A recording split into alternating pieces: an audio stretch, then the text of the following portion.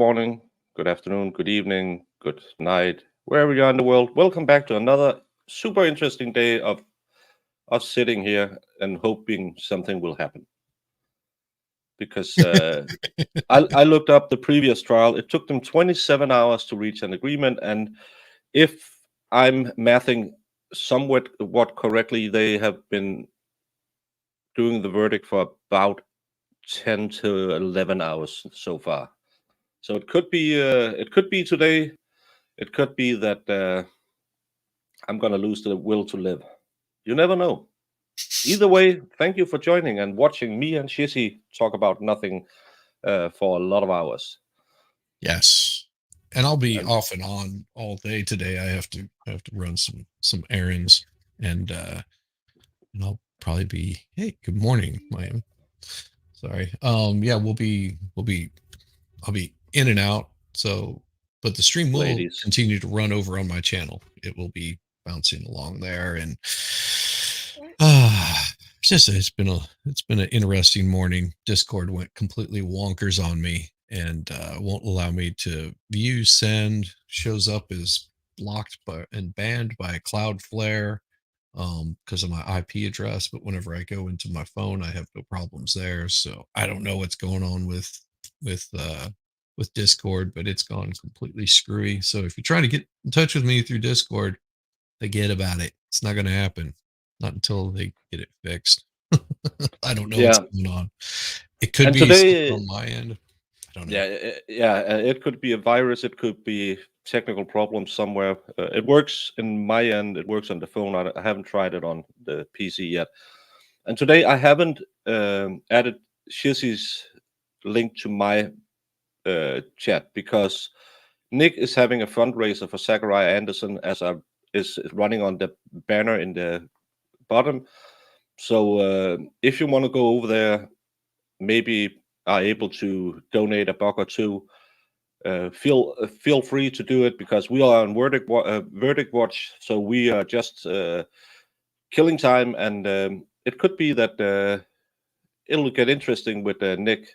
He tends to do crazy stuff when he sells his liver for charity.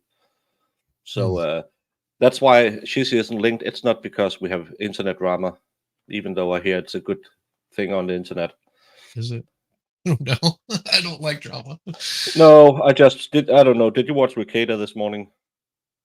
No, I went to sleep at a very reasonable time last night and slept for good straight hours, 8 hours.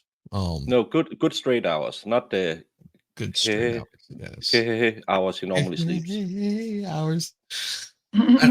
So, Jamie, how are you doing this morning? I'm so tired. You didn't get any sleep. You were up with all the boys last night. Why are you so tired, Jamie? Yes. Jamie, I have no idea. Is it? I'm gonna come. Oh my God. I'm gonna leave. I'll start this today. Okay. Good morning, we won't start with you, but it was good. It's good seeing you this morning, Jamie. No, it was funny. It was funny. That's what I get for reading a super chat the way it was written, and now I have a soundbite. It's just so matter of fact. It's so very so Jamie. And again, how long have you been doing these YouTube stuff? You know what happens if you have a soundbite. Yeah, I don't like women. I know. It happens. It happens. No. I hope you had fun. I saw you were up late. So yeah. Hopefully you're ready for a full day of sitting here hoping something happens. I really hope. Yeah. But let's do the YouTube thing. Say hello to Wolfram. He's the first one today. And Iris is a close second. Reindeer. Please do, and thank you for dropping by this early. Good morning, genitals. How that's not been made into a soundbite yet, I don't understand. I don't either. Come on, people. You're focusing on the wrong thing. Iris, Shizzy has the same problem. So what problem? being blocked. Yeah. Okay. So it's not just me. Yeah. Good. So, Just know that there's issue with Discord, and cool, because I was getting ready to wipe my entire computer and figure out what the hell's going wrong with it, which I didn't want to do, but I will do it in a heartbeat if I think I've got a virus on my computer. Yeah. I can usually clear things out, but if I'm not seeing anything, that means it's beyond my capabilities, and I'll wipe it. I mean, I can't even log in through a browser. It just immediately pops up and says, "This you have been blocked through Cloudflare." Don't know. Not Ric Flair, but Cloudflare. Yeah, Ric Flair, he only has these alligator wearing diamond bracelet. I can't remember his old spiel. So yeah. Hey, Miami Spice. Seen you already a few places this morning. Good morning, Stephanie Bland. Hey, Stephanie. Bland is such. I'm pretty sure she's not. Bland. She's yeah. And Rabbit is here. Yeah, everyone is having trouble with Discord on their PCs, it seems. Oh, good. It's not just me. Not just me. Jackpot Springs, you didn't need to be a clairvoyant to know that Jamie will be met with that soundbite a lot in the coming days. He was there, so. Oh goodness! And I didn't get anything for it. I was just reading the super chats for Dave. Come on now. Hey, and oh Danny. my gosh, Shelly! I had no idea what her voice sounded like. And No, Shelly, you can call me anytime. Anytime. Maybe talking about baked goods. I love a buttered biscuit. I mean, come on, that's just amazing. Yeah. Tell her. I like a buttered biscuit as well. She's Yeah. got if Yeah, and I always Nope, just me. well, someone did, because I was sent some sound bites. I know Dave told me. I was like, you jerk off. See, even Irish agree. Shelly has a wonderful voice. Yeah, she should do voice acting and read smexy novels for men. Really don't use those. Well, she should still be a voice actor. Yeah.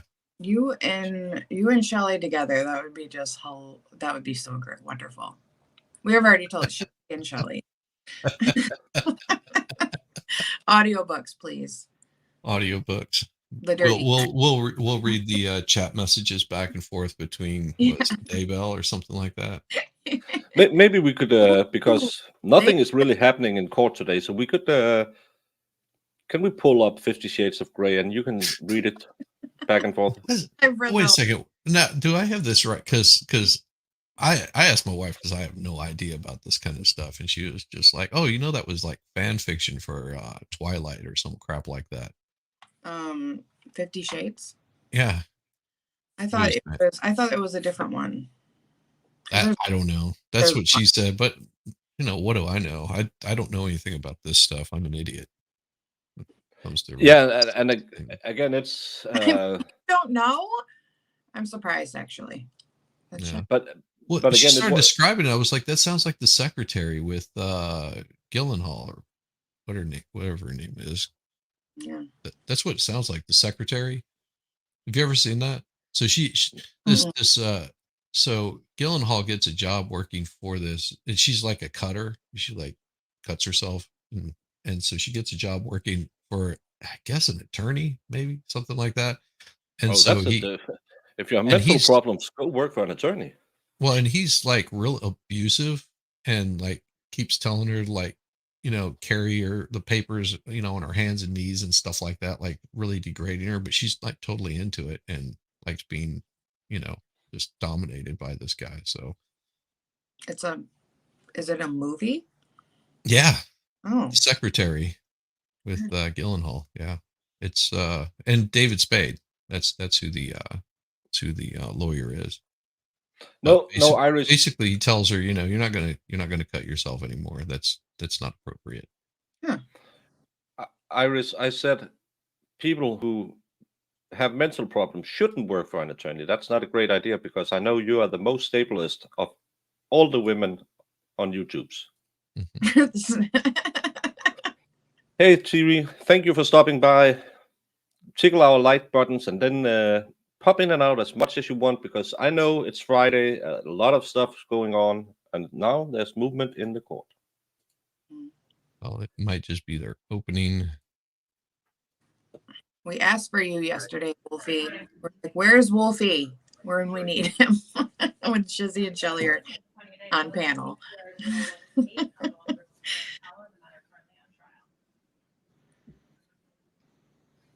Sure, answer.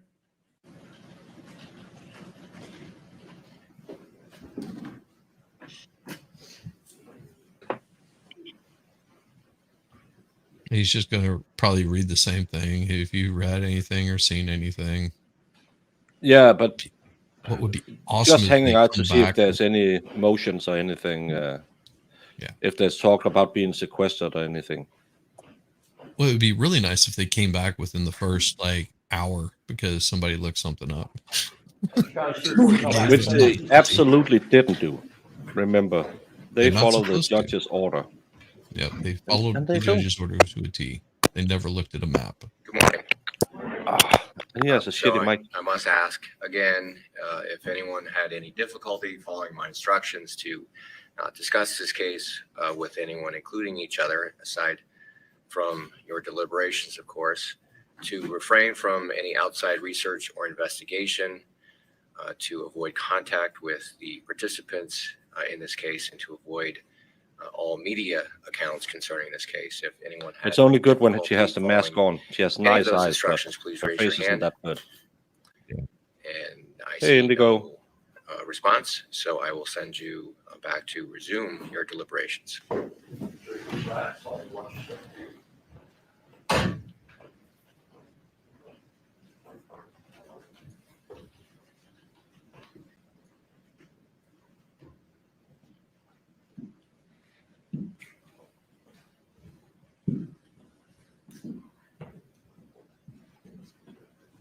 Mm-hmm.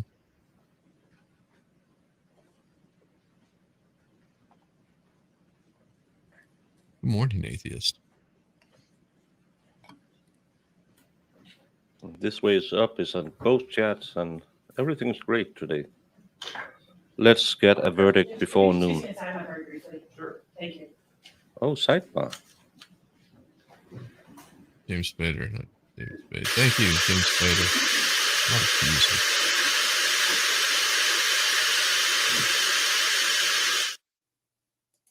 Well, we're just going to leave it going if they come back and argue after so that they can put it on the record. Yep. We should put a poll up, see if we're going to get it today or if I need to buy more beer. My Chrome is really slow today. Yeah, beer is something I need to get today. Some people.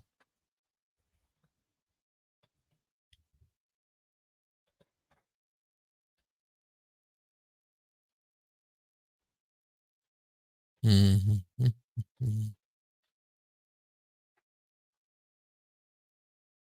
See, now your song is stuck in my head. Muffin Man. Song. Yep.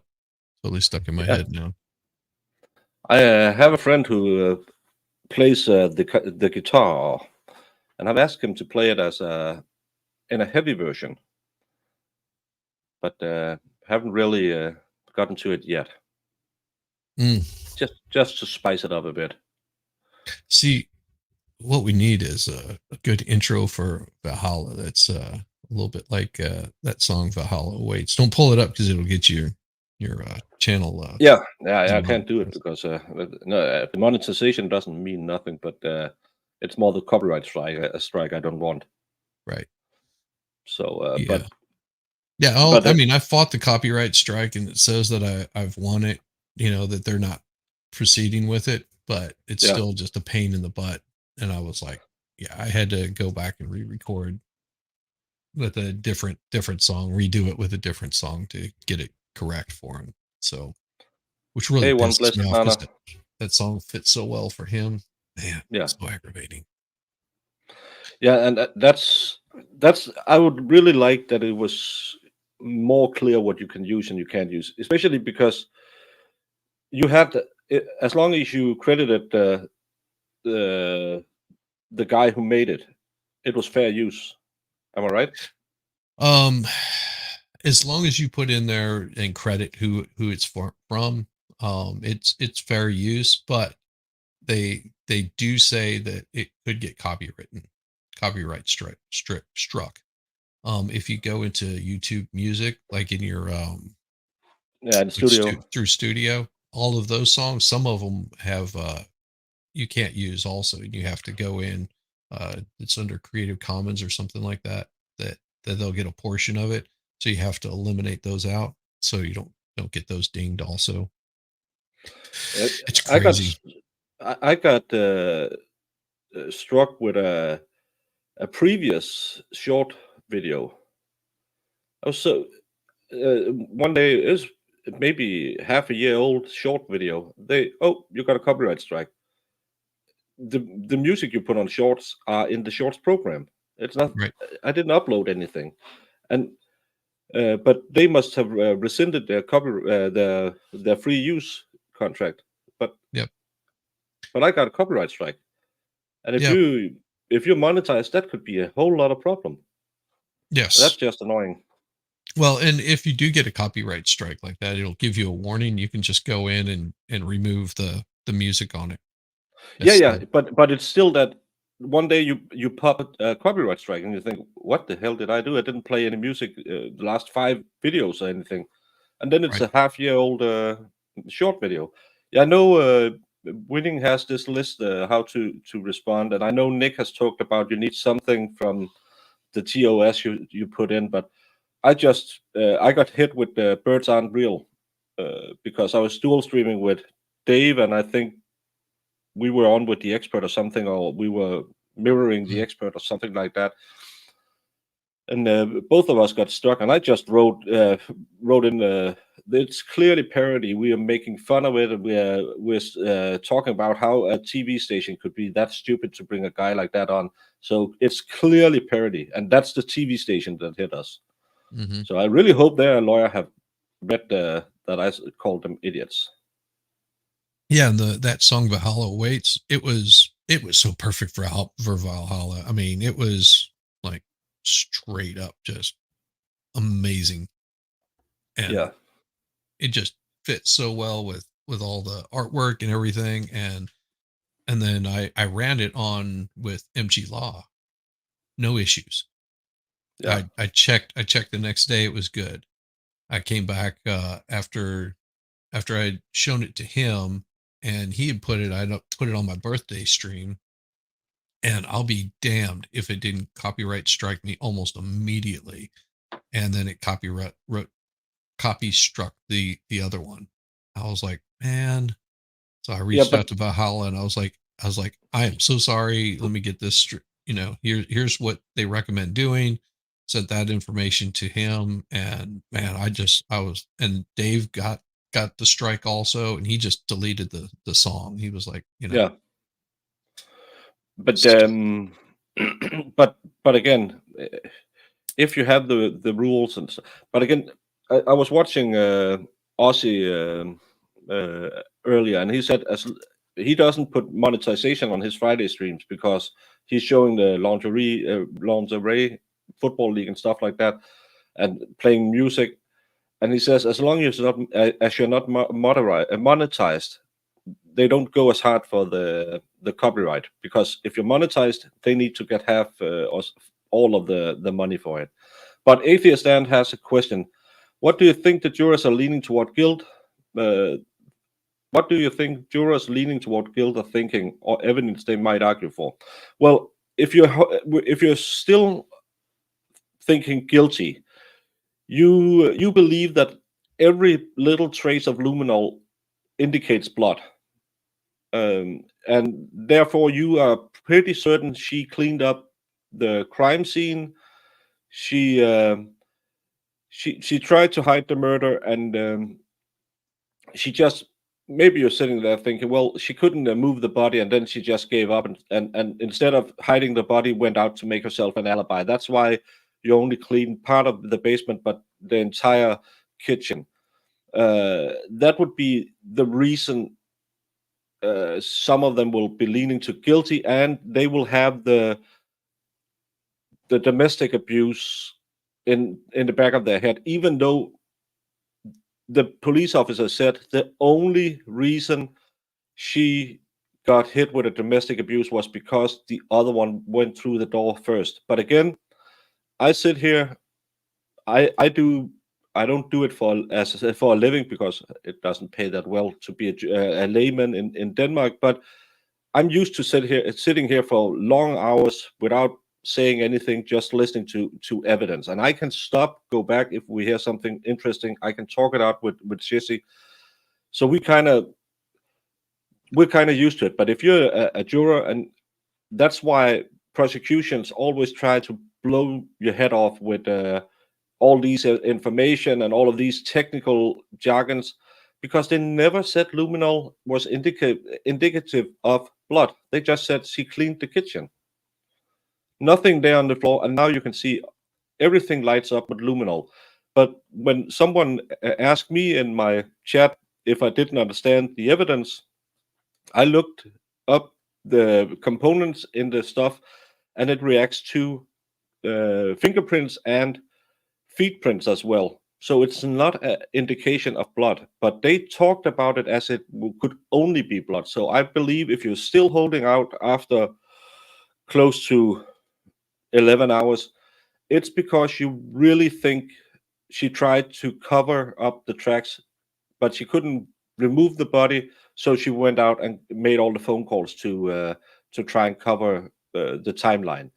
And Right. and all these girlfriend is just trying to hide it. That is what I would believe people are sitting in there and thinking.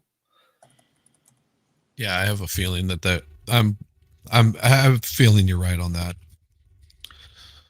I agree 100% with the luminol stuff. I think they may have that indication that it's blood. Yeah. And they might start putting like, oh, I mean, they might be thinking like what Eurus was thinking, like, oh, well, that's weird. She went and now she's calling her a million times. I mean, come on, guys, this seems weird. You know, that's just my thought. Yeah, and that's what. And if you're a person who just hears that, and that's the thing you take away from the trial, you can fight for it a lot. If people say, but don't you understand? It could be footprints. No, they said it was blood. They said there was blood. But again, why would there be the big pile of blood underneath the chair in the kitchen? It was where they were sitting. And Cool Frog got hit with a medical misinformation strike for making a sarcastic. Yeah, and that's why I really try to speak YouTube, saying essay and CB and stuff like that. It slips up sometimes, but and that's why I like that we have other options. Hello, the two people watching over at Rumble. Thank you for joining us over there as well. Because it's so hard to navigate what you can and can't do on YouTube. It seems like When it can change. So yeah, say for example, overnight. I said, say for example, I say Crown amps today, and have no problems with it. 2 years go by, and then all of a sudden they say it's illegal to say Crown amps, and my Yeah. channel could be totally banned, deleted, removed.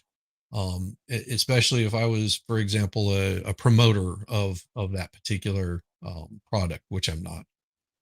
You can always contact me though, Crown, because I would use your stuff. Because it's good. Woke Wesley, thank you so much, not for destroying Nick, but thank you so much for the support for Zachariah Anderson. I really hope Nick does a great job. Me and Shifty will jump in and out if we have an early an early decision, then we can do it whenever. But we might jump over there during the stream just to help promote it a bit, and that's why I have the banner running today, because I hope that if we get a verdict and people might be hanging out over there, I'll write it in the chat and people can come back. But I really, really, really hope, if you have the opportunity, maybe you don't have any monetary opportunity, but then share the link to Nick's channel so as many people as possible can learn about the Zachariah Anderson case, because in my opinion, he is wrongfully convicted. It's kind of the same we see in this case. They looked at a man, they saw the perpetrator, and they looked nowhere else. And the evidence they found, they made them stick or they didn't look at them. Right. That's why I really hope that Nick will do an awesome job to raise some money.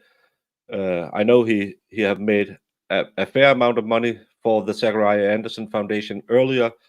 I'm proud to have donated a bit of my liver as well earlier and raised a little bit of money. But even if you can't donate money, if you are on Twitter, share the link, share the stories, go join the people on Twitter who talk about it, and share whenever there's updates, because I really hope this guy can get a fair trial. Yeah, It's Kenosha County. It's Judge Roeder. It wasn't fair. And I've got that pinned up at the top of mine also. So you're more than welcome. If you're on my side, you can just click on it and go by and, you know, show a little bit of love to that crazy old Swedish Santa Claus looking. We love him, Nick. Yeah, and go over there. Just say hi, give it a thumbs up. It helps with the algorithm getting blasted out there. It's whatever little thing people can do, and even though you can't give money, you can still give so much to a cause if you just talk about it or share it. And that's all we can do, because some of us might not have as many means as other people, and some of us can't do a lot monetarily, but everyone can chip in. Just having his stream on shows it in the algorithm that people are watching it. So and still, we will be sitting here. We will try to keep you entertained. But if you want to talk over there, just wave and say. Maybe you can ask if he has any of these things. Some people like. I love a buttered biscuit. You can ask him if he has any buttered biscuits. Well, Because, my Discord is locked out, so I can't do anything right now. I actually tried getting those. Oh boy. Murph has a question for Shizzy.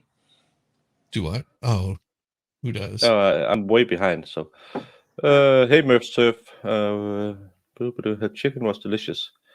No, and we don't give any advice at all because we're stupid people. Hey, Tootly Pip, long time no see. What's the question? Oh, have we asked Shizzy? What do you think? People were asking last night after you left. It was funny. Well, the truth is, yes, I did. A long time ago. If you remember back in what was it, the 80s, 90s, back of Penthouse magazine, you'd have those 1-900 numbers. Is that you? I worked at one of those. Shut up. Oh, I'm dead serious. I mean, it makes Were sense. you the feet lady, or which one of them were you? I was multiple ones because I had the ability to get my voice to change. And whenever I was much younger, I could get it to a much higher pitch. From being a singer, I was able to get those vocal cords stretched to really high notes. And if you think Shelley's voice sounded good, yeah. We should hear you at $6 an hour. I know, right? It was A something minute. like $7.99 an hour or something like that. And the first 2 minutes were free because that's how long it about take you to log into it. Yeah. And I just worked out of a call center. I worked with a bunch of other musicians. We just sit around and have fun, poke fun at each other and tease people online. We were the worst kinds of trolls you could imagine whenever we were doing it. Oh my God. And I worked with homosexuals. I worked with transvestites. I worked with, vampires and freaks of nature and just all kinds of people. I mean, one of the best voices that we had that worked there was this girl that was about 6'2", 6'3", Oof. and weighed about 300 or 400 pounds, but she had like the silkiest voice. And I mean, there would be people calling up just requesting to talk to her. I was like, Oh no. okay. So it's amazing. Oh, wait, what do I walked into? Yes. Yeah, see, it didn't pay a whole lot, but it was a way to It was make income. it was a way to make money as a musician whenever you can't really get a job out in California with long hair, tattoos, piercings. Most places are a little hesitant about hiring you. So Yeah, they were back you- then for sure. and a lot of people were working. Those same people were working for Sprint and selling long distance. It was working in call centers was the easiest way to make money because you could work at your own leisure pretty much. I had a childhood friend who made a lot of these annoying caller up things, where hello, this is this and this newspaper. We have a special offer. Yeah, don't call me between 6 and 7. I'm eating. Get the F off. And he made tons of money on that when they got onto when you can dial up via the internet, because he moved his entire operation to Spain. So Danish pay rates, they went away, and he could hire a lot of Danes went down there because you have to, you get to stay in Spain and you can go out and have fun, and and you can sit for 12 hours saying, "Hello, this is Georgie calling about. Do you know the New York Times are having a special sale for the next 6 weeks? You can get it for only $5. No, I'm sorry I called in the middle of dinner. Yes, but have you ever read the New York Times? Would you like to do it?" And doing that scam, Oh yeah. because these telemarketers, it's just scam. Oh I yeah. hate it. Well, I have a guy who was calls I me. didn't have to call out. They always called me. Yeah, I know, but I was just he got he got a few bucks out of that one. And in Denmark, it was really popular to sell electricity, because the part what we pay for electricity is kind of like 20% of the price you pay for it. The rest is for the transportation and the environmental thing. So they could always do it cheaper, because Mhm. we have done this and this, and then there was just a little bit of extra transportation because they had to do something. So you ended up getting stuck in long contracts and getting cheated out of money. And my mom did it. It was so. I was appointed to the board of our local electricity company, because the politicians had a certain amount of seats in that. Um, I don't know what you call it, but you have the board, and then you have the rest of us who's elected. I don't Council know. members or something Yeah, like that. kind of like that. But and then one day the guy out there said, "Oh, I talked to your mom yesterday." I said, "Oh, what? Well, yeah, she changed her electric company." I was just, what did she do now? My mom was the kind of person who she would call me up and say, "The computer's not working." I said, "What did you press?" "Nothing. I never press anything. It just doesn't work." I said, "Well, I totally cleaned it a week ago, so it should be working. Did you chance participate in any competitions?" "No, I didn't do that at all." I said, "Well, I'm coming over." Then I opened her search history. He said, "Well, here you pressed this to win a vacation.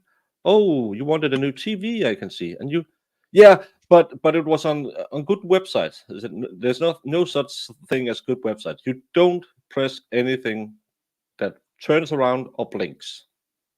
You Right. stay away from that because that's how they get you. I didn't do it.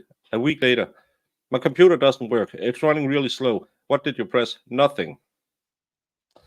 I'll do a quick scan of your computer again. You gotta love your moms. I miss her every day. I would make her computer happy every day again if she still be here. Yeah. But when she called me every week with her computer problems, you got kind of annoyed. Yeah, my one of my favorite computer problems was, and this is a old wives' tale or story from an IT guy where he's gets a phone call and says my computer is not working. Says, well, did you try turning it off, turning it on? She was like, yep, it's not working. Is your monitor working? I don't know. It's not powering up, powering off because it's connected to the computer, right? And he's like, all right. So he starts troubleshooting it. And he says, do you have have it on a power strip? She was like, I don't know. He goes, well, if you look behind the computer, see if it's plugged into a power strip. She's like, comes back and is like, I can't see it. He was like, well, I don't know what to tell you. I mean, I'm trying to figure out if you have, power going to it. She goes, well, can I call you back in a bit whenever the power comes back on in the building? Yeah. I'm like, Oh my yeah. Lord. Yeah. So the power's out in the building and she's trying to figure out why her computer won't come on because it runs separately. Some people are like that. They don't think about computers logically like that. They So, and just, if you used to work on a laptop, Mhm. because Yep. that's you just charge it and then it works. Hey, My- Bama. My grandpa, R.I.P. because this is my favorite grandpa story. Oh God, I love him. He's so funny. This is like they first got a computer with the dial-up. I mean, this was like new stuff for them. And he was a big lotto guy. Like he loved the lottery. And we told him that you can get the number because he'd usually like have to get home and watch it on the TV for the numbers. And now we have the internet. So I'm like, you can look up the numbers on the internet, Grandpa. Like instead of having to like if you miss the show, or whatever, and have to like watch the paper, get the paper and stuff. He's like, oh, okay.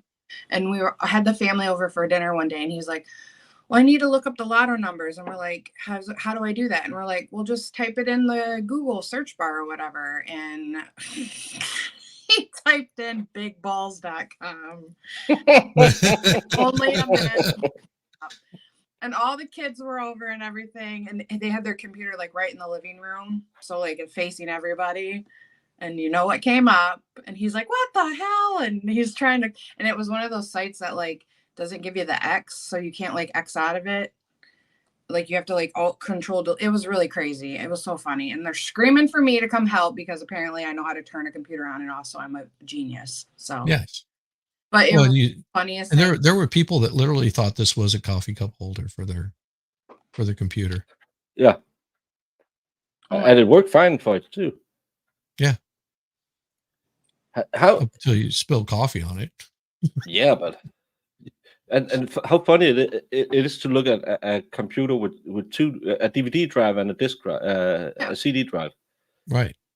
And I had before I got a new when I started doing YouTube, I needed something that with better airflow and I took and got a silent cabinet with insulation.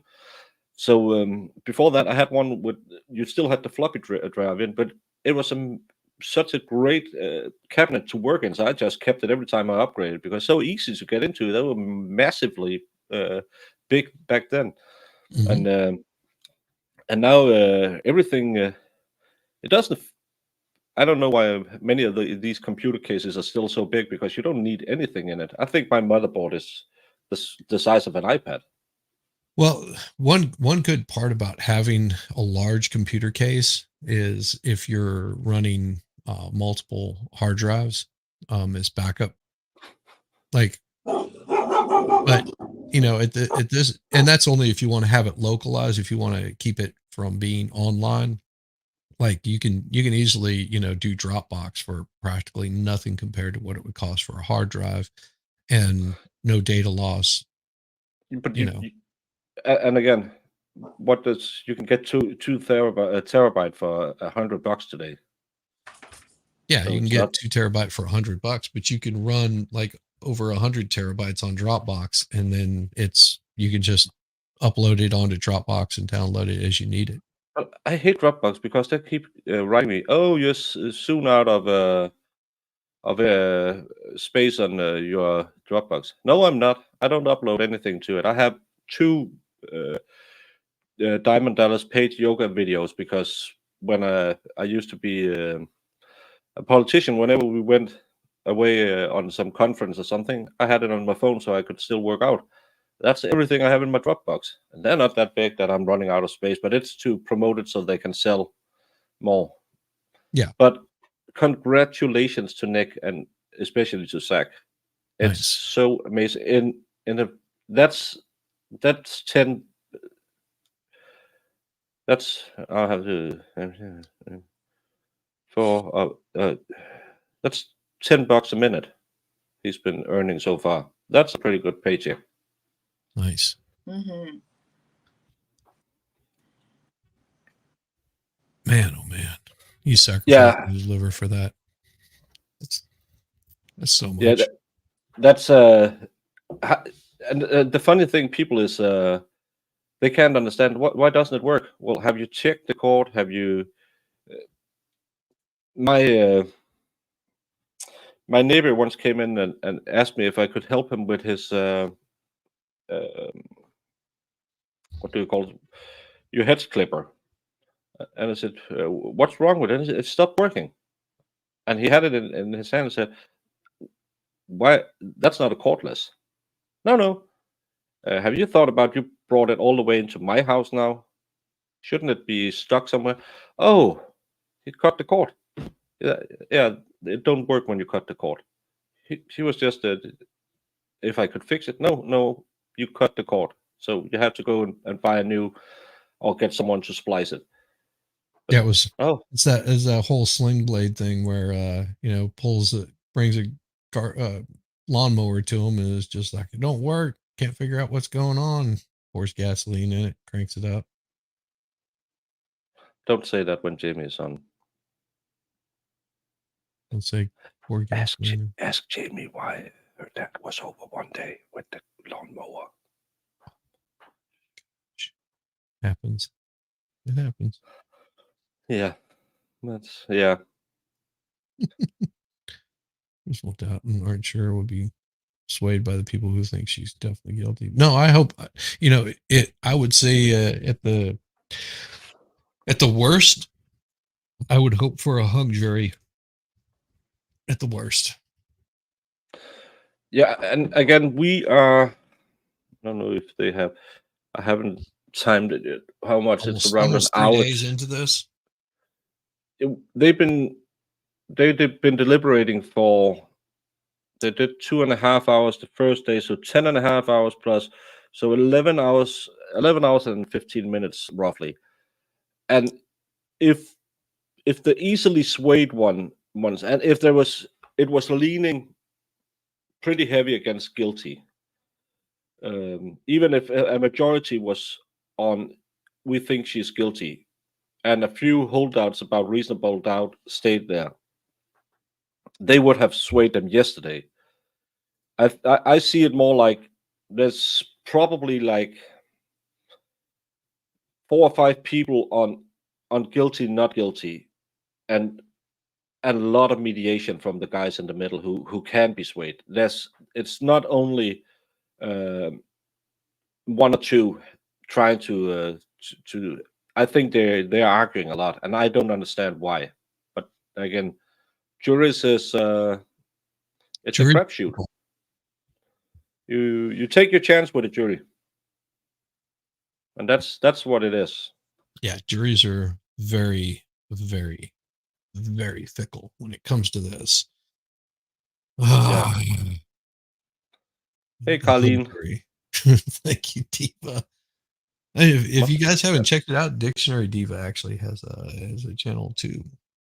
Yeah, she does watercolors. I'm thinking about, because I'm kind of an artist or autist. I can't remember the English word, and I would like to draw stuff like this because Jamie wants a Mark Lecola saxophone, and Jungle Minx, she wants my ninja spider, but I'm not sure how to start drawing in watercolors. Maybe I should watch Dictionary Diva streams and learn how to do the techniques. Yes, she's Oh. got wonderful technique, and she has a wonderful voice too. Yeah, and that's again, if you're gonna show something, that's my problem with the baking videos, because I sound kind of like a waterfall going through a ravine and being hit with a avalanche at the same time. So I can't sell it that well. But when you have that smooth voice and you say, and then you dip in the water, make it red, and then you draw, do some more, forward, back. Well, Oh, Jamie, Shishi has really a question for you. Yeah. I was gonna sneeze. I think I'm good. Bless you. What's up? Shishi, you were supposed to ask her something about her father and why he stopped by one day. Why did your father stop by one day? Something about missing a little gas?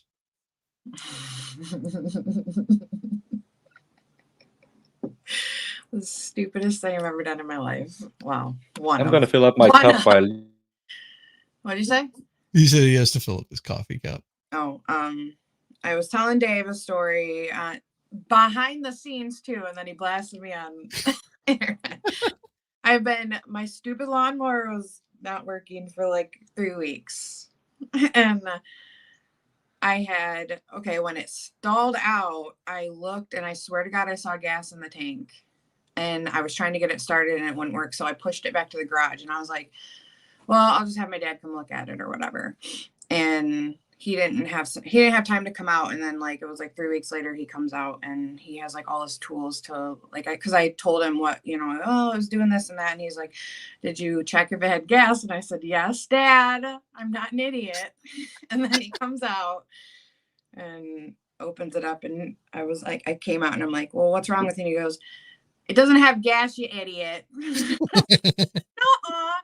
And I like went over there and looked and it was bone dry. And I was like, I swear to God, it was sloshing around because it was the first thing I checked. So Dave thought that was so funny and he had to tell everybody that I'm a retard. Well, and here's also a common problem. And this goes for ladies, especially. Men, not so much. They tend to skip this one. But generally, ladies, that you go to BP and put gas in your tank. Okay. And then you go over to some place like Shell or Marathon or one of those other gas stations and you grab that green nozzle. Don't ever put that green nozzle in your tank and start filling it up, because that green nozzle means that it's diesel. Okay. Whenever you put diesel in a gasoline engine, okay, this is what a mechanic has to do. Because you'll crank it up and you'll get about half a block and won't realize what happened until you think back and go, oh, I guess it was diesel. And then you have to pay for a tow bill. Mm-hmm. Then they have to drop your tank, empty all the gasoline out of it, rinse it out or the diesel out of it, rinse it out with gasoline. You've probably filled it up. So you have about 20 gallons worth or 11, whatever gallons worth of diesel in your tank. They have to empty that all out. They have to flush that out. Then they have to flush out your system of all the diesel that's in it, which is a pain in the ass, especially if you have direct injection on it. And then you hope that it didn't cause any other damage internally. So just a note, do not grab the green nozzle. I know you might be used to BP that all their nozzles are green, but don't grab the green nozzle. And double check, make sure it says unleaded or whatever. Yeah. I just thought I was dying laughing because I almost fell on the floor when he told me. And I was like, I'm like, well, at least it was an easy fix. Because there's a gas tank that I have full of gas. He's like, oh my God, I can't believe you. He's like, well, I'll spruce up. He had like stuff to change my belts and stuff on it anyway. So I was like, okay. Oh, that's so awesome.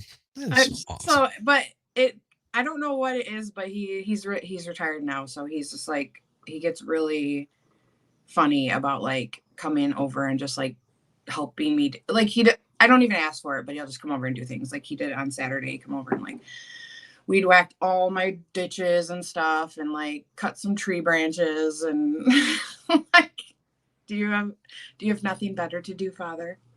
I appreciate you. Yeah. That's what fathers should do, though. Yeah. And then, how's that lawnmower? Are you keeping it gassed up? Yes, Dad. That's the first thing I check now. And I like stick something in there now. Like, so I'm like, see it. Well, and what is it? Wicked Psych said, I don't think diesel nozzles fit into gasoline tanks anymore. No, it's vice versa. You cannot fit a gasoline nozzle into a diesel tank. Because gasoline will cause more damage to a diesel engine than diesel will cause to a gasoline engine. Oh yeah. So that's why they've got it set up like that. But yeah, usually the diesel nozzle is going to be even smaller than a regular gasoline nozzle. I know, because whenever I worked at Honda, I would get at least one of those a month that somebody would come in. So it's a son of a buck, but I imagine there's people that are doing it. I couldn't imagine myself doing it. I'm a little bit smarter than that, but I get what you mean with the BP green, because it can fool you. Mm-hmm. My brother-in-law came pulling up to my wife's house whenever I think he was still in college, and she goes, I bet you're missing your gas cap. And he was just like, why would I be missing my gas cap? She walked around and grabbed the nozzle and set it down for him that he'd left in his car whenever he drove off. The nozzle of the oh my God. I know somebody that did that before. That's crazy. They're like, oh my God, what do I do? I was like, throw it away. Yeah. Buy a new gas cap. God. Hope they didn't get your license plate number. Yeah, I've ran out of gas in my car so many times. Oh my God. I'm that girl. I've never done anything like that though, where I'm like, hey, come fix this. Oh, there's no gas. It's like, oh my God. But yeah, I totally ran out of gas in my car before, so many times. Oh, I've had people use starter fluid on their intakes on their car, like spray it on their air filter, which just is beautiful. It starts everything on fire all the way in through there. Why would they do that? Well, because they're having a hard time starting the car because there's other issues. Usually it's like a crank sensor that's bad. And so they don't know any better, and they'll crank it up. And there's a little sensor inside a lot of those that will check stuff. I've got pictures of intakes that have been melted from people using starter fluid, because they're used to doing it like on a big diesel or like their lawnmower or some crap like that, or motorcycles use them on those, carbureted engines to get it started. Once it gets started and warmed up, it does fine. But yeah, I've seen them like I had pictures of the whole box. It was had flamed up with fire. What do they call it? Fire extinguisher? All the powder all over the engine bay and stuff. And just like, what in the hell were you thinking? Oh, I've got stories, like crazy stories. Ladies pulling in with piston rods sticking out of the engine block, asking if we can do an oil change. Can we figure out what the rattle is? No, serious. Pull in, you pop open the hood, you look, and there's no piston connected. There's just a push rod that's broken off, sticking out of the side of the engine block. When the car's still running, it's just go. Oh, that's pretty. They're my she was saying my nails match it. They're it's my Halloween nails. I was gonna say Mardi Gras, but that works too. Yep. It's true. Yeah. Yep. You have to start your backhoe with ether sprayed on a rag. And now, see, people will do that on cars too with ether starter fluid, and they'll spray it in there, and it'll it'll burn up an intake really quick. Those rubber intake hoses torch really fast. Yeah, I like to play gas tank roulette I used to. I'm better at it because I have a truck now, and that thing doesn't play around like my car used to. My car, I could be like, oh, I knew exactly how many miles I could go. I had it down to a science. Before I run out of gas. Like I've got a quarter of a mile, and there's a gas station half a mile away that's cheaper, but I think I'll stop at this one because I'm not gonna make it. Yeah, I just love the first time I ran, because I have a new truck or whatever, and I can't. This one I can't predict anything because it's crazy, but I like pulled right. It was pulling into my parents live out in the country, so they have a big yard. So we pull like through the yard around because they park weird. And I just remember it was like, I had no idea, and I was like, I think I'm fine. I can get to their house, and then I'll get up to the gas station on the way out of town or whatever. And here I go. I'm coming down the road, and I felt it like coast. And then I was like, I got like right in their yard, just right in the yard where it's off the road, and it was like meh. And those new trucks, like, you have to have like that special thing to put in there to put the gas. You can't just like explain this to me more. I like the hand gesture. I didn't have one special thing like it. So anyways, it was a fun time. My dad I've had every time he sees me do stuff like that and just shakes his head. He's like, how old are you?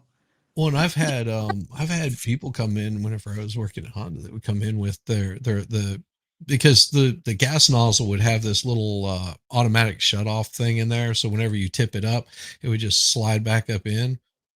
And so they would be pouring the gas, and that piece would come out, and it would go down and like wedge itself into the gas tank. Oh, really? And you know, I could get in there with I've got this tool that can reach in there and grab a hold of it and pull it out. But they would freak out whenever that would happen. Those things would break off because it wasn't uncommon. They'd be pulling the nozzle out, and that thing would still be hanging out, and it would break off, and they would see it go in there, and they're just like, oh my gosh, what do I do? It's just like, yeah, pay me like $5 and I'll reach in there and grab the thing out. Yeah, mine has I don't know, like that little metal hole where you just have to push it in. I don't know. Yeah, all of them have that little metal flap that comes down. So you push open that metal flap, and and on those gas tanks, whenever you tip it up, that little thing nozzle comes out to allow fluid to come out. And then whenever they're pulling it back out, they don't push that little thing, and it breaks it off. Yeah, we had to like figure out how to like hold it in because my sister was trying to get the little nozzle in there, and it was just running down the side of the truck. And we're like, well, that's not going to work. I was like, I don't want to spend the night here. When I was I was a radio operator in the last place I was in the military before I just joined the international brigade, and we were out driving, and we had generators so we could power the radio, and you had to fill them up with diesel sometime during the trip, and you're taught to do this. And my co-driver, she came back and said, I don't get that fuel canister. I said, what? It's just normal. You just rip up off the spout and put it on and jerk it over. It's no problem. The spout? Well, she was just trying to pour it, and it went all over the place. What? So I said, I'm not sure we're going to start up the generator right now if you just pour diesel all over our generator. It could be fun, but I won't be there when you start it up. Why? Because you put diesel all over a generator that's going to generate a lot of heat. And diesel burns pretty good. That's why we use it. Oh. And the spout is connected to the jerry can. And you're trained to fill those up. You can't be a radio operator without going to a course where you have to fill up a generator because you need to know those things. I was just, don't be prejudiced. It's 2001. Women are better than men, but some jobs I did the rest of the exercise because Well, I had the 5-ton tanker that I operated while I was in my last duty location. It required a gasoline generator to pump the fuel out. Yeah. Which really sucks whenever you've got 20 18-wheelers pulling up there and you've got to fill those things up with diesel, and all you have is a gas powered generator and nobody has gas because it's all diesel. Yeah, that's kind of stupid. What are you Yes. doing? We're pumping the diesel. Oh, can you go to the nearest gas station and get some gas? Because It happened. Yeah. It happened. Oh, they were just like, yeah, that's a gasoline engine, because I was getting ready to just pump some in there, from one of the other trucks, and they're like, oh no, that's gasoline. So they actually did bring out a smaller truck that would pump gas out, but it sucked so bad because it was all hand pump. So you go and get your 5-gallon jerry can, fill it up. Because it would only hold, I think, like a gallon and a half or something like that. But you could run it for hours doing that. But yeah, that was, it was so crazy. Military doesn't think things through sometimes. no, it's the typical military thinking. It's let's make this absolutely not make sense at all. And yeah, that's there's so many things where you just sit there and think there's somebody who's earning a bigger paycheck than me, and this is what they came up with. It doesn't make any sense. Mm-mm. But that's why Well- I only had one bar, not a full set of bars. Well, we were on maneuvers. See, I was in the National Guard, so we were on maneuvers out in El Paso around White Sands missile range, and that's where they would do the training for New Mexico state, National Guard. And so the 5-ton tanker that I was on, we'd have to take it into, I think it was into White Sands. I don't know, because I would be so damn tired. I was on that truck for almost 72 hours straight without any sleep. Because I would be filling up trucks all night long. And then sometimes I would have to go back into White Sands, and they would fill up the two 1,500-gallon tanks. And then I would be driving it out to the field, filling up all of the chaparral units with diesel. And then as soon as that thing was empty, I'd drive back into White Sands and fill it up again, 3 or 4 trips a day. And I got out on the final one. I was just like, yeah, I can't go anymore. I'm completely exhausted. And they're like, yeah, you just go ahead and rest up. And I laid down on the truck hood, because it was somewhere around 108 degrees. I mean, it was like 130 in the sand. Like if you took one, we would take our generator thermometer and stick it into the sand, it'd be reading like 130 degrees. It was hot. Oh, It was really hot. And they had these little Corsairs that were flying, little subsonic jets. They were flying low flying.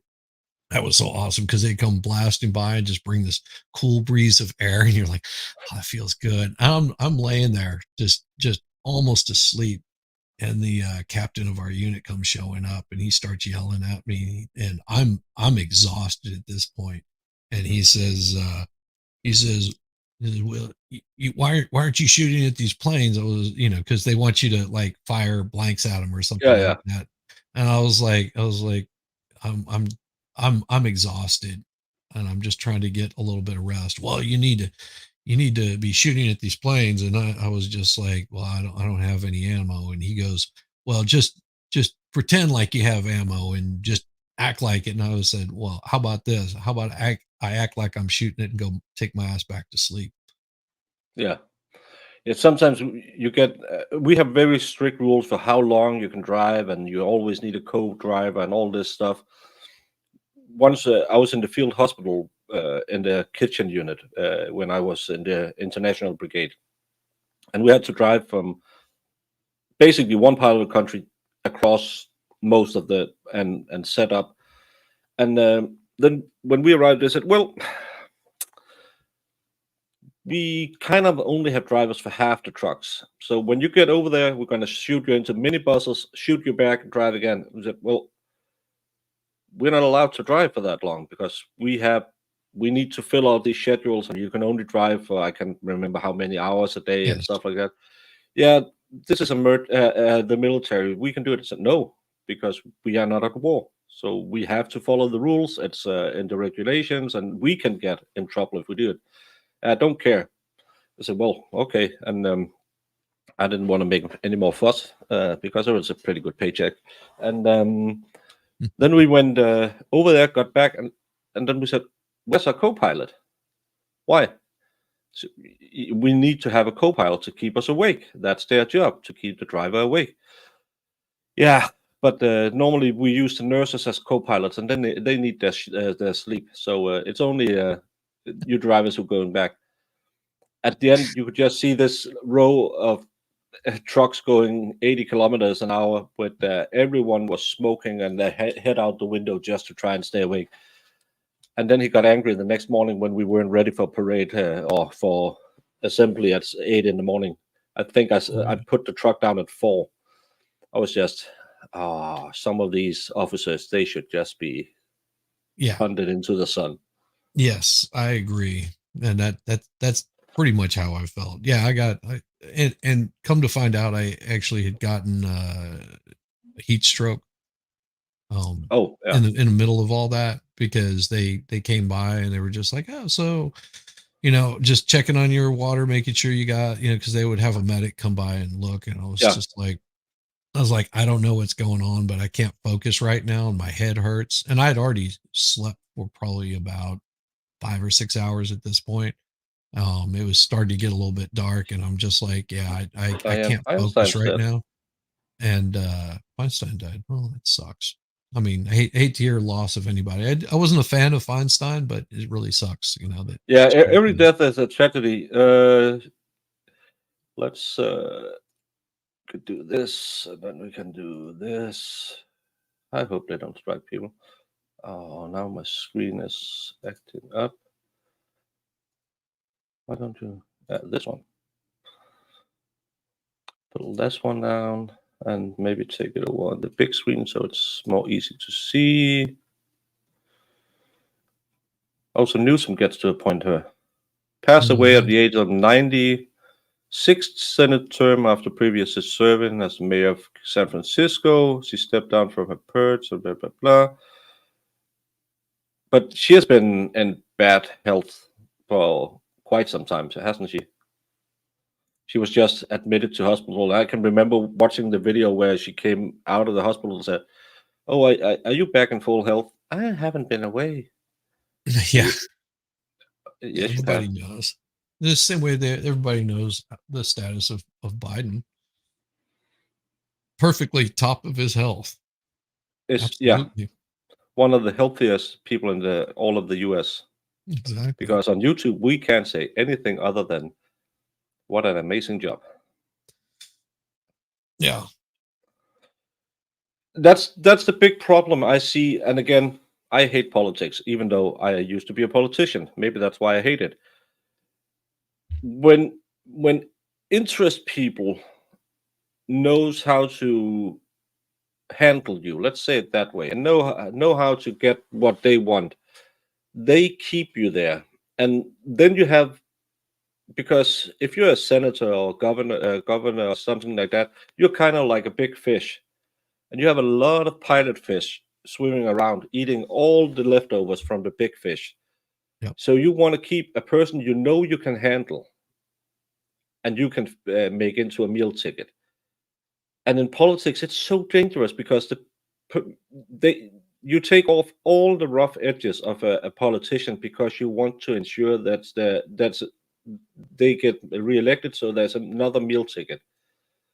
And you just see it so much. And in Denmark, we had a few family dynasties in politics where you just got elected because you had the name. And it doesn't matter if you could do anything or if you were completely inept, because the party wanted you to remember that grandfather who was a great PM or something. and that's really there should be some kind of we have our former Communist Party has you can only do 2 turns, then you have to go away from 1 turn to get a normal job, which means you just work for the party in their headquarters. But it sounds good. But Yeah. still, you can only be in our Congress for 2 periods. Be right back. Yeah, and then you have to go away. And I don't know if 2 is the right number, but again, it depends because in Denmark, between elections, it's a maximum of 4 years. It could be 1 day if they wanted to put up another election. So, but something like three, I can't say 3 terms or 4 terms should be enough, and then go away for a period of time. Go be a gray eminence in the party and ruin stuff from there. But those people, as I told on another stream, our PM has been in politics my entire adult life. She's the same age as me. I think she got elected when she was 20 or 22 years old. And she's been there for more than 20 years. And she has a degree in Africa studies. And that's her degree to run a nation. Yeah. And everyone in there is just now her party has been it's the Social Democrats, so they were the one who fought for 888 days, 8 hours of work, 8 hours of rest, and 8 hours of sleep. That was a big thing back in the 30s.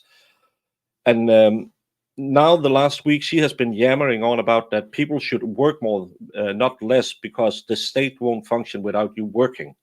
So you can pay your taxes and the state can function. And because that gave such a backlash, every social democrat is on X today saying, well, she didn't say that they should work for the state.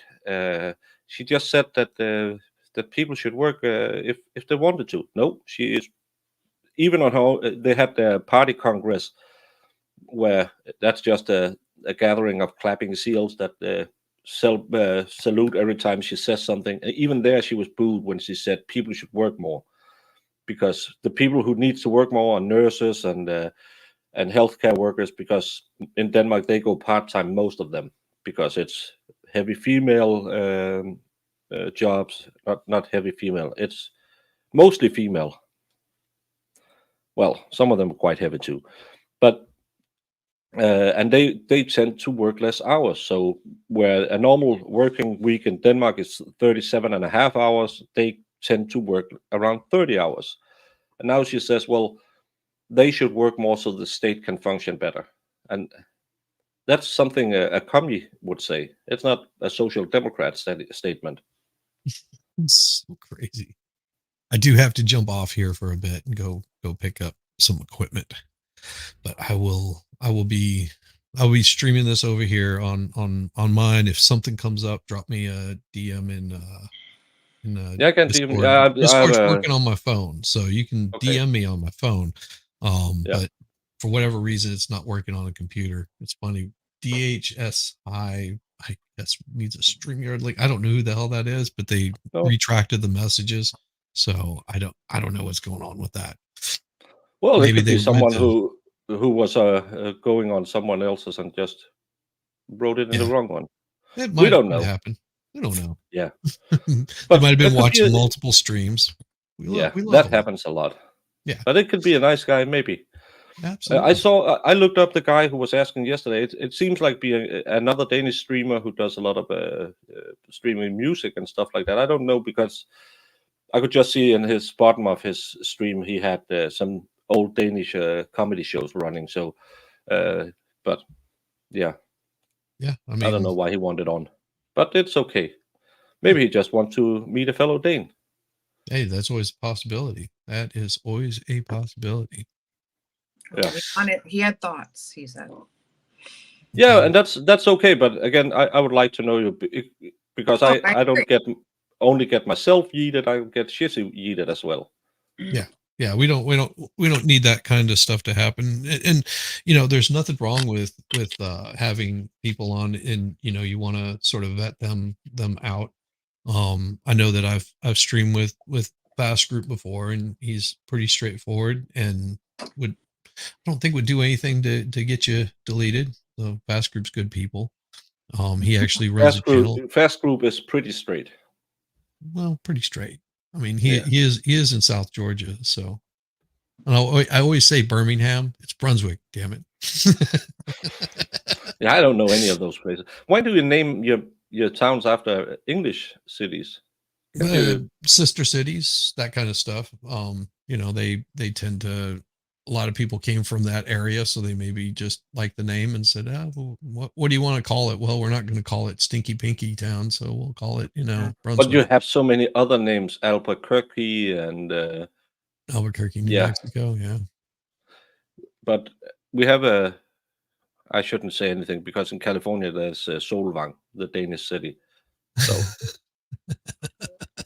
and well, we have a place here in Georgia called Helen, Georgia. Yeah, I have heard that before. Oh, you got to look up the pictures. It looks like a Swiss countryside, or what people think what Swiss countryside looks like. And they have very strict rules there. In Georgia, we're still British. Squabom's in Georgia also. 1776 will commence. It's awesome. No, I got quite a few people that are in Georgia constantly over here. It's crazy. It is crazy. Talking Rock. Yeah, that one I don't get. Well, but I was wondering while you run away, should we I don't want to do the closing statements because we just watched them. Should we see the opening statement again and try to see how far away or if they prove what they say, Jamie? Because Shissy's going to run out on us. I think you should. I think you should just to play see, those closing statements again until it comes back up, and you'll also have it running in the background, so you might be able to see, a little bit of, if they do come back. Yeah, I have it on my iPad, but it was just because I don't like to do the closing statements again after watching a full trial, but try to see the opening statements and see, did they prove what they set out to prove? Yeah. Right. I think that's a good idea.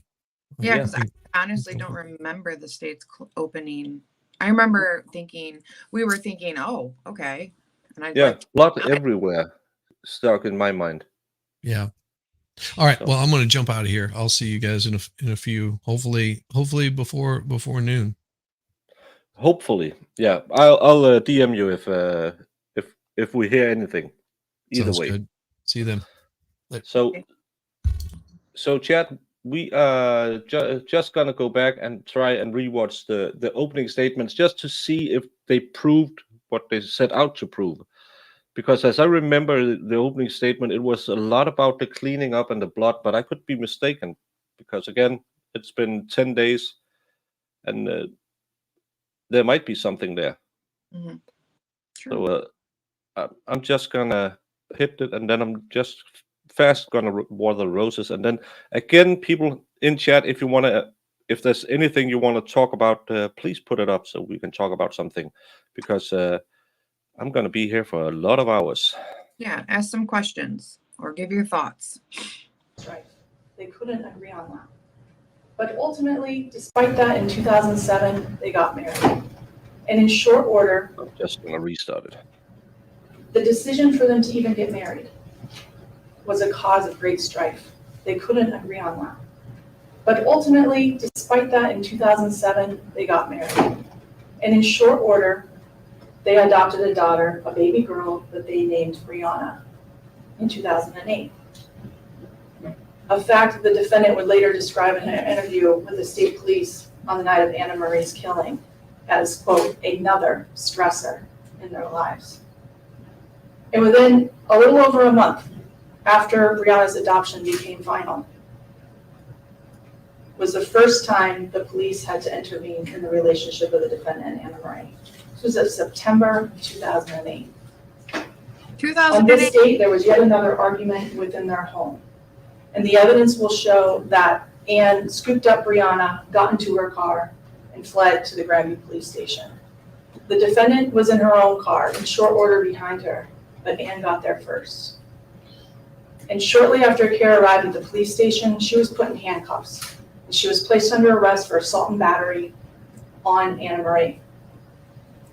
Also, Anna Marie got a restraining order against the defendant. That restraining order kicked the defendant out of her home, which was only deeded in her name.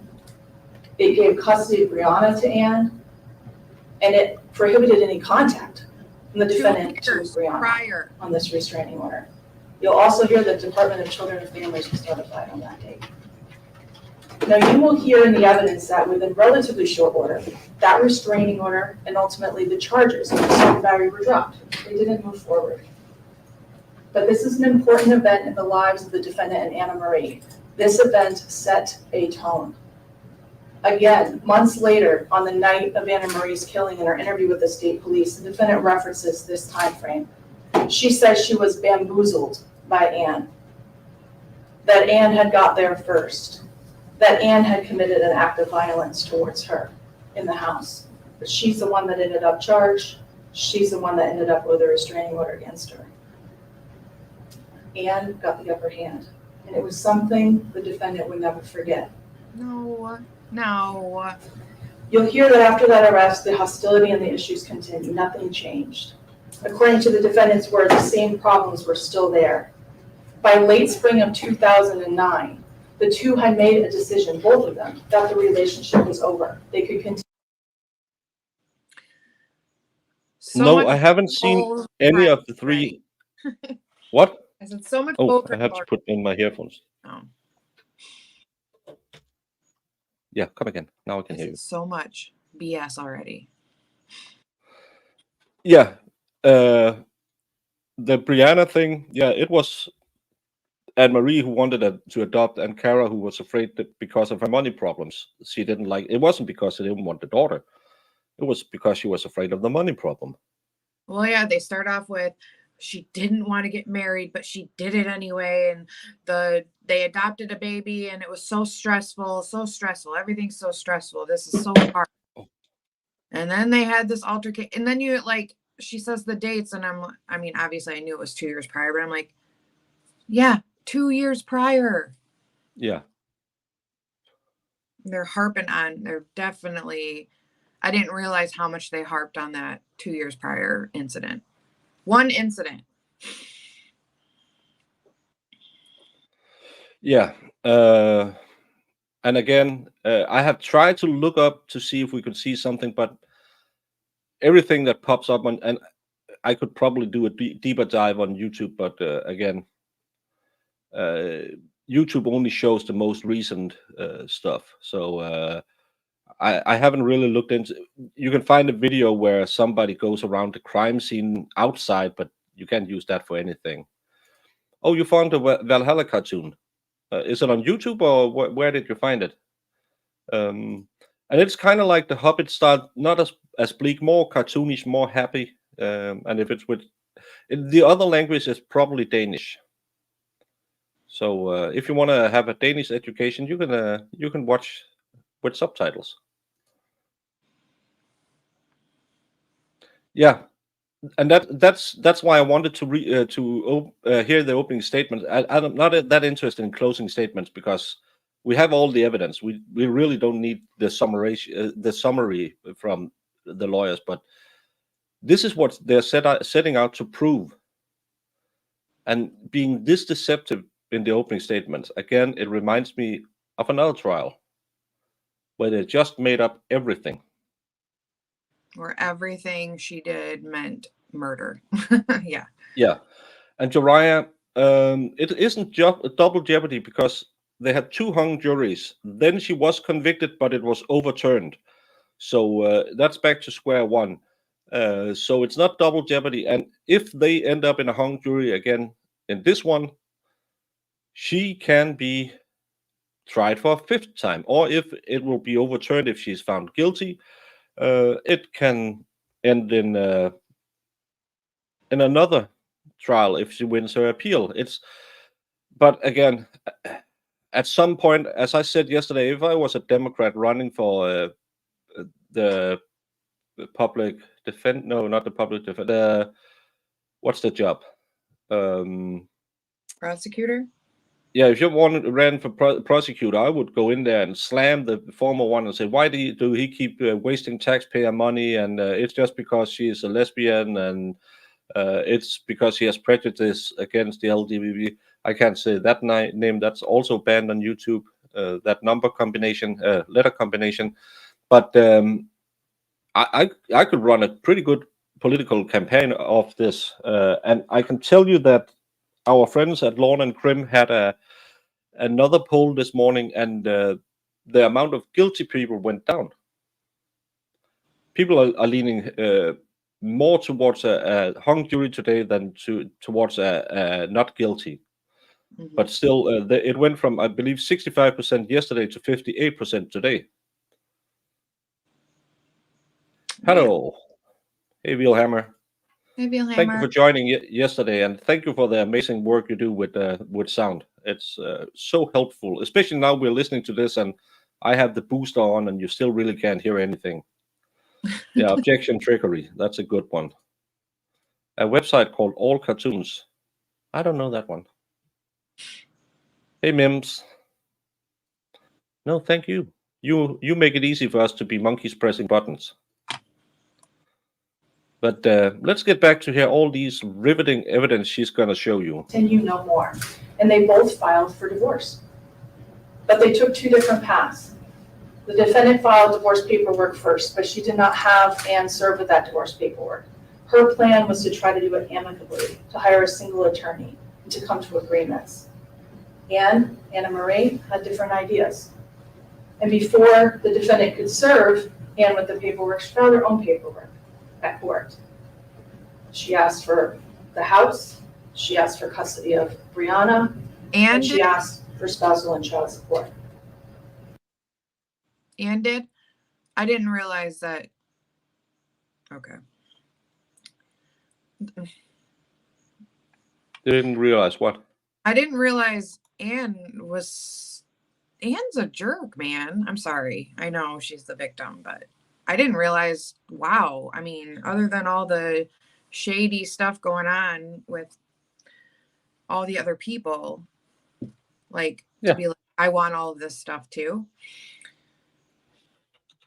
I mean, it still doesn't make me believe that she just was like, well, the only way I can get out of this is to, unalive her. But still, I didn't realize that, so. No, but again, we heard them in court. I wasn't really looking too hard at the divorce papers either. I don't know if it had all that information on there. We were so appalled by them, just like, that was like the divorce proceedings and the TRO or whatever. We're like, okay. Yeah. Okay. Sorry, it was just like a random thought I had. They don't have the verdict because I'm watching the live feed right now. So is anything come up? Do you have Twitter open? So I could open Twitter. Yeah, I do. I haven't seen I it. haven't got any messages. Nope. So yeah, there's nothing on Law and Crime that says verdict. No, and I have the direct feed open. So yeah.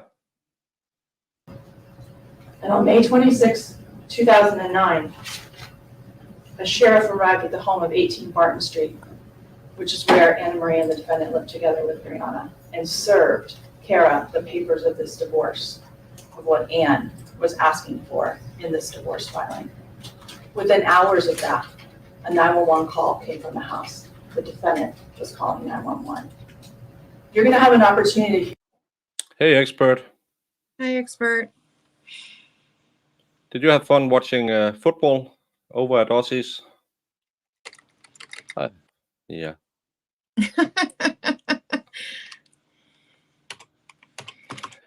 And and again, remember, Anne ran up $25K of debt in her wife's name by fraudulent taking out a loan. And when we hear the police 911 call later, the thing Cara is so afraid of is she would try to wrestle the baby from her or take the baby from her. She doesn't sound like one who's doing all the stuff. Yeah. And that's how I felt too, Wicked. It's like, I don't want to disparage the victim, but man, some of the stuff. She was, there's a song about gold diggers we can't sing. Yeah, there was a football game on. But you might have missed it because... What were you looking at, huh? Yeah. Yeah. Just messing. The only thing we can tell you is... don't come. Oh my God. Hear that 911 call. It's approximately 4 or 5 minutes in length. And I'd ask you to pay very particular attention to it.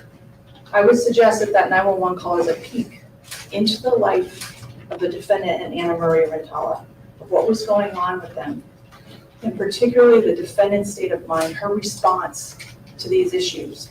You will hear wild mood swings. You will hear her pleading for help, going into hysteria. You can see from this 911 call how quickly the smallest of things in this relationship can make things spiral completely out of control. This 911 call triggered a police response to the home. The police arrived at the home, they spoke with the defendant, and they spoke with Anna Marie. And after the police were there, the two of them got in their own cars and immediately went to the Eastern Hampshire District Court in Belchertown seeking restraining orders. The defendant seeking a restraining order against Anna Marie, and Anna Marie seeking a restraining order against the defendant. And you'll have an opportunity to hear the court recording of that restraining order hearing, the words of the defendant, the words of Anna Marie, very importantly, the words of the judge. We'll hear that both of them sought restraining orders against the other to force the other one out of the home so they could stay there, and for custody of Brianna. Both cross asking for that, making that request to the judge, and the judge heard both of them in the same hearing. You'll hear the defendant in this hearing say, "I have reached all that I can take." She's emotional, and she asked the court to make Anne leave, saying, "I cannot live in this house with her anymore." But the judge, after hearing from both of them, did not give them what they wanted. He didn't give either one of them what they wanted. They ended up with only something called a no abuse order, which is simply an order not to abuse one another. He refused to force either one of them out of the home. He refused to grant custody to either one of them, and told them in no uncertain terms, go back to your house, figure it out, and if you come back here, I'm going to call Child Protective Services and your daughter will be taken away from you. That's what they heard. And I would suggest the evidence will prove that they heard that loud and clear. Because although there had been multiple 911 calls before that, there had been multiple restraining orders, multiple things that occurred that where they were reporting out to what had happened. On May 26, 2009, all of that stopped. The evidence will show they weren't going to risk what the judge had threatened. And instead, they went home to do what they'd already said they couldn't do, which is figure it out themselves. In the ensuing months after that, for about the next 7 months or so leading up to Anne's death, the divorce proceedings that I told you about earlier proceeded in court. There was a back and forth, there were many court dates. Anne moved out of the house, they were separated. Anne established her own residence away from the defendant. They were working on co-parenting with one another. On Christmas Eve, in the holidays that year, they made an attempt to reconcile. And they signed paperwork voluntarily dismissing the divorce proceedings on Christmas Eve, 2009, 3 months before Anna Marie's death. But the evidence will show that despite that effort on Christmas Eve to try to stay together, to try to work it out, that those efforts were completely futile. All the issues that they had had for years were unresolved. They had not gone away, and all the same issues were still present. How did they show that in court, that all the same issues were still present? I know, I'm listening to this and I'm like, you have no evidence of anything. You had this aunt come in and say, she said, I'm not going out there with this. Yeah, it's kind of like when I tried to take the expert to the beach, and he just looks at me and said, "Do you think this will go to the beach with that?" It's really hurtful, but I know why he does it. So, Oh my God. Yeah. Like, what evidence did you show that this was an ongoing thing, that they were still having problems, that they were still fighting, and like she was just plotting this whole thing? I don't understand. Like, that's what you're making no. it. And again, remember, during the divorce proceedings, she was asked, "Do you want to file claims against your former spouse because of the $25,000 she took out fraudulently in a loan in your name?" And she said, "No, it won't help anything." So she seems like a pushover who just wanted to make it work, even though the other one had owed her a lot of money. Again, and if you're in a custody battle, as a lawsuit against the other one stealing from you fraudulently, that could be a great thing to have in a custody battle. Yeah. So that she was this vindictive bag of garden implements, it doesn't add up, in my opinion. No, it doesn't, because the Anne looks like the bully in this situation. Yeah, and she did so in court as well. Mm-hmm. Yeah, and she said there was a strange sense. She had got a strange sensation when they arrived at 10 o'clock at night after driving all day. As we talked about when she talked, they discussed that driving for that long, there will be some tension. People are tired. People are grumpy, and you have a small kid in the car. It's not a fun ride for 8-10 hours, or how long it takes from Massachusetts to where they're going in Florida. I would probably just say, "Hey, hello," and then go sleep, and then we can talk in the morning. When I went to Delaware to visit the friends I had over there, we flew out from Germany. I jumped on a train near me at 6 in the morning, so we were up at 5, and I had two kids with me. We went to Germany, got on the plane, flew to London, flew to New York, got a car, went down to Delaware. So I'd been up close to 20 hours when we arrived in Delaware. So we just went out to get something to eat, and then I went to sleep. Yeah. So people would probably find me very standoffish at that time of day when I've been traveling for 20 hours. I'm not the nicest person when I'm. Imagine, because I drove to Florida. Well, I rode with somebody to Florida from Michigan, and we drove straight through, and it was like 22 hours. And Yeah, I mean, if that's what they did, and they were coming from Massachusetts, oof, yeah, you'd be tired. yeah, with a kid in the car. Mm-hmm. So, and then they went on to this cruise where they probably didn't wear too much clothes, but all of a sudden she didn't want to go to the beach with her wife. Why? Because she It looked. just, yeah, but again, it just doesn't make sense that she would stand in front of her wife's aunt saying, "Should this go to the beach with this?" Yeah, no. And again, Believe yeah, that all, to be honest with you. no. I think she was grasping at straws. Yeah, and again, maybe she believed something like that because she wanted to make sense of why her she was practically her other mother, why her kid died. Yeah. And yeah, and if you're traveling that long, you need a day to sleep and be well rested, and then you get up, and then everything is fine. And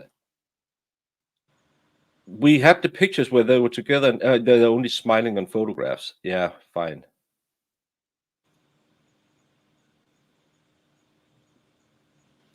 Yeah, exactly, because you've been concentrating on traffic and going the right way, and maybe you just get tired, and it's such a stupid argument that you felt like there was something wrong after they have taken a car from Massachusetts to Florida. And they have to be on guard because there's drop gators in Florida that all of a sudden just drops out of the ceiling and attacks you. So as far as I know, it if Australia was real, it would be like Florida. A couple of months later, weeks before Ann's death, they went on a cruise down in Florida with Brianna. And before that cruise, they visited Ann's aunt, Oh. Aunt Nancy Kaufman, who we'll hear from during the course of this trial. Trying to make it better, trying to put on a happy face, trying to stay together on this cruise. We have no evidence of them trying to stay together on the cruise. We have no evidence on what happened on the cruise. It's just We just have the aunt who said they weren't happy in her house. I hate to break it to you, because I know you're too young to have been in a relationship, but sometimes you meet your significant other's parents or family members, and you sit there and look at them and think, if I didn't sleep next to a hot body at night, I would never ever talk to you. You annoy me more than everything on earth. It happens sometimes because you're with the one you love. You're not with their family, and some family members are really annoying. And a lot of people that, like, obviously when you're with somebody else's family too, like, it's not so much. I don't know how many times I've been with other people's family and then I'm already irritated about something with him, and then being around his family is just not helping either. And you're trying to, like, put on this fake yeah, okay with it. Yeah, so I get it. So it's like, yeah, and the second you're out of that house, it could clear up. Yeah, it's just because you're in a new. Well, Murph, don't be sad. That's why I'm perpetual single. It's because I'm the nasty one.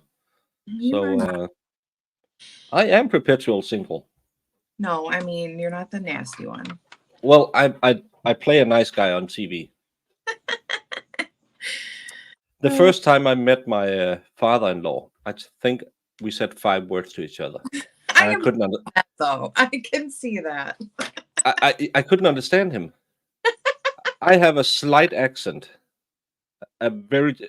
Most people can't even hear I'm not born and bred in England, but he has this thick farmer accent in Denmark, where I was sitting looking at my ex-wife saying, what did he say?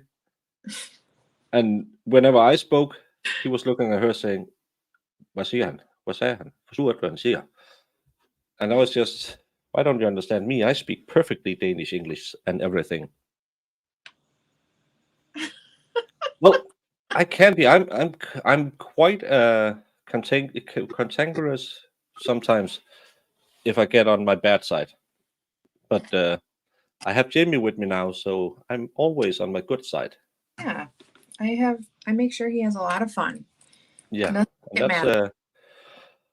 but still, even if you love your in-laws, sometimes you just have a bad day, and they don't, because if you're staying at their house, you're sleeping in a different bed, and you have been traveling, and it's not the same as you're just walking around in your birthday suit and at home.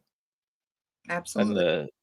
And going to, because you have your routines. You get up in the morning. I get up in the morning. I turn on my iPad and see who's streaming, and then I follow that, and then I go get my vitamin pills and my breakfast, and then you have your coffee, and you have your set routines. But if you go to someone where maybe they get up 2 hours after your normal time, you just pot around in the house because you don't want to go make coffee or stuff like that to wake them up. It's just such a stupid argument. And again, they were trying to keep it together on the cruise. Yeah. No evidence of that. No. No evidence. Yeah, it's kind of like I'm illiterate in every language. Yeah, because routine. When I have when my sister's back from Switzerland, she stays with me. I live in a small house, and it's not, the walls are very thin, and I'm I wake up at between 5 and 6 in the morning, and she's here with her kid, and normally she gets up later, and I normally make my first coffee at around 10 minutes after I get out of bed, and it's on an espresso machine. It's kind of like your K cups. That's noisy as hell, so I can't get my coffee. I'm just sitting there and can't really. I put in my earbuds and just watch YouTube to wait till people get out. And when I go to my toilet is right behind the wall beside me and behind me. This is my guest room and guest room office. So if I go to the toilet, it's noisy as all. Yeah. So if you're out of your routine, it takes a couple of days to get into your routine, because maybe you take a nap at a certain time, and this aunt is always very hyper at this time and want to go to the beach or something. It's just not evidence of anything, because on any given day you could see that in any given relationship. But it's the Branca theory of prosecution. If you do it or you don't do it, it's still wrong. Mm-hmm. Murph, I thought we should be a little festive today because I have to sit here for a long time. So I was thinking of you when I went into my closet to get some things today. He's such a smooth talker, Murph, isn't he? I think because I know Murph Turf likes my flowered shirts. I was actually thinking about if I should wear a white shirt and a tie if we ever get done and go on to next, because it's a solemn thing. But then I thought, no, I want to be happy, so I put on a flowered shirt. I love it. Yeah. I'm never going to meet any of you, because when I meet you, you'll think he's nothing like we thought. Oh my God, stop it. I'm just going to be the guy saying, can we go to Five Guys? I want to try their burger. I'll take you to Five Guys. Yeah, that's going to be a fun trip.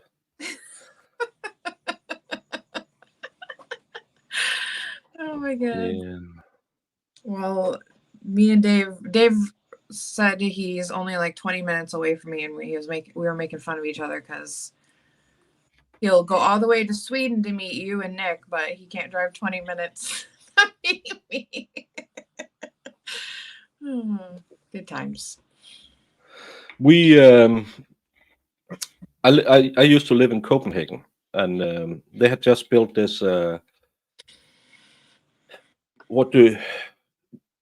the people who look at stars and that, and had an observatory where you can go and watch IMAX movies with about the star system and everything. And I so wanted to go when I was in my town, and then I moved to Copenhagen, and I lived like 5 minutes walking distance away, and thought, yeah, I do it on my next day off, and I said that every week. So next day off, I'm going to go there, and 25 years later, I've still not been there. Well, that's how I feel about Michigan sometimes. There's like so many places that I'm like, oh, I really want to go there, and then I just I don't know. It just like gets put off and put off. But that's funny with like 5 minutes away. Yeah, but you never see what's next to you. No. You travel a long way to go. I want to go to the first real city in Denmark. It's called Ribe. They have a big cathedral there, and I've been thinking about going there because my dad went there right after my mom died, and he asked me if I wanted to come, but I couldn't because I had some meetings I had to go to. And since my dad died, I thought, well, it could have been our last trip. I want to go there. We went to Rome on our last trip. That's a pretty good thing too. But you just never do it, because then I have to drive, and then it's an hour and a half. But I'll happily drive 2 hours to go to Germany and buy beers and candy. It's just, I could do it easily, but you just don't do it because it's trouble. We don't really do chewing tobaccos in Denmark. So, but I know the Copenhagen thing is a chewing tobacco. Yeah, Jamie's favorite is Five Guys. It is. It's my sister's favorite too, guys. So It's your sister's favorite too, guys. yeah. I'm gonna come. Oh my god. I'm gonna kill you. I'm gonna kill everyone. Hi, Vinosaur.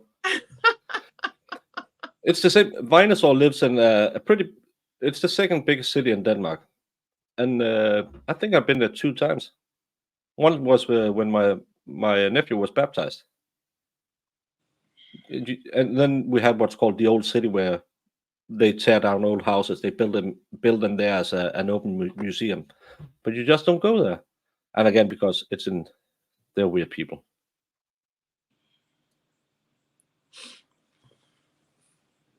Well, thank you, Tootly, and whatever I can do to help you with your Bell's palsy, but I'll try to stay away from the computer talk. But it's because there's been a lot of problems with the Discord today. But I'm just happy that it suits your pain or whatever. Yeah. See, the expert knows. Yeah. Oh my god. Jamie has been on YouTube almost as long as I have. She should know better.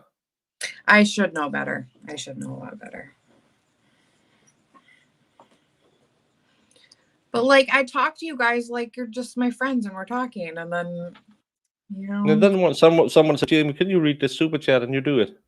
Yeah, Dave says read the super chat, and I do it, and now here it is.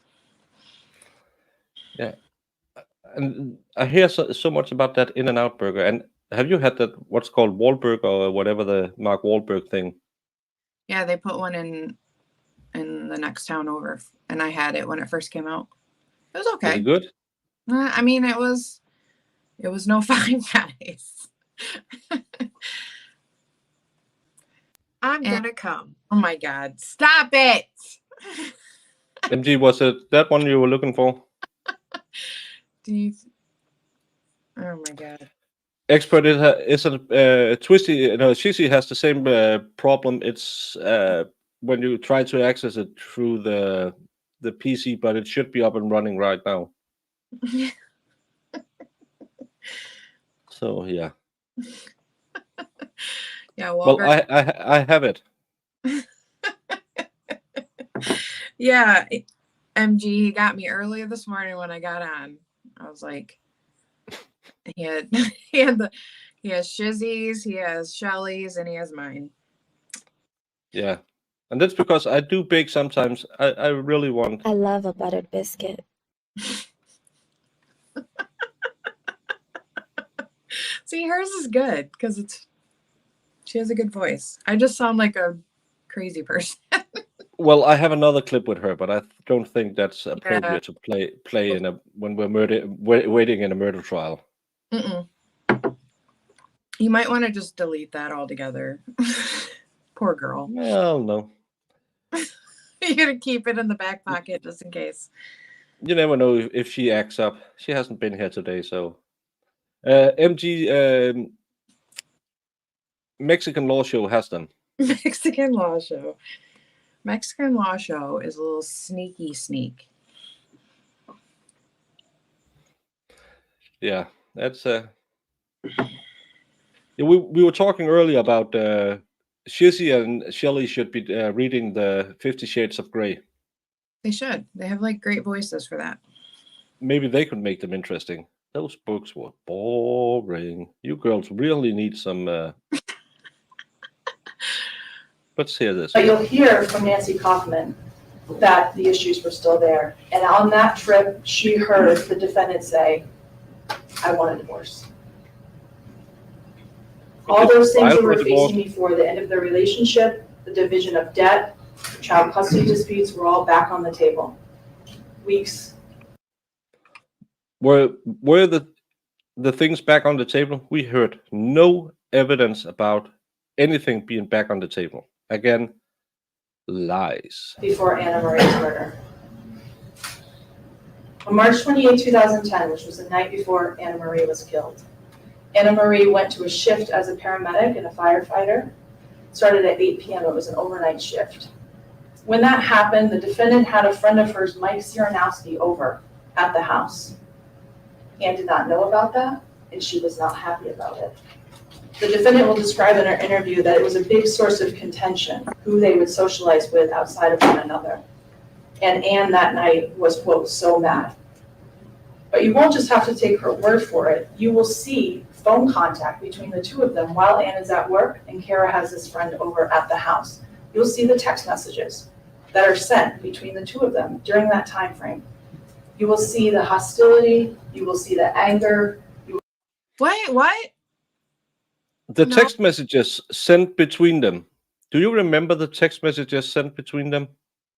Who was hostile? Who was angry? It wasn't Cara. No, Cara was answering, saying, "Oh, relax, it's nothing," and then she didn't answer, and then and Marie spurred out. Good morning, Money G. No, It's she was more like, please don't be mad, all this stuff. yeah, it's nothing. We're just having a beer. And then she went to bed, and then she kept texting while simultaneously texting with Mark. Yeah. But it was Mike that was the problem. It wasn't that Anne Marie had two other lovers. It was only Cara's lovers, which she claimed wasn't lovers. You'll see all the things that I'm talking about. You won't. You'll see that Anne, in those text messages, hours before she was killed, said to the defendant, I hate the relationship we have. I hate how I feel. I'm going to leave. When Anne ended her shift at 8 a.m. the next morning on the day of her murder, March 29, 2010, she went home, and that argument that had been happening over text messages and phone calls and voicemails the night before was still there. Still in the house at 18 Barton Street between the two of them.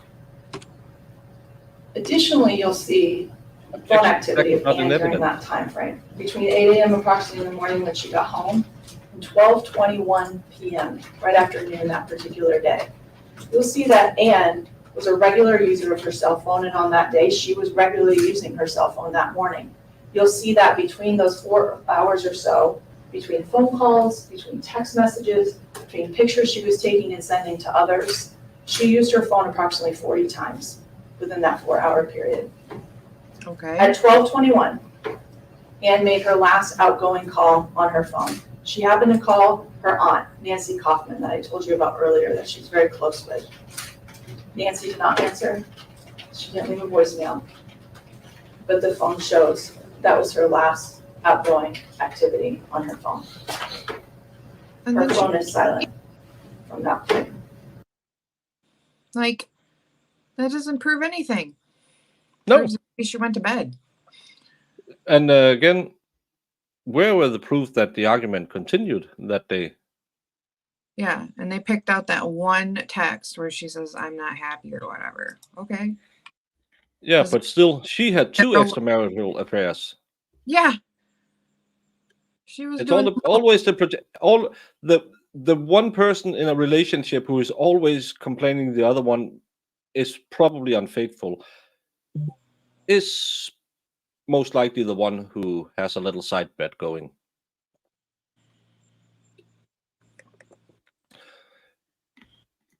MG, Dave has them as audio files. The only problem with putting them in StreamYard is they go on a loop when it's an audio file, so you have to click it on and off. Yeah, again, the evidence for what she's saying, they will be showing you, and that's the problem with these opening statements and stuff like that, because they paint a picture. And if you're a juror and you sit there and listen, oh yeah, well, she told me that was this text was because they were angry at each other. No, it really don't. It's when we do a trial, we get we don't get an opening statement. They just read the charges, and then we go straight in to the defendant can take the stand if he chooses to do that, and then they start the prosecution start to question them. They don't get to paint an opening picture telling you what you should believe this shows you. We just get, at such and such a day, Jamie was accused of violently beating Shelley over her rendition of 50 Shades of Grey. And that's what you get. You don't get anything about Shelley and Jamie had for a long time been in a fight and blah, blah. No, then they can play audio if they have it while interrogating people. You can't set up all of this. I hate it when they're allowed to play clips in closing as well, because you can make them sound like everything that you want to, especially if it's 2 or 3 days since you heard them the last time. Well, case in point. Yeah. Clips from Dave's show last night. People can take what they want to hear, and then they just play it and they build this story around it that it's some massive, they're so angry at each other. And then you pick that one little text message or that one little clip. Yeah. And it's kind of like this. Don't come. Is it because Shizzy don't want you to come on your channel? Is it something else? You don't know. And if you haven't had it in the context. And yeah. my mom was COME, guys. So it was like, and then he put something else, and on the other ones he was adding like to the treehouse. But you know what I mean. But you know how that works. So whatever. I'm gonna come to the treehouse. No, there's no treehouse in this one. Oh my gosh. Yeah, Jamie's lashes should be registered as lethal weapons. But again, that's another thing. Yeah, you went in and out for a second. All by myself, don't wanna be all by my. Hey, welcome back, Jamie. Sorry, I got a phone call and it messes up the volume every time somebody calls me. I'm gonna have to get out of it. So, anyways, I'm back. No, it won't be my new ringtone because people would look at me funny. I'll just keep. Could you imagine? My ringtone has been the Canyonero song from The Simpsons for a few decades or something like that. Irish, you missed degeneracy. I'm gonna come. And that's what happened today. We're rewatching the opening statements to try and see if they proved what they said they were going to prove. And we don't think so.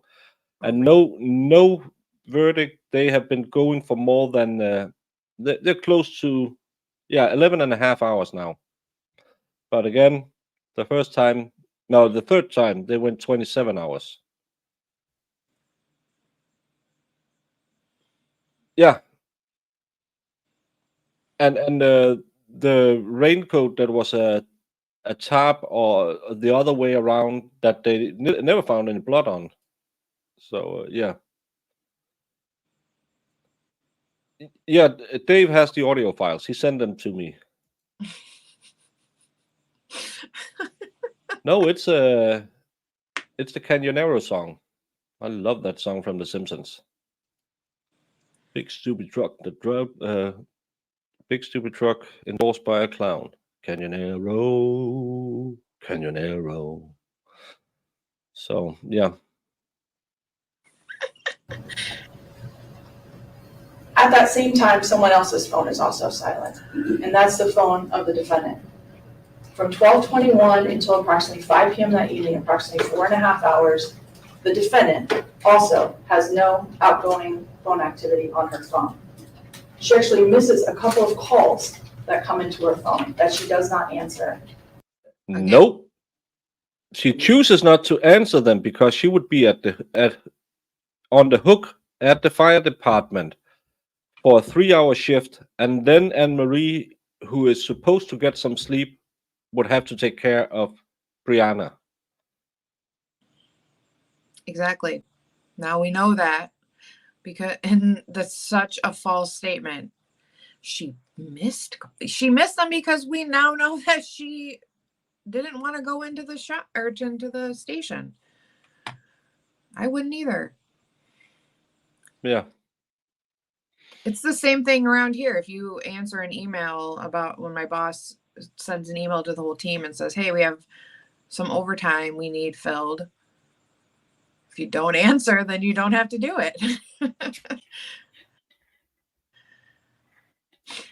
Well, we I know other channels like to play the closings, but I think closings, it's just a summary of what we've been through, and we saw all the evidence. I'd like to go back to the opening to see if they proved what they set out to prove, and so far, no.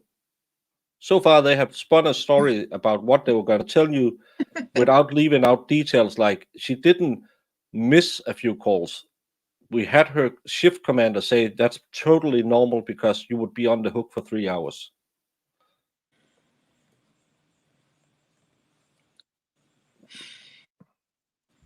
Still no verdict.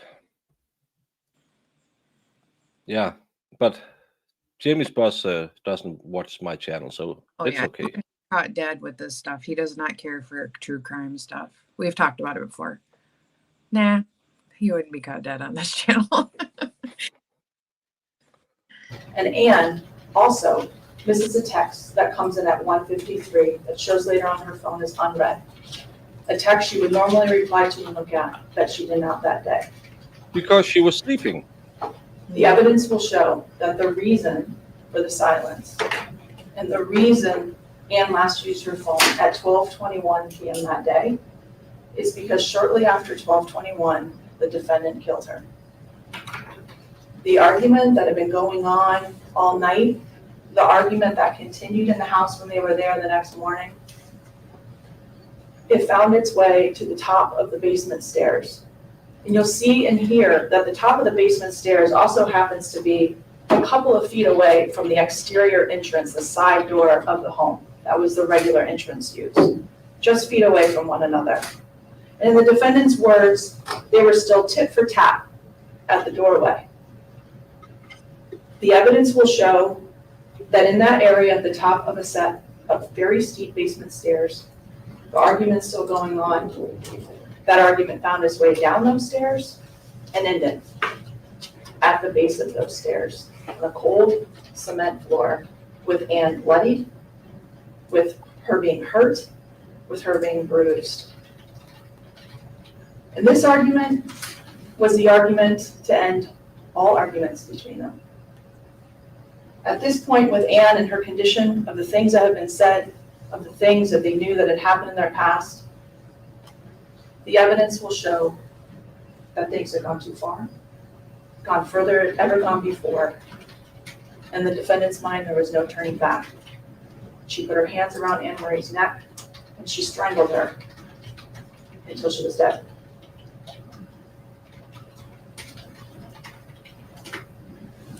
After she killed Anne Marie, the evidence will show that the defendant engaged in a lengthy scheme to conceal the crime that she had just committed. What? To misdirect the investigation in this case. What? Oh my God. That is laughable. After she killed Anne Marie, the evidence will show that the defendant engaged in a lengthy scheme to conceal the crime that she had just committed, to misdirect the investigation in this case, and to avoid the police from discovering what she had done. And what? How did the evidence show that? Yeah. Tell me the lengthy scheme. Tell me how she misdirected. She complied totally with all the officers at the scene. She came in the same night she was interrogated, and her mouth didn't stand still. And the next day she came in and yeah, she gave them a different route, but they still have her at all the convenience stores she went to. Yeah. But, yeah, and then the luminol on the floor that showed possibly cleaning and maybe just feet walking along. What scheme did she, what scheme? Oh yeah, by dumping the pain and sitting down next to the dead body. It's that one, this one. It's yeah. What did she clean anything with? Oh, the 3 magical racks that was lying on top of the trash at McDonald's 28 hours after she threw them into the With and nothing was found on those. Even the white stuff on it, which they didn't mention, wasn't paint because they tested it. It didn't show up as paint, so you don't have to mention it. It just looks like there's white stains on it. And funny enough, not funnily is probably something else. Funny enough, they didn't mention that rack with the white stains on it or brought that to court. They brought that pink one that didn't look anything like the other ones they said it looks just like. It's where the and they brought the racks back to the crime scene, so they contaminated the evidence. But they're the ones that contaminated the crime scene. They're Yeah. the in a lengthy scheme. She went out with her daughter and drove around and got some groceries and stuff. What scheme was she plotting? Like, it's not like she was trying to throwing away the towels that tested and there's nothing on them. Oh yeah, she's getting rid of evidence. What evidence? That wasn't evidence. She just brought it in and said, hey, look, these towels may match the ones under the sink, but they show no evidence on them of blood or DNA or anything. they just did mic test and then went off there again. Camera moving. It's not close to feeding time yet. Feeding time. Oh, they just did a mic check.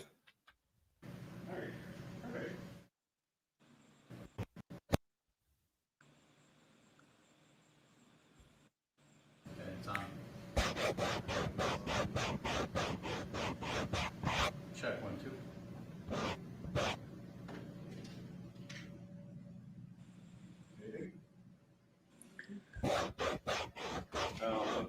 Mic 1 2 1 2 mic test 1 2 1 2 mic.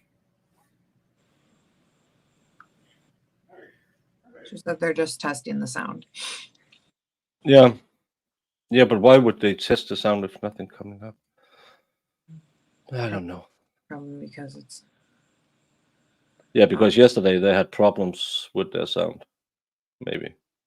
Pop.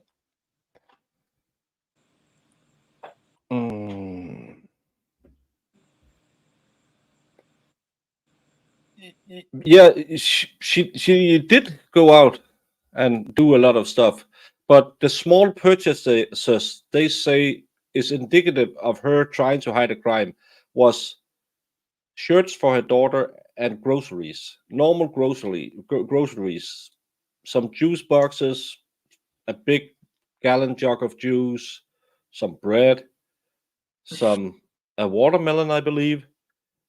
Is Yeah. it is that the stuff you would buy when you're trying to spend a little money here and there, or is it stuff you will buy if your daughter is going to school and you have to pack a lunch and the apples you bought wasn't ready? Oh, bananas. She also got bananas. Yeah. Yeah, it's because I'm stuck here, so I can't go over and give him a shellacking. But hopefully we'll get a verdict soon, so I can go over and tell Nick that I didn't get sick for a week after drinking. Who's the real Vikings now? Right.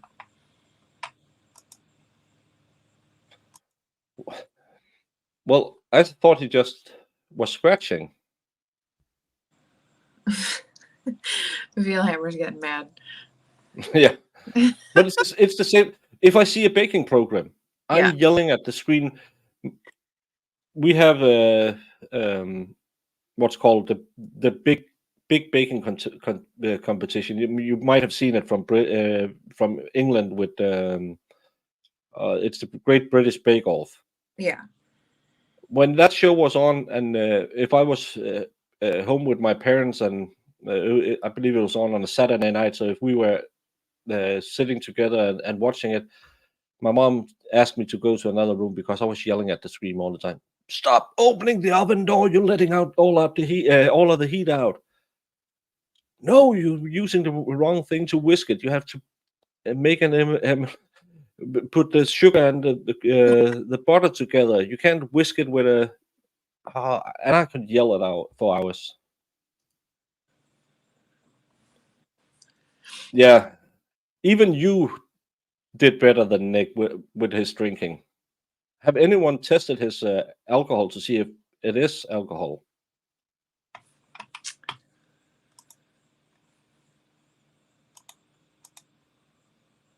Nope, I'm not pulling that one up. Hey, Thierry. Yeah, well, I won't say hopefully because I really want a verdict because I want to go yell at Nick for calling me something, Dane.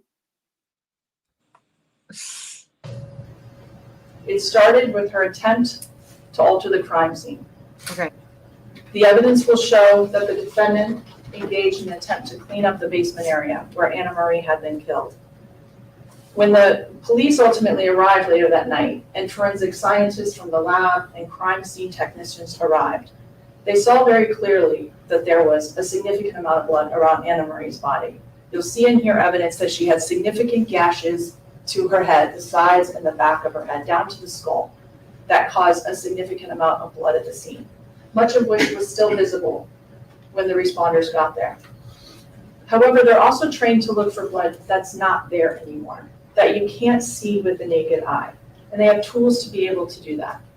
You'll hear evidence that these crime scene technicians applied a substance called leucocrystal violet, also known as LCV. It's a chemical applied that reacts when it touches or hits blood. That can no longer be seen, but which is still there. And you'll hear that when they applied this LCV throughout the basement, it lit right up. The whole basement, bright blue and purple all around Anna Marie's body. In parts where blood was visible, but also in parts where... Well, of course it's going to light up all around her body. She was laying in her own blood. But Yeah. all over the basement, and she's saying blood. You'd never said it was blood. You never tested it. No, but... And why, again, would she clean up a spot over here, way over here, versus...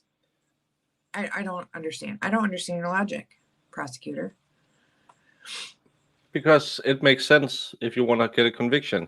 Again, if we just draw the basement, these are the stairs going down. On the bottom of the stairs, there's a mat filled with blood. Then we have the dead body with spray of blood next to it and, of course, blood around it. Then their claim is there's a shelving unit here, and she cleaned up this part to hide the crime. Why? Why? Was it all of her blood that came from all the wounds she didn't have? So she wanted to hide those bloodstains. Because she only cleaned, like, I don't know how big of an area, 40 yards by 40 yards or something like that. It's such a stupid argument. Mm-hmm. Oh, Viggo, we can try out if you're professionally trained or has worked as a baker, at least in Denmark, you can try out to be on the Danish version of it. I have a friend who used to, in the weekends, we had someone who went to high school or something come in and deliver the bread to the other stores my boss owned. And he went on. He lasted 2 shows because he completely misunderstood the assignment. But I have a friend who has been on the Danish version of it. Yeah, I can't remember who they put on. I watched a few of the Great British Bake Off. I like the dark-haired lesbian and the Mary Berry. I like those two.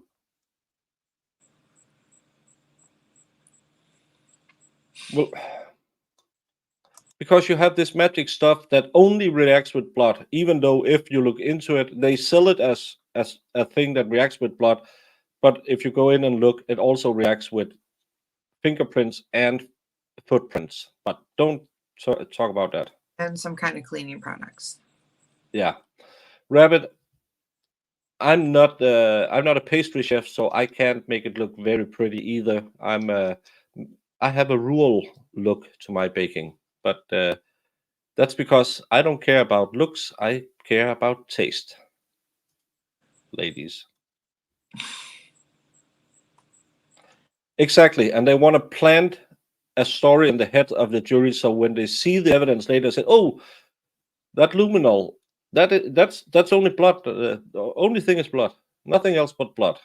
Exactly. So it's blood all over the place. They do it on national Danish television, and you can't access that if you might actually be able to access some of those from abroad. It's called dr.dk, and then you might be able to find it. I'm not sure if you can access, because we can access it because we pay the TV license over the tax bill, so they can't keep it from us. Move cars in the drive. Isn't it your driveway? Oh, I know that feeling, Thierry. We had 5 people living in my house growing up and 5 cars. It was ridiculous.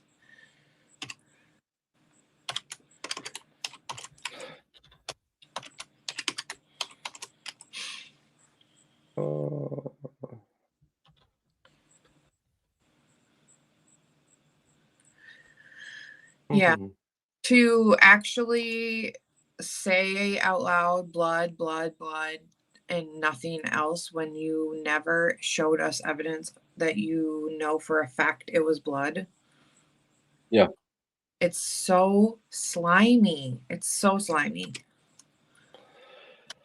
And that's, yeah. Oh, did I say punctum? dr.dk. Sorry. Thank you, Vinosaur. You could say period as well, but that means something different, so that's not as nice. I don't like Noel Fielding. I don't like. I know he's a comedian, but that depressing way he does comedy, I don't like that one. Your blood was no longer visible. You'll have an opportunity to see and hear testimony from a member of the crime scene technician services, wipes and swipes and smears and movement within that blood that's no longer visible to the naked eye. In areas where there's blood that's later determined through DNA analysis to belong to Anna Marie.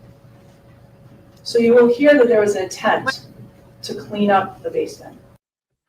No.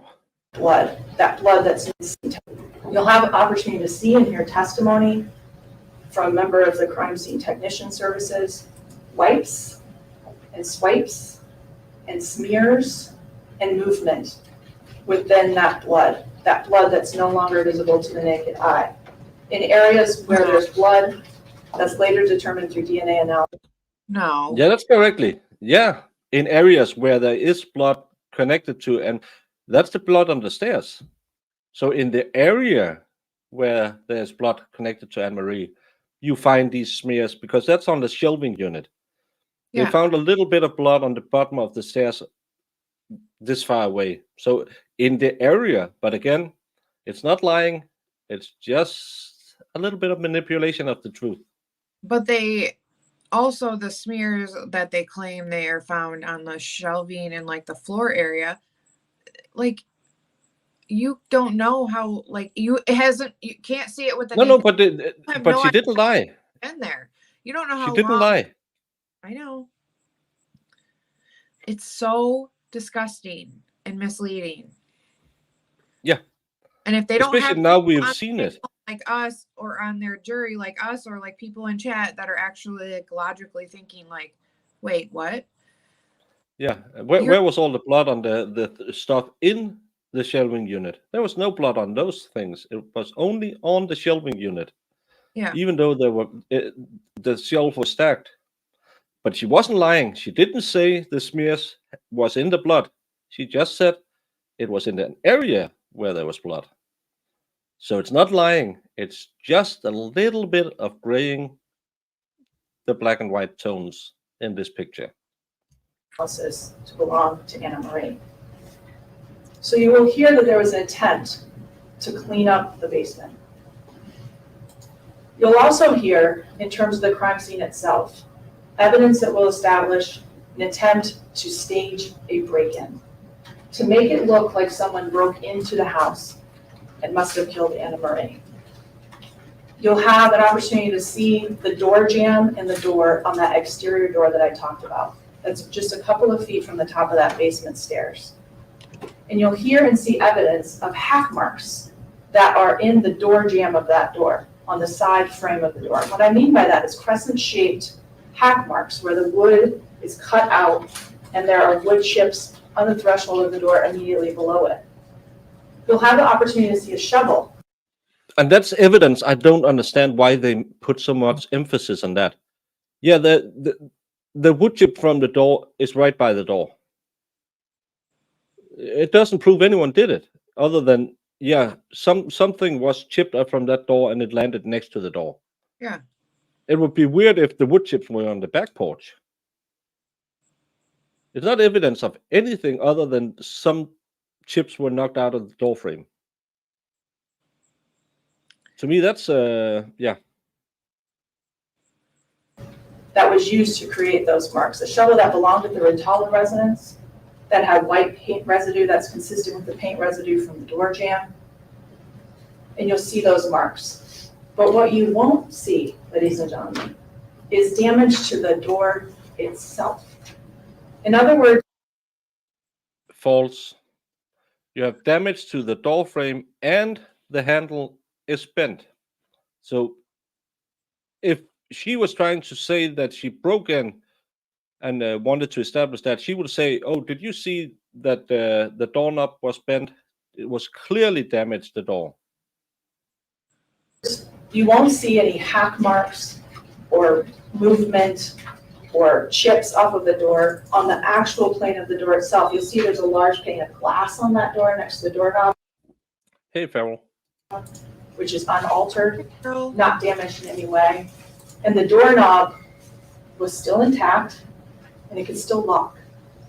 It still worked. The evidence will show you, based on the angle of those marks. Jamie, do you hear this? Woke Wesley is calling you out. First of all, I was first. I'm the trendsetter. Let's Tell just him. be very clear. Yeah, we're gonna do a Valhalla on Danny later. Jamie's just she just gets into the mood and it's gonna be something like this. Listen, young man, if you want to step in the squared circle with Valhalla awaits, you better bring everything you got, woman. I swear on everything, there will be no mercy. I will punish thee. Oh, I love that. Just put Danny on in there and then there will be drama. It's I worse know- than when I make fun of Lefty for clicking his keyboard. No one messes with your lashes. No. The hoops will come out, the wig will come off, and there will be hair pulling. Oh man. No, Danny is a cool, you can't call her girl, cool woman too. And she does some great stuff too. This Way Up. Have you met Jamie? Why do you think she has such a close connection with Dave, who's a defense lawyer? I'm not saying anything. I'm just maybe think about that. Well, whatever, Wesley. I know you're just messing around. I'm just kidding too. Well, Get I back over there and tell him But- Danish are the superior race in Scandinavia. Oh Lord. Yeah, keep those lashes lush. Yeah. They just had a fixer up yesterday. Yeah, I just had a fixer upper. Fixer upper. She told me they're doing so well and they're so clean. I love I love when my eyelashes are complimented. My eyelash care. Yeah, that's I probably. My barber just said, "Do you want your eyebrows trimmed?" And I said, "Yeah, if you think they need to." Zip, zip. And then I'm out of the house, out of his chair again in 10 minutes. Not for the eyebrows, but the full get up. You're hilarious. Yeah, it's better to, in some ways, to be a man. I spent less than a year on my barber than most women spend on one trip. So Oh yeah. I used to get my hair fully done and that was expensive. I couldn't even imagine. I do it myself now. I'm like But, one of those people, like I learn to do everything. Like I, as much as I can, I learn to try to do everything myself so that I can save some money. yeah, because it's my daughter. She used to have highlights put in, whatever that means. I'm a man, and she was, because she makes her own money and had to pay for it, so she went back to, nah, it's good just to have this dirty blonde. You don't need the highlights when you have to pay that amount of money for it. So Oh, yeah. Well, since she has a sister, because me and my sister, we would, for us to be able to like save money, we would both learn how to do something, and so we do it on each other. Like we always did each other's hair. So like she'd learn how to do highlights, and I would, so that we could do each other's hair and cut each other's hair. well, it's It worked. stupid amount of money, and my daughters, when they were younger, they always when they were on vacation by me, they get a haircut down here, because we had it's just a small hair salon. It's an old one, and you paid like 200 Danish for a haircut if you were long haired, and they just needed a trim. The I don't know what you call it, the ends of the hair when they're split and that. So they just needed a trim. But if the mom had to take them to a female hairdresser, it would be 600 or 800. So paying 200 at my place was, and they got the same for it. One time I went into a real hairdresser to get my hair done, because I would try to see what they did. Normally I just got a buzz in the side and a bit off the top. He gave me a buzz on the side, a bit off the top, a cup of coffee, and I paid 6 times what I usually paid. So I never went back. He don't trim my nostrils, but he do trim my ears, because men get ear hair when we get old. It's weird. You do. Oh yeah, I need some new glasses as well. It's so crazy expensive. I was at a shop talking to someone, and they made me an offer for a new pair of glasses. Nothing fancy, just some Oakleys like the one I have. And they wanted 11,000 Danish. Then I went to another store, and they sold original Oakley glass with the same strength and everything. Maybe a slight bit thicker, but I can't feel it when I wear them. And they wanted 6,500, so almost half price. You can't tell me that the glasses is so much better. Mhm. So yeah. What are you talking about? Are you in the right chat? Yeah. Am I talking to someone? No, I was reading it and I didn't know what they were talking about. Oh. We have had people on multiple threads. Yeah, that's roughly 6,000 Danish. That's what I would pay if I bought the cheap ones, but another one wanted me to pay around roughly £1,100 for a pair of glasses. Tell me where the last £500 come in. Yeah, £500. Marks that I'm talking about and the evidence of the door, that those hack marks were done with the door open. That's why they appeared that way. That's why the door was not actually damaged. An attempt to stage the scene to make look like a break-in. Now, after the defendant altered the crime scene, you will hear evidence that she left. She got out of the house. She took Brianna, who was still in the house with them, and left. And the evidence will show that this was an attempt to create an alibi, to be somewhere else that day on the day that Ann was killed. At approximately 5 p.m. that evening, you'll see the defendant pop up on various surveillance videos at places around the area. The Holyoke Mall, Stop and Shop, Burger King, pass through at McDonald's. And you'll see her and Brianna on these surveillance videos. You'll also see quick trips at these places and small purchases. Purchases of $1.50 here, $7 here, receipts kept, receipts put into her truck for these purchases, $14 of groceries at Stop and Shop. What's wrong with that?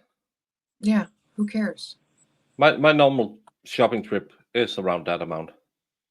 If you get some milk and some meat and stuff like that, and I go shopping when I drive home from the gym. I normally, I forgot, I need milk. I have no bread. I stop and get a little one. But yeah, I don't know why. Soraya, no problem. But don't dox people. Yeah. Get face to face. That's the one bad thing about YouTube drama and stuff like that. You people talk all the shit because they don't have to face the other person. Especially online. And that's ridiculous. Yeah. I had a friend who got his eyes lasered, and he really likes it. But in Denmark, you have to have a really bad eyesight before you can get it. So that's, yeah. And I don't know if it's cheaper, but I buy all my frames off of, you can get like a lot of your frames for your glasses off Amazon, off all those, I love some of those crazy glasses websites, and then you can just get your prescription put in them. That's what I do with all of my glasses. And then yeah, usually cost like $9, and they're nice. Yeah, I should look into that, because when you get a test, they must give you the results, so you can just plug it into a website. Yep. Because you can spend so many monies on glass, and I know I like Oakley's that frame, so no matter which Oakley I buy, I know it fits me. Mm-hmm. So I should just do that. Yeah, then I had a little bit more money to upgrade my YouTube studio.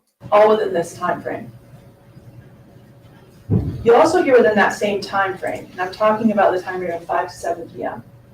as Anna Marie's discovered shortly after 7 p.m. that night. So those 2 hours that she's out of the house. You'll also hear evidence. I'm gonna have some spring rolls in the air fryer when this is over and we go on our word on screen break. It's an attempt to create a digital alibi. What I mean by that is her calling and her texting incessantly Anna Marie's cell phone, which, as I indicated earlier to you, is obviously not being answered or responded to these text messages. These voicemails you'll have an opportunity to hear. You'll hear at least 4 voicemails over that period of time. You'll see the text messages that she sends her. Now, you'll also hear that in her interview with the state police, the defendant says that the reason she left the house that day was so that Anna Marie could sleep.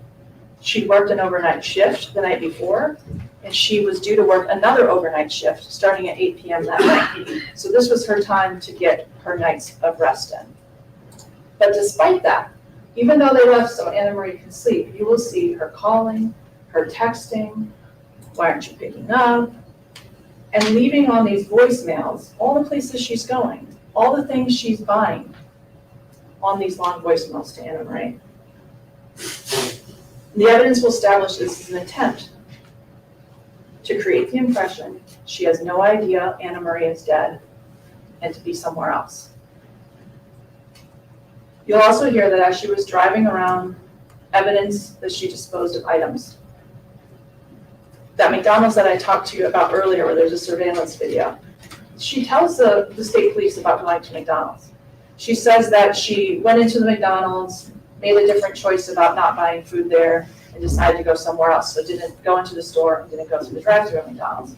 But what she fails to tell the state police, that they find out whenever they pull the video, is that when she goes into that parking lot at McDonald's, she goes by multiple trash cans in the parking lot, all the way to the back exterior. No, she goes past the entrance to the drive-in Yeah. and parks. Video shows, lady. Yeah. Well, first of all, your video doesn't show a lot of anything, really. Just a blob of a car and possibly her car and possibly her getting out of her car. Where do you see her driving by multiple trash cans? Yeah, and it's on a potato can with rain on it, so you don't know if all of those trash cans were filled. So she thought, well, I'm gonna go to this one. It looks empty. Or did she just go out and goes back and give her daughter a juice box? Because us three on the panel saw 3 different things in that video. Yep. I have been hoping it would be early today, because now we're getting up at lunch, and if they go to lunch, I'm not even sure it's going to be today. So Yeah. yeah, I'm she goes to an looking open parking, No. but you have the drive-in, and she was going to the McDonald's, according to her, because she wanted to buy some food for her daughter. She didn't want McDonald's. She wanted the mac and cheese from Burger King. So if she's making fuss on the back seat, I don't want McDonald's, she pulls in instead of driving into the drive-in. Again, I can make a totally reasonable explanation for what she did. And I'm again, getting angry. they don't know. I don't think they really even know these stinking rags came from her. No, because they don't look anything like the rags she had at the scene. And when they were tested, it wasn't paint, but it looked white. And I bet that's why they took it, because it must be paint. They had a mic check, and I saw a tuft of hair walking past a few minutes ago. A tuft of hair. Isn't it what you called it? Yeah. Like a little. There no questions been asked since yesterday morning. Around, that must have been around 10 in the morning. They asked for the maps of Western Massachusetts and the picture of which route she drove in town. It was the only And thing those people who were asking about that has totally, absolutely not been on Google Map last night. Well, yep. I know they went home and did it. They looked. No, because then they couldn't be in the jury room, because then they were broken their orders. Jimmy. Okay. Sure. Yeah, it looked like a lot of things, but they never told us what the test showed us. So again, it wasn't the paint they believed it was. It could be bleach. It could be some other paint. It can be. But I don't know. if it was bleach, what is that?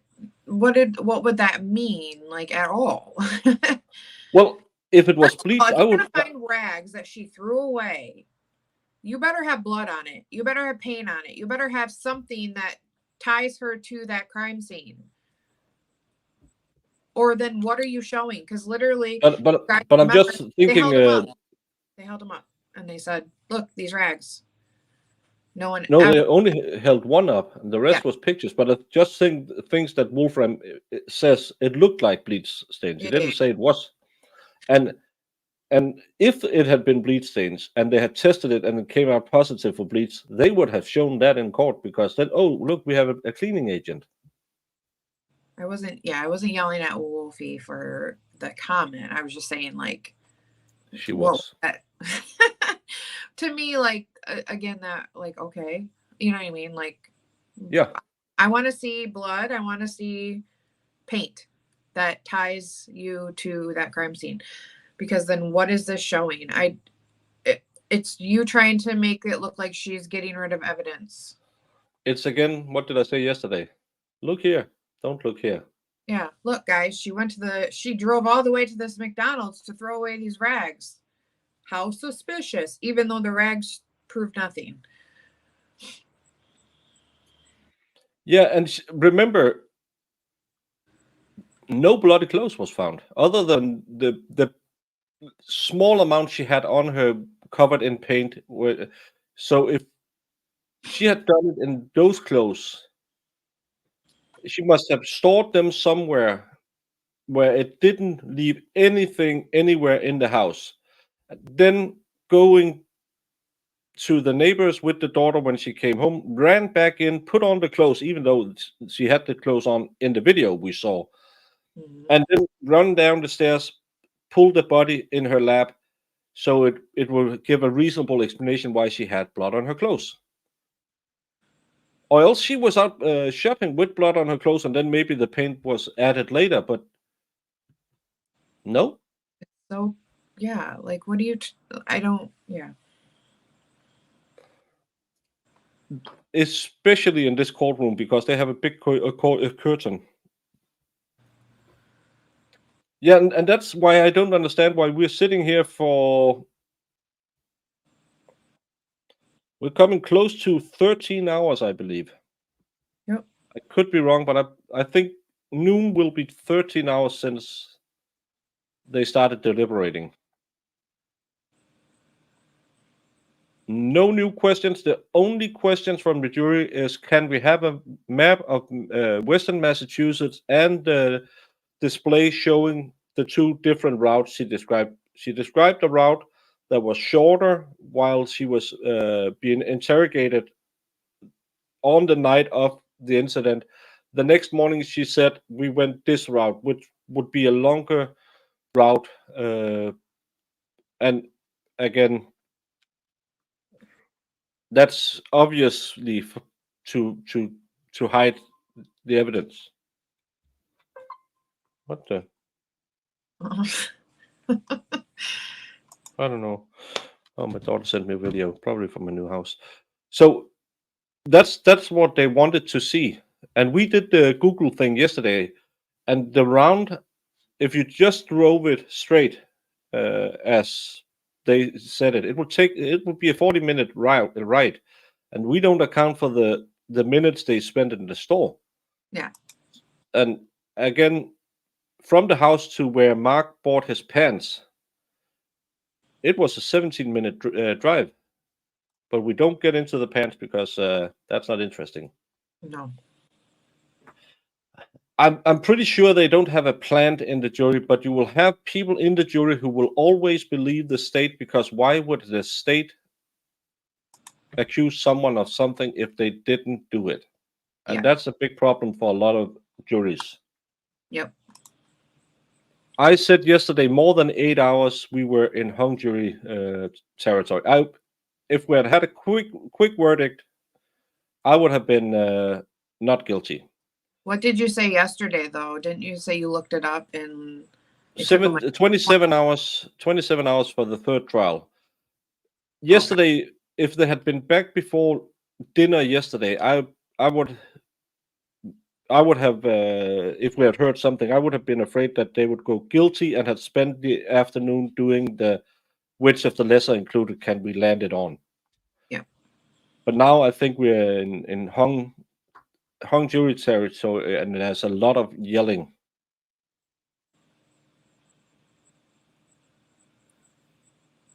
Yeah, ifs and buts are like the Zachariah Anderson case, which Nick is holding a fundraiser for right now. The ifs and buts is all the evidence in this case. That wasn't a jury notification, I'm hoping.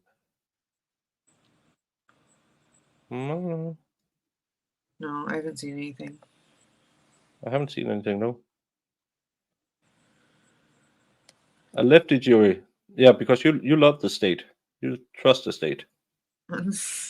Trash can at the furthest most corner of the McDonald's parking lot. Pouring down rain. And in the pouring down rain, she exits her truck, walks over to that trash can, and goes back into her car and leaves. Something she didn't tell the state police about. When they go to that trash can, they find 3 rags, consistent with types of rags that are used for cleaning. Tell Cut them. out pieces of fabric. Sorry? No, I'm just saying, like, she didn't tell him about that, and maybe by then she decided to shut her mouth. Yeah. Or maybe Oh, she forgot. she didn't She's throw it away. yeah. Oh, no, the sound on my phone was a guy from a political party in Denmark who really wants to have me on and talk to him about something in Danish. So sorry for that. I should turn my phone off. And particularly a pink cloth diaper, an old pink cloth diaper that would be used for a baby. The same type of pink cloth diaper that's located under the sink at 18 Barton Street in the kitchen, among a bunch of other racks. No. You'll also see surveillance video, as I said, from these places, the fact that she's driving an open bed truck. In the back of that truck, you will see in surveillance video larger items that are moving around within the back of that truck, including up until less than a half an hour before she arrives home on the surveillance video. But by the time she drives home, those items are no longer there. What are they? And she didn't tell the state police about it. Because they were probably just. By 7 p.m. that night, she's now done what she wants to do. The evidence will show she's altered the scene, she's created her alibi, she's disposed of items, and she has to go home. She has a baby, it's time to go home and to initiate a police response to the house. Ridiculous. And she doesn't do that by going into the house, using her cell phone, calling 911. What she does instead is she scoops up her daughter, Brianna, the dog, the family dog that lives at this house. No She runs over to evidence the about neighbor's the house, dog. the Dupuy residence at 20 No Park evidence. Street, the next door neighbor. She gives them some cryptic message to them saying, Anne's in the basement, call 911, which she Oh my God, the words they're using to describe this event is ridiculous. She didn't call 911 right away. She scooped up her daughter and the dog and went over and gave them a cryptic message. Yeah. Call the police. Cryptic message. Something happened to Anne-Marie. Cryptic message. And then I love Wolfie's comment. Would you think to tell the police that you ate a candy bar and threw away the wrapper? That's pretty much what it is. She had stuff in the back of her truck. We don't know what it was, but it was but gone. she had it. But she had it. Yeah. Okay. So that's evidence of she had stuff in her back of the car. Shenanigram, they ask for 2 things. A demonstrative showing 2 different routes she described riding to the Quick and Stop and Walmart, and a map over Western Massachusetts. Both were denied for them because one is a demonstrative and the other one wasn't in evidence. And none of the jury totally have absolutely not been on Google Map looking up the information they was trying to do with these things. But that was, I believe, yesterday around 10, 11 in the morning, and we haven't heard anything since then. Mm-hmm.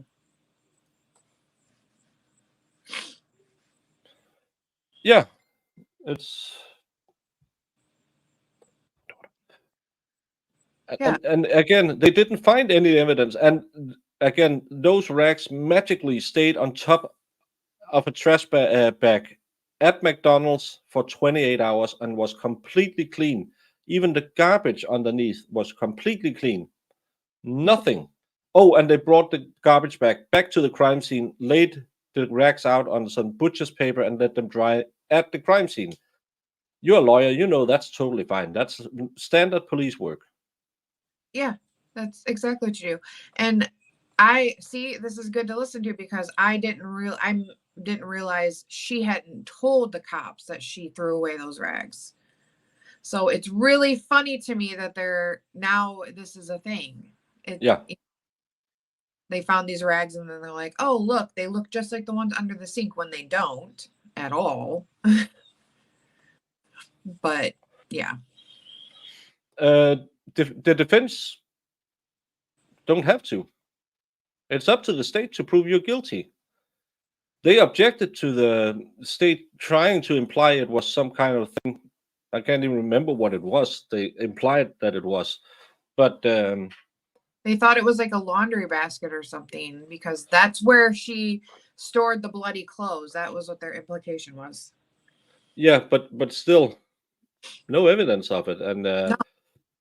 But they're trying to. And I didn't realize she didn't tell him that about the back of the truck either. Again, it goes back to just that little comment Wolf made. It was just like, okay, well, if it was such a normal thing, like maybe she had a bag of some trash in her truck or something to donate. She was out and about, so she just threw it away. And it wasn't to do with anything. So why would I tell anybody about it? And again, I don't know if any of the 57 people watching this stream right now ever worked at Burger King, McDonald's, Denny's, In-N-Out, Five Guys. And can you roughly estimate the times when you were on a shift where you didn't empty the trash bins outside of the restaurant for 28 hours? And in those 28 hours, not a single piece of trash was thrown into that trash bin, because that's what the testimony said. He arrived at the scene, looked into the trash bin, saw these 3 rags lying completely perfect on top of the completely clean trash, and took it out and took it home to the crime scene. Blocks said she worked at a McDonald's. She said nope. Yeah, well, now this is making me think even more, because it's just like, maybe they did change the trash bag and it was somebody else's rags that were thrown on there, because if she never told anybody that she threw away rags and they didn't know about this, they just knew what she was by a trash can at McDonald's because she told them that could have been anything. Now, yeah. I mean, maybe they did they even ask the McDonald's when they changed the trash? No, clearly not. So no, that's we don't. Kind of crazy. That's kind of crazy to me, because now it's like, did they really bring in evidence from some other person, some other thing, and claim it as hers? That's insane. Yeah, especially because the rags that clearly looks like the other rags doesn't look there. It's a cut-up T-shirt. It's a rag with some embroiderment in the middle of it. The other one are those fluffy microfiber cloth. It doesn't make sense. Do we know anything about the jurors? Nothing, absolutely at all. Because trying to guess what the jury is thinking by knowing that they are 4 of them are Hispanic, 1 of them is in their 20s, 2 of them are in their 50s, and 1 of them is close to 70 years old. All 4 of them are male, will be just as watching Dr. G, totally carapayola, because you can't tell anything about that, because I bet if you round up 12 of your friends, you can't figure out what they are thinking right now.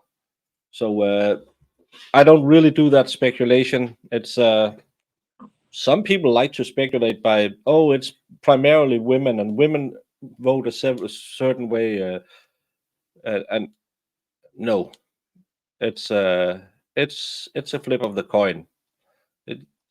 I don't do jury profiling, let's call it that, because you can't tell anything. Because look at me, big guy, lots of tattoos. When people see me as a layman, do they think, oh, he's going to be nice to the criminals, or he's going to be a hard ass? I don't know, but I'm a juror too. And I go all over the place with my verdicts. So I don't know. Yeah, they're trying to find it. I think there's maybe 2 or 3 holdouts who are really fighting for one thing, and want to prove to them. But see, she could have done it or she couldn't have done it, whichever way it is. I don't know. Again, there was one McDonald's when the state said it that it seemed kind of weird. But then we looked at a map and you could see, well, it was on the natural way home. Instead of going backwards, she went, which would make a more direct route to her house. So again, the Branca School of Prosecution, if you do it, if you don't, it's wrong. Well, it's exactly what it was, because like how do we know the detective? They weren't saying like we found that. I don't even know. It's crazy because yeah, it could have been somebody else's rag, somebody else's trash, and you're bringing it back over there and trying to tie it to this woman.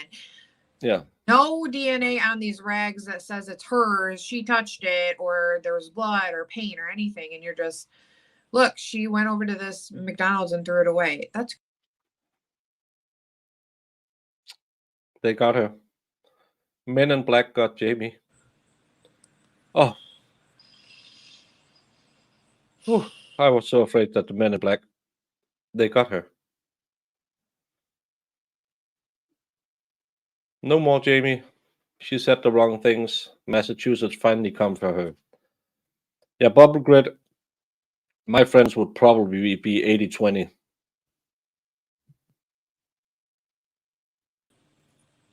Hey. People need to stop calling me. I'm busy. Yeah, I'm yelling at the screen, god dang it. Exactly. Yeah, especially because if you saw the video of the McDonald's thing, it's a potato cam that's really high up with water on the lens. And she's all the way on the other side of the parking lot. Mm-hmm. We watched it. We are 3 people watching it live as the jurors would. And afterwards, we go back. Shizzy tells me what had happened because I think I was inspecting my hydrangeas or something. And he said, yeah, you can see her car. She goes through the drive-in. And then we rewatched it. No, he saw it completely wrong because she was driving behind and pulling into a parking lot on the other side. But because you can't see anything, you can just see a black truck. And I said, well, that has a closed bed on it. So the back of it was closed, so it couldn't be that. Oh, he didn't notice that. Then we watched it again, saw her drive in, park. It looked like a door opened, and then there's just some dark shadow near the truck. I saw her go to the back of the truck. Jamie, you saw her open the back door and look in where the kid were. That's what it looked if I like. remember correct. And Shizzy, it was he just saw her standing next to the car. So again, you couldn't see anything, but it sounds really, really ominous. I don't word now more. Really bad when the prosecution tells you, "Get away from me." What do you? So yeah. Oh, well, it sounds really bad when they say she drove past all these trash cans to go to the farthest one to throw all this stuff away. Exactly. They could have pulled out 3 from under the sink and said they found them. They could have walked down, dipped them in paint, and said, "Oh, we found them like that at McDonald's." Yep. Yeah, I dressed up nice for you ladies. It's Friday. Doesn't he look handsome? Yeah.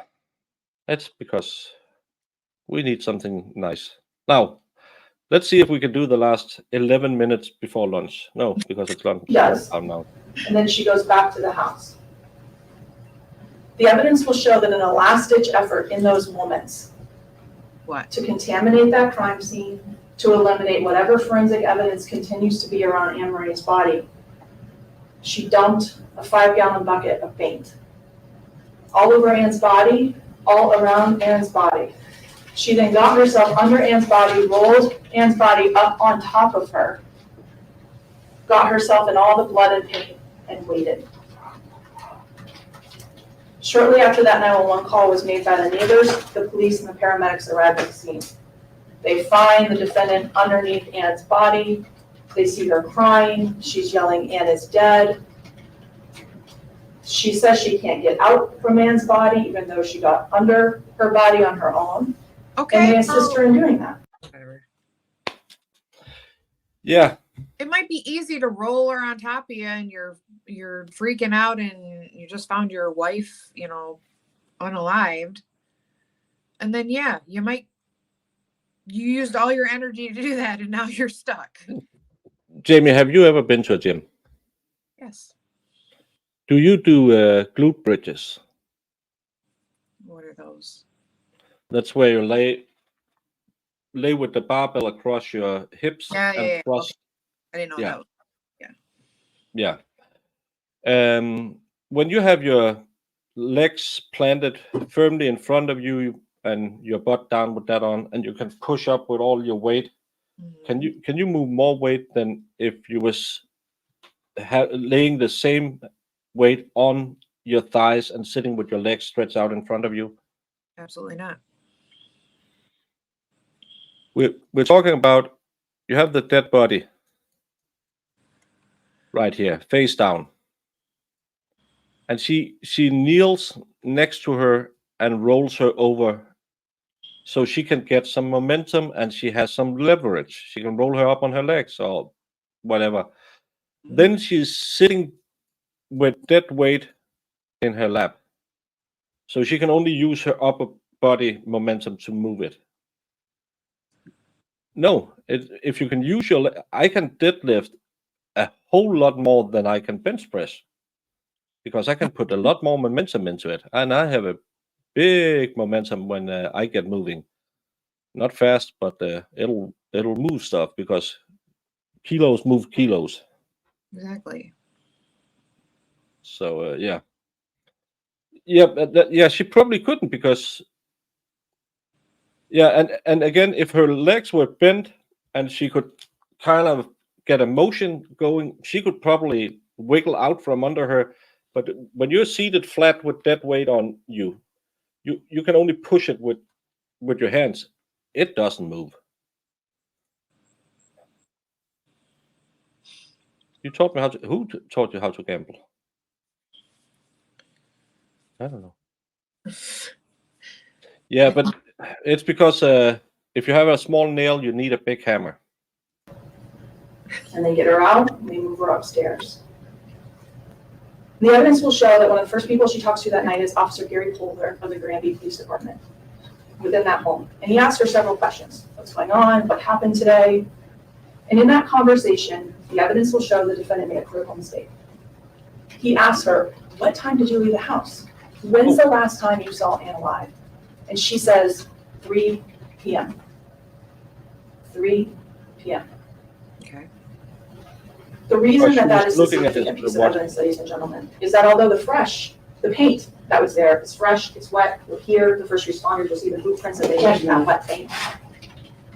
You can't say it's fresh. Yeah. People do not say fresh lady. No. And they were just instructed before she did it. Yep. So again, shenanigans. Oh, that's a long one. Begins. That's what Jamie said. As I indicated, when the first responders arrived at the scene, they found the defendant underneath the body of Anna Marie, and they helped her out from that body. And I told you a few minutes ago that she made a critical mistake saying 3 p.m.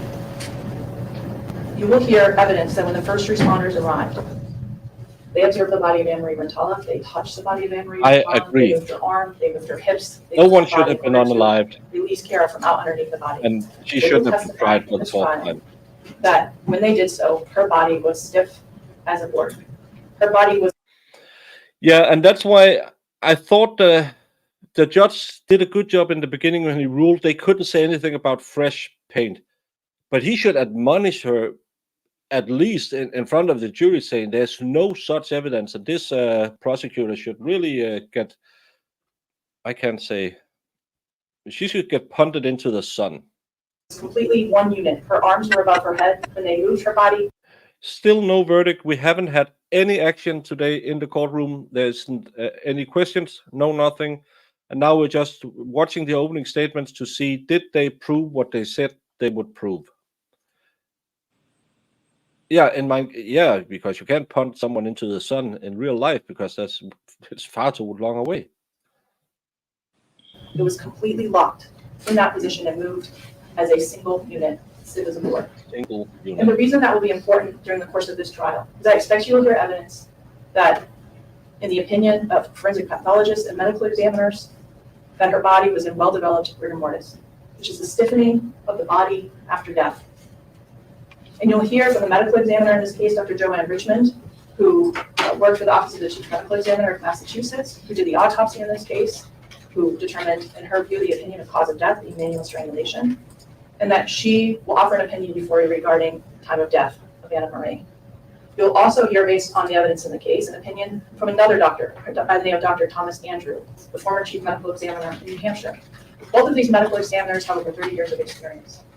I expect they will testify that based on the conditions of Anne's body, when the first responders arrived at approximately 7:15 p.m. that night, that it is their opinion that Anna Marie was dead well before 3 o'clock. And by the defendant's own admission, only 2 adults were home at 3 o'clock that day, her and Anna Marie. During the course of this trial, the evidence that I just indicated to you will come through many different sources. You'll hear from numerous witnesses, you'll hear from the first responders, as I indicated, paramedics and police officers. You'll hear from state police troopers who responded to the scene and were in charge of the investigation.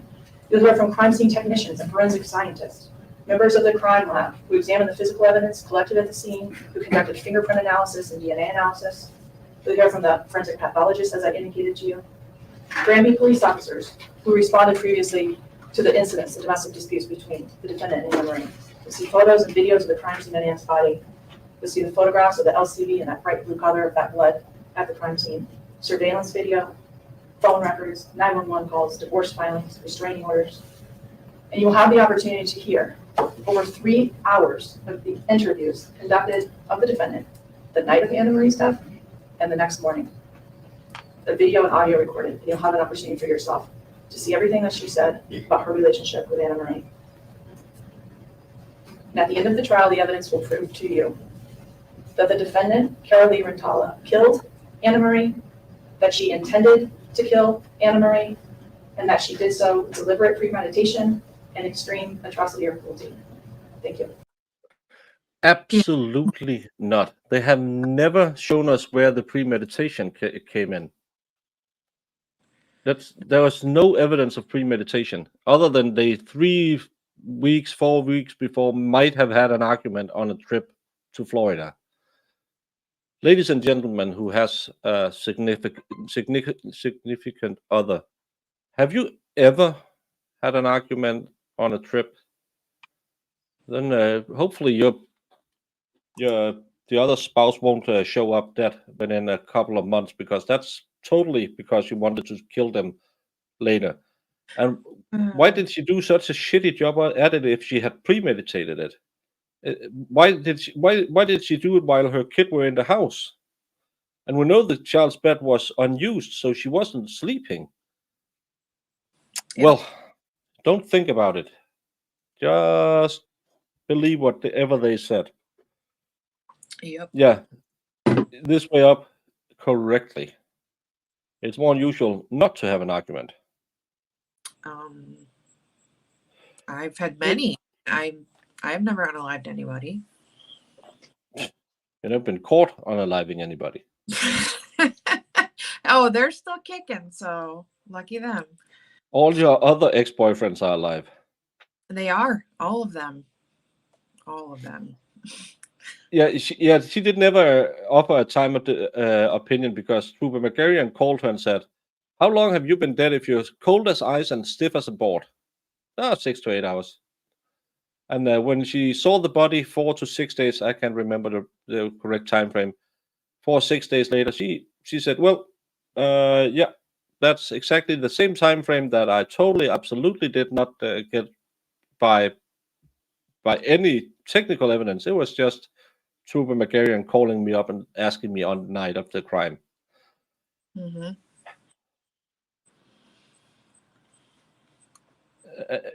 Every trip you take.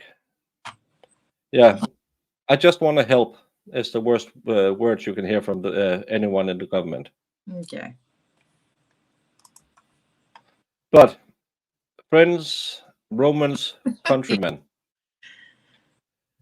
I want to eat some spring rolls because they must be getting close to. No, yeah. I'm gonna grab something to eat because I'm hungry, and you should too. And to make Iris, who probably isn't here, happy, or the other Iris, we're gonna do what we always do. We're gonna have a little fun, Yeah, they are guess on some words. 110. It says. So they're at What? lunch. The jury. 110? Yeah, that's what it says. I'm looking at the live chat and it says no lunch break yet. Yeah, she just put in there. They are on lunch until 1:10 Eastern time. Oh, they are doing it. Okay. So they are at lunch. So that will be in an hour. They're back. So shouldn't we just have a little bit of fun, people? Yeah. I'm sorry, Swap Up. You got Jamie. You have to make. I know I'm not a good substitute for Shizzy, but still, I can put this on so people can have fun without me. What should we play as background music today? I'm gonna come. Oh my god. I'm gonna come. No. I'm gonna come. Oh no, sorry, that was the wrong one. Let's do a little night driving. Oh, I have to share this.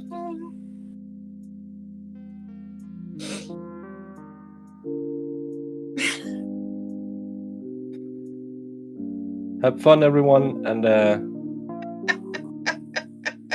I'm kind of coming back.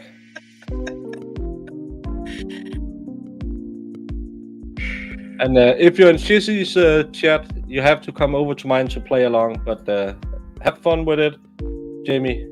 I will get something to eat, and we'll be back.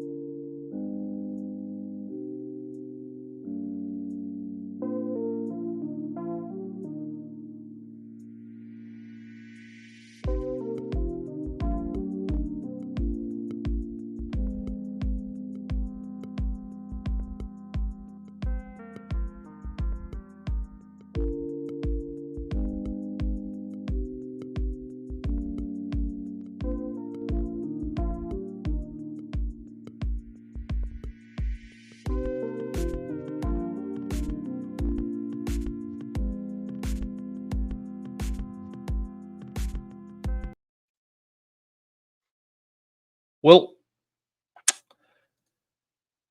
I thought we could jump back on because, as you can see right here, absolutely nothing has happened, but still.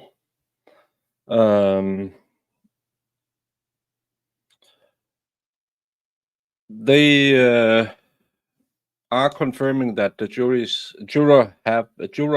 have been working through lunch, which to me would, again, I'm just guessing, maybe indicate that they are not as far away from reaching an agreement. It could be it's Friday, they want to go home, but if they were totally deadlocked and half of them were fighting, I would believe they would have taken a lunch break, gotten away from each other, had a breath of fresh air. But if they are back in the jury room having their lunch, to me that's an indication that they might be closer than we previously believed. What do you say, Shizzy? Same hot, sweaty, tired. I just tilled up my yard. So sorry, I'm catching my breath. Yeah, but as I said, it's confirmed that they stayed and worked through lunch. So to me, that's a positive indication. Yeah, that sounds like Because- they're pretty damn close. Yeah, because if you were fighting, you would have gone out, gotten a smoke, gotten a break. To Had me, it some seems lunch. like, yeah, had some lunch, and you would sit, the four of you who says guilty and the four who said not guilty would have been in a corner saying, how can we convince them? If you keep working, to me, it sounds like maybe two people in the room are acting up. Yeah, that's what it sounds like. And we'll see. Yeah, and again, it could also mean they are just looking at which of the lesser included do they want to strike her with. Yeah, what exactly they want to put in there, or making sure that they have all their I's crossed and their T's dotted. Exactly. And all of the elephants in a row. Oh my. Hey, Jamie, Hi. did you have something nice for lunch? I didn't eat my lunch yet. Didn't eat your lunch yet. This is the Danish cartoon I talked about yesterday. This isn't going to get you struck, is it? Aw, He's a nice guy. yeah. And as you can tell from all the Marvel movies, this is, Jamie, which god is this? Is it supposed to be Loki? That's Loki. No, that's Doctor Strange, man. Come on. Yeah. I like Oh, And they are, because a lot of the old stories was about the gods going back and visiting normal people. And these are the magic goats that Thor, and as you can totally see, he looks just like Hemsworth. yeah. So Very they close. have been out fighting the trolls, and now they need a place to stay, so they go visit this human family. And of course, even though this is made back in the 80s, it's always faster than you. And Loki has to eat against another troll, and in reality, that's fire, because fire burns things. So again, it's a lot of things to explain the myth and stuff like that. We should probably. He's gonna fight the chickens. He's gonna be a mighty man. Go with the. And of course, the girl is left. Yeah. And I don't know if you know this about the goats that carries the wagon Thor rides in, but he can slay them every night and eat them, and then they will be resurrected again in the morning. So he has always Bones whole, or else yeah, he'll because resurrect with a broken leg or something. exactly, and that's what happens to these kids who are then. What did I do? I did it stupid. They are taken as slaves or servants, Valhalla because Loki makes him break one of the bones and suck out the marrow. So the next day the goat can't walk, and the goats are actually the ones who make the lightning. It's not the hammer. Many people believe it's the hammer, but it's when they are running across the sky, the sparks from their hooves. Oops. Wow. So yeah, Makes me think that Valhalla is probably Valhalla Waits is probably pretty upset that his goats aren't kicking out sparks. yeah, but maybe he should get better goats. I'm thinking, and then he can eat them So- every night, and they'll respawn in the morning. Just don't suck the marrow out of them. Yeah. Nothing interesting has happened all day. They have been deliberating all day, but we take it as a positive indicator that they have been deliberating through lunch. So no matter which way it will swing, hopefully something will come soon. I tried to watch it, but I really didn't like it, especially because I grew up with this cartoon, and I read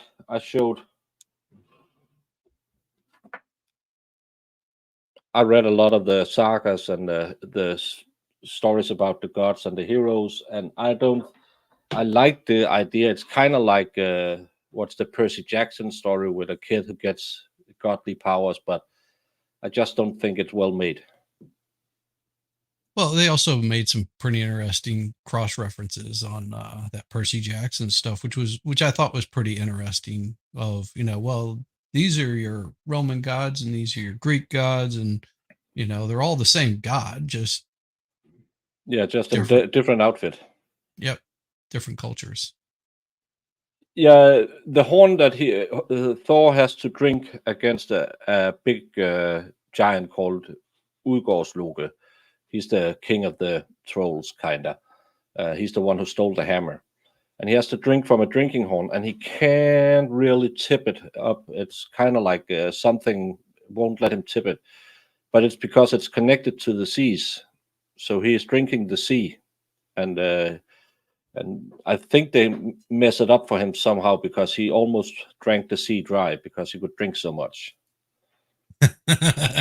Sounds Yeah, so if anyone is wondering why Nick is having a drinking stream, it's because it's in our culture. We drink a lot, and Wilhammer, I didn't say that. I said that Loki made the young boy Tjalfe break the bone and suck out the marrow of one of the goat's bones. It wasn't Loki. Yeah, it was the kid. Well, it's even if some of the stories has been told and retold, watch it. It's a really, really, really good cartoon, especially if you have kids who's kind of interested in.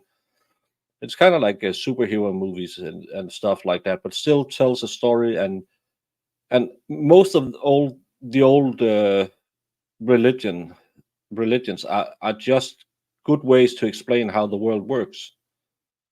That lightning, you should be aware of that. It's because the gods are punishing you, or you should just stay inside because it's pretty stupid to be outside in a thunderstorm. So that's but we have the one, and I just got to thinking about it because of those Odinists and how little they have to do with Odin, because Odin was not a purebred fanatic. The Nordic gods, they went all over the place and did whatever they wanted to do. And we even have a god, the god of the sea. He was chosen by his wife because he has nice feet. So even back then, you can get only feet. But might as well keep the god with great feet in the ocean. Yeah, I love the drawing style. It's not for everyone, but it's kind of like the Lord of the Rings cartoons, but just not as bad. Not bad, but so dark. Hey, Lexi. Hey, Lexi. Wow. A chicken of the sea. Well, is it chickens swimming in the sea, or what do you mean? No, it's a tuna. They call it chicken of the sea. It's pretty It's a bad, isn't it? It's a Jessica Simpson reference. Jessica Simpson was asked her boyfriend in that horrible reality show. They call it chicken of the sea, but is it chicken in the sea or something like that? She didn't get the tuna reference. Ah, smells like chicken of the sea. Hey, Donna. Well, she was hot. She got a lot of money out of being hot. So Yeah. poor girl. Yeah. Hey. And now I don't know what she does now. I haven't heard anything about her in a million years. Hey, nothing wrong with making a lot of money whenever you can. Nope. And You know, it's a small window, but get it in there. Yep. So I don't know why people have so many problems, but it's the same with the people who would complain about OnlyFans girls. Don't complain about those. Complain about the simps. Yeah. The girls don't pay for it. Yeah, don't be a simp. Don't be a simp if you don't want to. If you want to simp for them, go ahead. Nothing wrong with that. It's your money to do with as you will. Yeah. How is but that still, old saying? A fool is easily parted with his money. and again, you can probably have more fun with someone with flesh and blood for less money. Yeah. So Absolutely. well, if you smoke weed, it's probably something. If you're cold, it could be something else. Oh, she had a drinking problem. Hopefully, she gets past that.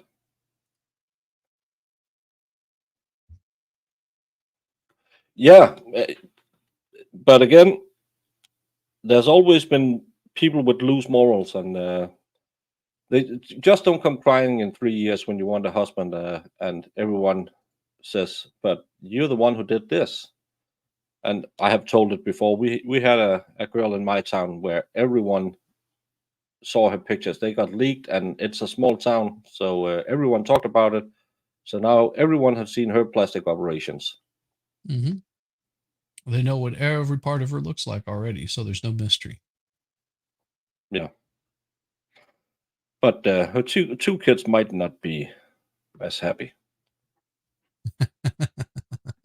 Suck. Oh my. Yeah, just like Jody. Jody has no surprises left, but that girl has neither. And just the fact that it was at a parent teachers meeting where one of the fathers was, "Isn't your name this and this? Have you Googled yourself recently?" That can't be a fun night. Yeah, a lot of times it's because they've been looking. They were it was late at night browsing.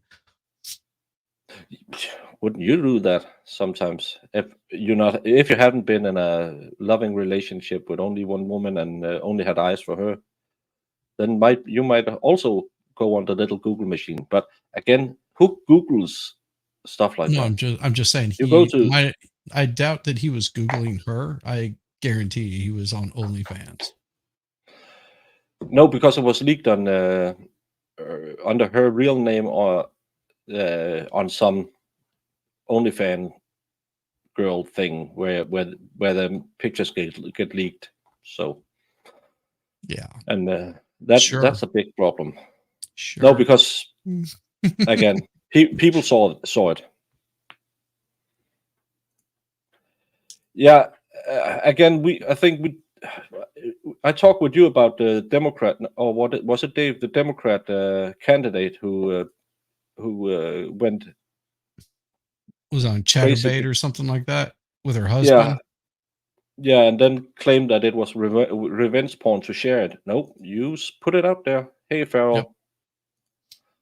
And if you put it out there, you have to be able to see it again. And that's what people forget a lot of times is, I made a I made $100. Oh, I'm so rich. I'm gonna go buy something. But there's always a price to pay. Nothing yeah. in life is free, and you have to pay one way or another. And sometimes it's better to work the shitty job at McDonald's for $8 an hour because you get older too. But the internet never forgets. I guarantee you there's probably something The out there about internet. me. It I doesn't. would I would almost bet there's some stuff out there. Yeah. Farrell, we haven't heard anything from the jury today. No questions, no nothing. We know it's confirmed that they have been working through lunch, which we take as a positive indication that they might be close to some kind of verdict. Either way, it's hard to tell. They've been going for more than, I believe, 14 hours now. Oh my God, I've been sitting in this chair too long this couple of days. But hopefully we'll get a verdict today. Either way, but I would have had lunch if we were far apart, because then I would try to gather a few people with. If you have a few swing votes, try to get them on your side, go back into the room, and hit the other side harder again. So, Yeah. hopefully. But I have a nice one. If we don't have anything coming out by 2, I've got to go drop off this tiller back at the tool rental place. 'Cause I don't own a tiller, not in my area. And it'll take me a little bit to drop that off, but I'll keep my phone up and hooked up and ready to go. If for some reason it does come in, I just got to drop this off. Once I drop it off, then I'll come back here and I'll jump in and relieve you for a bit so you can jump over on Nicholas's stream. Yeah, hopefully something will happen, because 14 hours, and again, we've been sitting here. Yeah, talking. What the F have they been discussing in there that I can't see it. I can't see them returning with a guilty verdict, but I couldn't with Zachariah Anderson, and now when you're thinking and you're saying, oh well, they've been going for so long. Oh, they're pestering the not guilty into voting guilty. That's why, and because you have these, it's a human thing. The longer you wait, the more negative the outcome will be. So yeah, I just sit here and I don't know. I honestly don't know. I mean, no. To me, it seemed like they would be back within a few hours before the end of the day. Yeah, I was pretty like, wow, I'm surprised they're going this long. And then whenever we went through yesterday, I was like, they still haven't made a decision. I mean, I'm not saying not guilty or guilty. It just I'm just surprised. There's got to be something that someone's holding out one way or the other, and everybody else is trying to convince them some way or another. Yeah, trying to get it so it doesn't come back as a hung jury. And is it, like I said, the worst case scenario that I would like to see would be a hung jury. That would be the worst case scenario, where they would have to either try it again or just finally give up on it. Best case is guilty, and the worst case going the negative way would be, guilty of all charges, and the by for life. The best of the worst way would be, that time served or something of that sort, and guilty of lesser charges. So I don't know. Some involuntary manslaughter and then give her the 13 years that she served so far. They got it Wednesday before lunch, as far as I remember, because they only had 2 witnesses for the defense. No. It was Tuesday. Yeah, they ended Tuesday. And then they ended early on Tuesday, came back on Wednesday, and ended before lunch.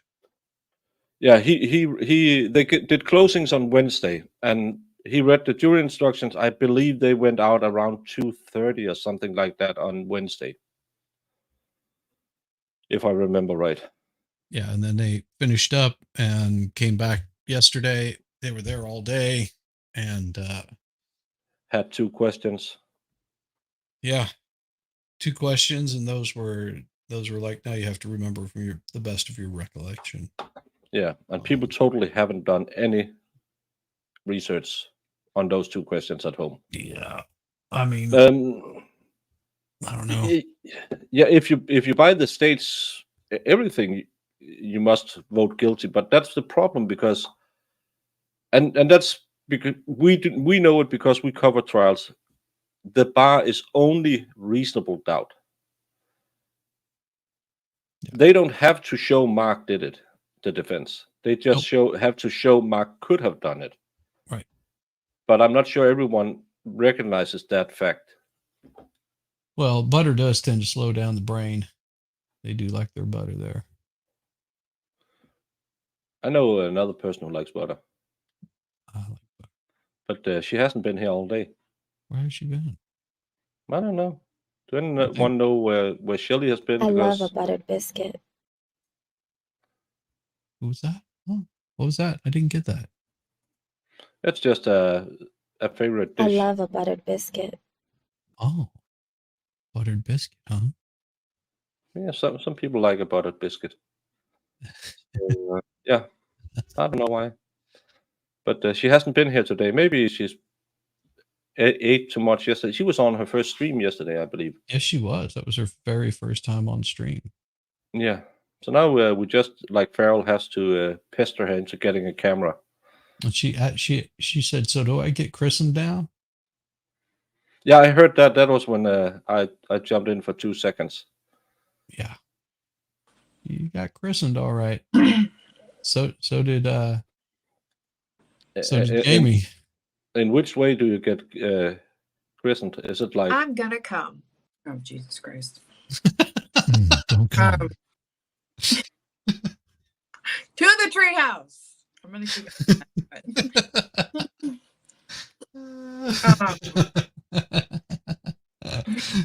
keep Thierry, of course, the judge has said it to them every day. Don't do any independent research in this case when you leave the courthouse. So, of course, none of them have done any of that, because that would not be okay. And none of them have said, they're always talking about prior testimony.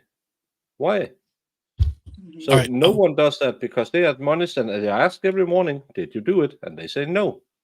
All right, I'm going to jump here for hopefully not too long. It shouldn't take me very long to get this thing dropped off and get back over. So I will keep my Discord open, and if for whatever reason you just call me on Discord, and I should be able to pick it up. Yeah, and I may not pick it up. I may just hang it up, and then I'll just jump into Discord. That'll be like the signal that they're coming in right now. We'll figure something. I haven't tried to call via Discord. We'll figure it out. It'll just ring. It'll ring me and okay. Cool. I go into your profile and there's a telephone symbol somewhere. Yeah. Yeah. We'll figure it out. We'll figure it out. If not, Jamie will call me. I will. Yeah. All right. I'll blow up his phone. That's fine. There you go. See you later. Bye. Who would I use for a book deal? Well, I don't know who you can finagle into giving you a book deal. And I don't know if the juror can sell a book in this one. Maybe if one of them can tell a story about how they forced other people off the jury, and how they were always asking people, which way are you going to vote, and should I revoke the restraining order your husband had? Then maybe there's a book in it for someone. I love butter biscuit. I don't. That was Shelley. 6 times. That's just too much. And again, I can understand you can get a hung jury, you try again. But if you get 2 hung juries and then you try again, and then you get struck down in Supreme Court, to me that's just not right, because the state has all the money and they can just keep hammering you until you don't have any money, you don't have any life, you don't have any fight back, and maybe take a plea deal or stuff like that. which Dave had told me that that's what a lot of people do. They Yeah, end of up course. plea deal because it's just better than the option of spending all this money to fight. Sometimes you just do it. TV, of course, you could take a nice drive because you've been in court all day and just ride around town. But you can't do any research. Then the judge will ask you again tomorrow, did any of you have any problems following my commands? And they say no, and I trust them. Mm-hmm. Oh, we got the death penalty in 4 of the cases. Oh my God. Yeah, but again, as I have said a few times, I don't know when you are electing the next district attorney in Massachusetts. Is it normally around when you have the president's election? If I would try to get the job, I would make a campaign about how much money they have spent prosecuting this poor member of a minority society, because it's totally because of her sexual that they choose to railroad her like this. Mm-hmm. I could run a campaign on this. I would find out how much money has been spent over this 13-year period and said, well, D.A. Peterson, he don't care about taxpayer money. Let me give a crack at it. This poor lady, they're just beating her because she likes other women. You can make a hell of a political campaign around that message.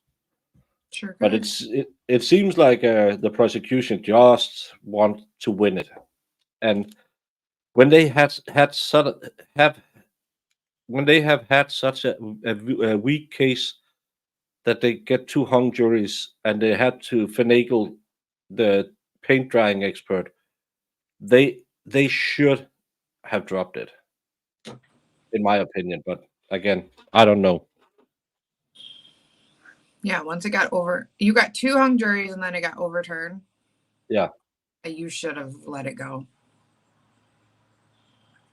And it's 13 years. If she comes back with involuntary manslaughter, she'll have done time served. Well, would she have? Because I mean, she wasn't in jail the whole time, was she?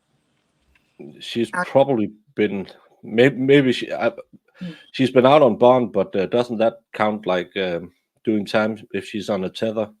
I don't think so. Well, I don't know. I think they count. I know nothing. Time behind bars, so I don't know. It's a good question, actually. You could be under house arrest as well, so that counts. I didn't know if that counted either. No. What do we know? We're not lawyers. I know. You only watch us because of Jamie's lashes. And my charm and wit. Well, they come for the lashes. They stay for the personality. Oh my God. Nick's done. Is Nick already done? That was early. You got viewers joining you from Nick's channel. Oh, I thought he would be going long. I thought he would too. Yeah. Nick just ended his stream. Mo called it. Oh, he's done, Solomon. Well, that's the big problem doing drinking streams. Sometimes they end a bit early because you get a little bit hammered. But now we have Sol here. It's getting worse. I should start drinking because I can't speak today. Shouldn't we play the little thing made by Mr. Wheelhammer? Yeah. Not that one. This one. And I have to pull it on this stream and then have to do stop and then go back. And we can do this. Hey everyone, coming over from Nick's channel. We haven't started drinking yet, and we probably won't because we are on verdict watch going into the 15th hour. So It's been a long day already. Yeah. I bet alcohol was would have been a great choice. Oh, no. Nick doesn't get sick. He only stays sick for a week. Rachel Hope Brinkinson Engelhardt. Oh, Baker can start drinking. I'll be the responsible adult. yeah. Then I just have to transfer the controls over to you, so you can pull Oh. things up. Keep it under control until about 7. Yeah, I thought you already have. Why can't I speak English? Well, Solomon, if you want to come on here, it's a different trial, but you're welcome to come on and talk about your brother. I'm going to pull this down because people won't be going over there. You are more than welcome. We are just sitting here waiting for a verdict. So if you want to come on, show us something, talk about something, you are always welcome.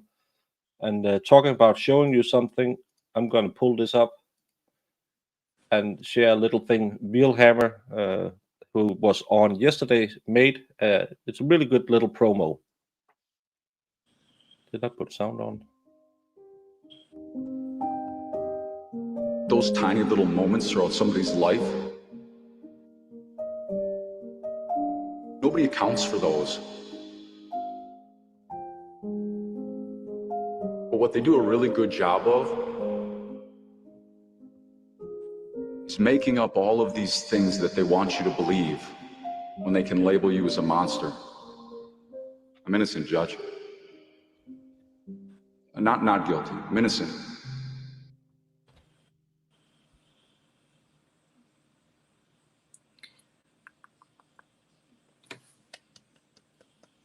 That's so well done. Yeah. And you know, his message speaks for a lot of people in the situation too. I mean, think about what we've been watching so far. Yeah. You know, they And create monster, a story. I really love the I'm not guilty. I'm innocent.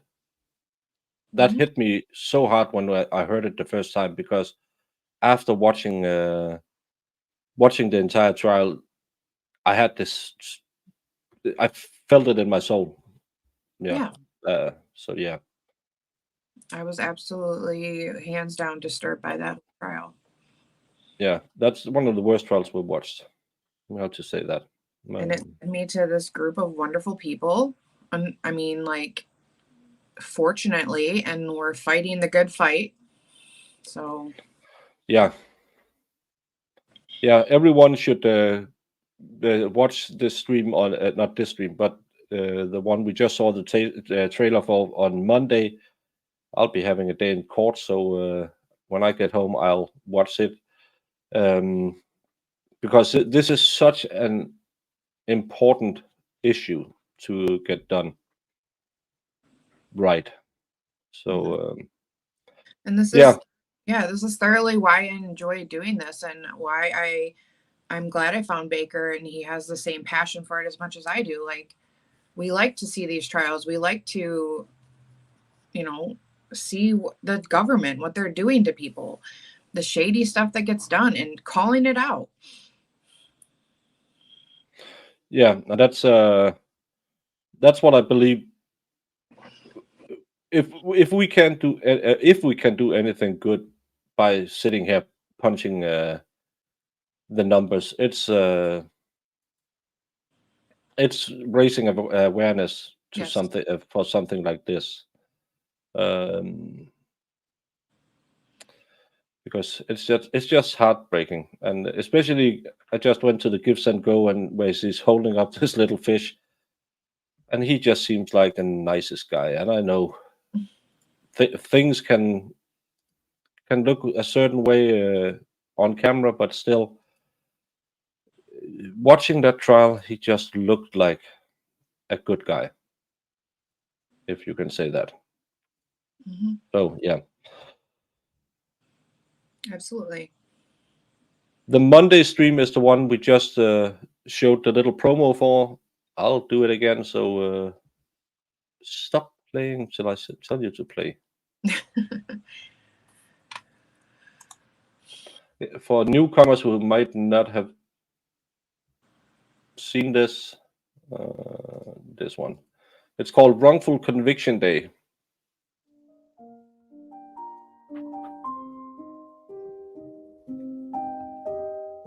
Those tiny little moments throughout somebody's life, nobody accounts for those. But what they do a really good job of is making up all of these things that they want you to believe when they can label you as a monster. I'm innocent, Judge. Not guilty. I'm innocent. Yeah. Yeah. That's Legal Vice's channel on Monday. Will be Day of Innocence, and I really like that name. Not innocence, Wrongful Conviction Day. Yeah, and yeah, it just, you get a bit sad when you watch it. Yeah.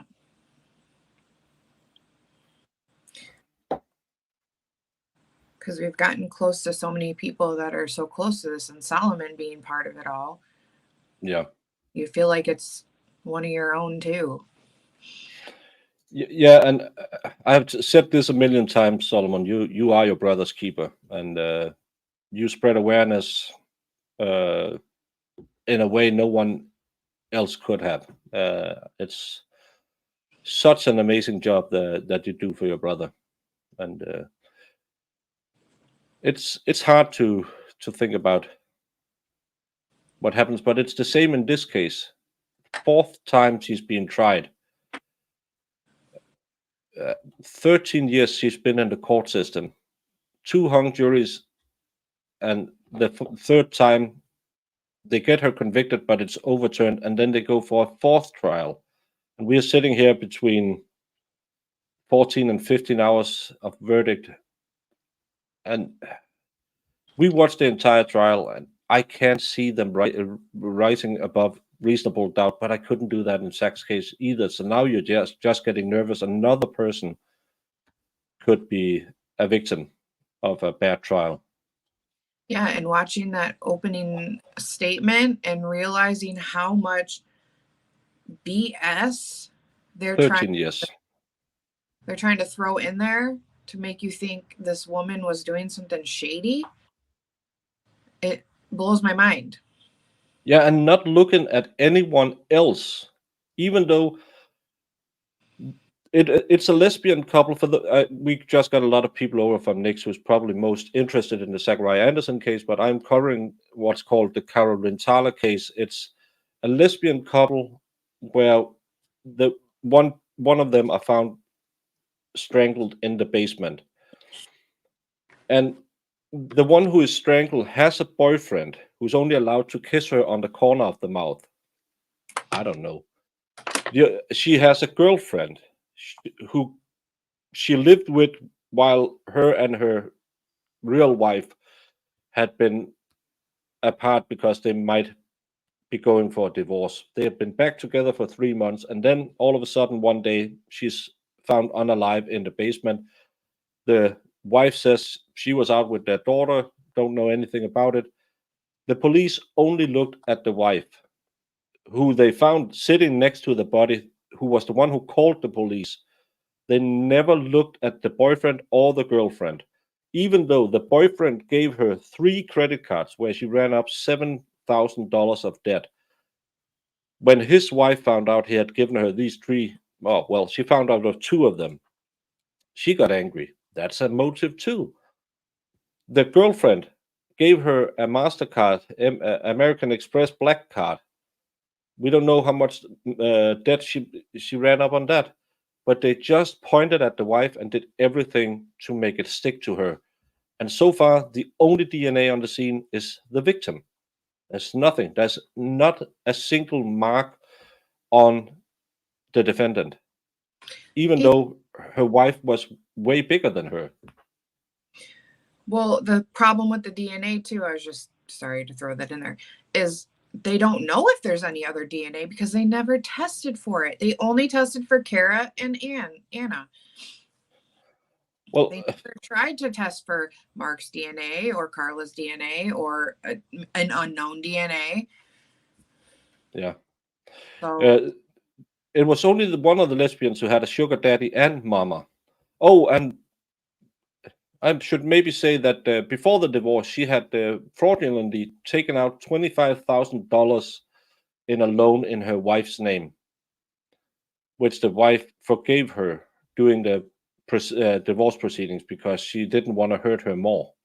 So she seems like the killing type. If you can forgive her fraudulently running up $25,000 in debt in your name, yeah, you'll all of a sudden you'll just kill her with your 3-year-old in the house who doesn't.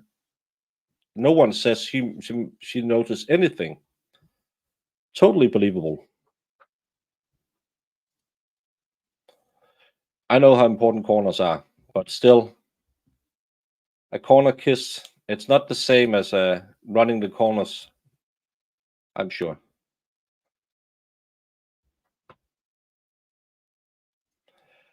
Yeah, it gets tough sometimes. Jim, go listen to that other guy. Oh, lefty properly. There may be a single mark on her body though, but they didn't test it. No, yeah, they never got a DNA profile from Mark, as far as I believe. And they said Mark was totally cooperating with the police. Mark is the corner kisser. He was totally cooperating with the police. Well, he showed them his phone where he had deleted a message. Then he gave the police his bank records maybe a year later with his phone records. The bank records showed he lied about the day of the murder, but there was no need to look into that either. And when they finally looked at the phone records 2 years later, after they had indicted Cara, they found out he had lied about his phone, but no reason to look at him. It was the wife. It's always the wife. So yeah, were you over at the lefties? yeah, he had a clip they wanted me to hear, so I had to go see what it was. Having fun with you today. What? Just saying, everyone is having a bit of fun with you today. Well, because it's just so stupid. Because of David's stream yesterday, it was too much fun. Yeah. Should have been there. Yeah, but I have this thing called night where I have to try and sleep. Well, but we saw the state opening. Should we watch a bit of Rosemary? I love Rosemary. I miss her. Yeah.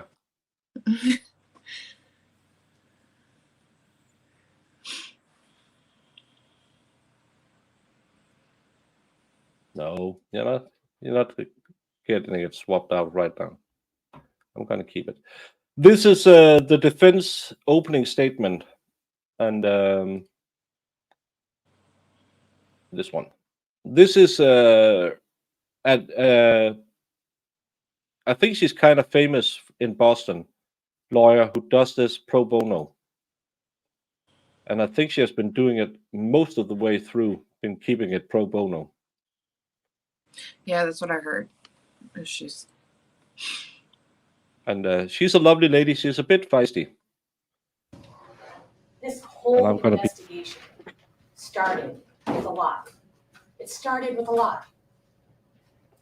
When that 911 call was made, that Cara Rintala asked her neighbor, Roy Dupuy, to make, he said nothing about it being a domestic. But you know what the dispatcher did? The dispatcher called it in as a domestic. So before they even get to the crime scene, in their head is the idea it must be Cara Rintala because it's a domestic. The first responders hear that it's a domestic. The first police officers on scene hear that it's a domestic. And when Cara Rintala voluntarily agrees to speak to the police without a lawyer, 6 minutes and 55 seconds into that conversation, Mm-hmm. the question is asked of her. So I heard there's been a lot of domestic violence. That's why Cara Rintala is bringing up the domestic violence. Not because she wants to talk about a relationship with her and her wife. Because you'll hear evidence, I expect, that they reconciled, that they dropped the divorce proceedings. And you heard the prosecutor talk about, in that statement, Cara said that she was bamboozled. Want to know why? Because Anne Marie told DSS that she lied. She lied about the assault and battery in 2008, that it never happened. So was Cara bamboozled by Anne? Well, if your spouse comes in and lies about you and gets you arrested and gets you kicked out of your house, I think you've been bamboozled. And I think that's what the evidence is going to be. Now, what you didn't hear from the Commonwealth, because they don't want you to look at this case objectively. They want you to look at it with blinders on, exactly like the first responders did, exactly like the state police did, exactly like the dispatcher did when they said it was a domestic. They want you to just focus on that. They want you to believe that Cara Rintala is the only one in the whole world who had access to that house, and the only one in the whole world who could have done this. What they didn't tell you about is a guy by the name of Mark Olasak. You didn't hear one word about Mark Olasak. Mark Olasak was Cara Rintala's partner as an EMT and firefighter. Mark Olasak was in love with Anne Marie. And how do we know that? We know that, ladies and gentlemen, because when they got around to interviewing him 18 months later, when he first lied, two days later they said, "Where were you?" And he said, "I went to physical therapy that morning, and then I was home the whole rest of the day." Total lie. Total and complete lie. That's not true. But because the police believed it was a domestic, great, all right, we'll check that person off. We don't have to worry about that person anymore. Mm-hmm. Then they find out that almost a year later, maybe even a little bit more than a year, that Mark Olasak is still sleeping in a sleeping. We got another guest. Hey, were you on next? Yeah, I told him to go eat some bread and go to bed. Oh, he had a little problem. Well, I think he was done. He's been up since whatever time, his time, and then math, and then time. Mm-hmm. He raised 1,400, I think. So That's a great thing. Yeah, but he was definitely done, and I was like, "Sir, you go to bed." Yeah. The expert, why do you ask a man who has been divorced for more than 20 years how to raise a wife? How to raise a wife. Aww. Well, Baker just started a domestic. I'm going to leave now. Aww. Look, he's trying to burn down the house. And Yeah. This is the only correct answer. Buy extra mustard. Yeah. You have to have your own stash. That's the thing. Yeah. Look, I have a snack drawer but the feral one now knows where it is. So I have to have my own snack drawer. I even bought keto, like sugar-free candy that he all ate because he's evil. I mean, he doesn't use his powers for good. Of course. No, and mustard doesn't Mustard go was bad. innocent. Yeah. Well, did you clean out? See, the expert, had you cleaned out the refrigerator, you could have saved your mustard. But since you made her clean it out, really, I mean, you're responsible. Yeah. No, we are not rewatching closing statements, because closing statements are just a summary of the trial we just watched. I think it's more interesting to see the opening statements and see what did they prove that they told us they were going to prove. And when we watched the state's opening, we were stopping every 5 minutes and yelling at the screen because they didn't do any of the things they said they would prove to us. Absolutely not. They lied. Yeah. Mainly. I The mean, state lying? right? Am I Did you see shocked? that? It wasn't more of a lie, it was more of a story, a fabrication of a story of like, yeah, well, you know, there's blood, even though we never tested for blood, but we sprayed the stuff that one of the components that it finds is blood. So let's just say blood. I mean, why not, right? Yeah, and you haven't watched this trial, Mo, but they have this amazing explanation about what happens. Why is this now not the right thing? I love it when it does that. It shifts up and you're like, wait, that is not even what I was thinking, but okay. And then my brain goes ADHD and I'm like, squirrel. Yeah, but we have the crime scene. This is a stair down in the basement. Here is a mat filled with blood. There's Frybird. Are you doing something on the screen? Because we can't see it. Sorry. Jamie. You love me. You can never be mad at me. Don't give me that tone. But this is the crime scene. Here are some shelving units. This is filled with blood. There's blood 2 places along the stair. There's blood spatter near the body. There's blood around the body. Over here, in this little area, they sprayed the luminol and said there are indications that there had been blood there, and now she has removed it. She cleaned up the crime scene, leaving the mat filled with blood, the 2 bloody stains on the wall, and the dead body. But she cleaned up the crime scene. Yeah. Why? She is attempting to clean up the crime scene in the corner, in the far corner of the basement, but Yeah. she leave a body and all the other stuff there. You know, She left the body 2 feet from where she cleaned it up, and they haven't found any cleaning supplies. They haven't found any bloody clothes. They haven't found anything indicating that she anywhere else they did it. So yeah. Oh, hey Gigi. Yeah, give us the verdict. That's we need This it. is day 3, Too right? much. What? This is day 3, right? They have been they have been going more than 15 hours now.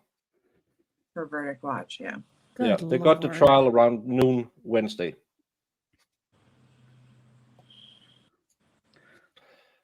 Well, Saul, you can't have one without the other.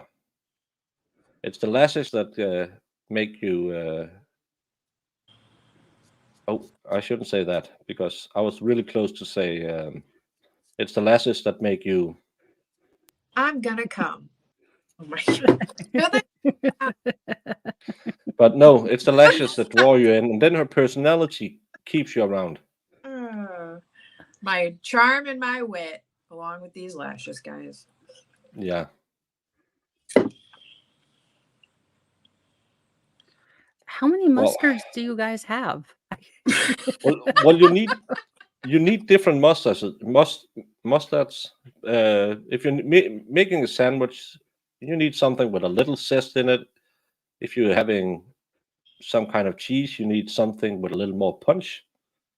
If you are eating a hot dog, you might want a little sweeter. That's I like the sweet and spicy mustard. That's my favorite. 3 days for a verdict. The last time it took them 27 hours to find a verdict. So yeah. Yeah, or maybe the blood that was cleaned up was just because this luminol reacts with certain cleaning components as well, and the things they said she cleaned up had plastic bags right behind them without any trace of blood on them. So why did she only As soon as clean I some get of the fried, scene? That's what we don't understand. It's like the Joel Guy Jr. thing. You think you can clean up a crime scene, but your murder mittens get all cut up and you get tired and it's like, oh my goodness, there's so much stuff to do. You just get tired. But it was just the dumbest place that they picked. Like, oh, there's smear. We can see smear on this shelf that had nothing to do with anything. Okay. And they could, once they spray it, they ruin it. So they can't test it after that. So they just spray it and say, look at all this smear marks.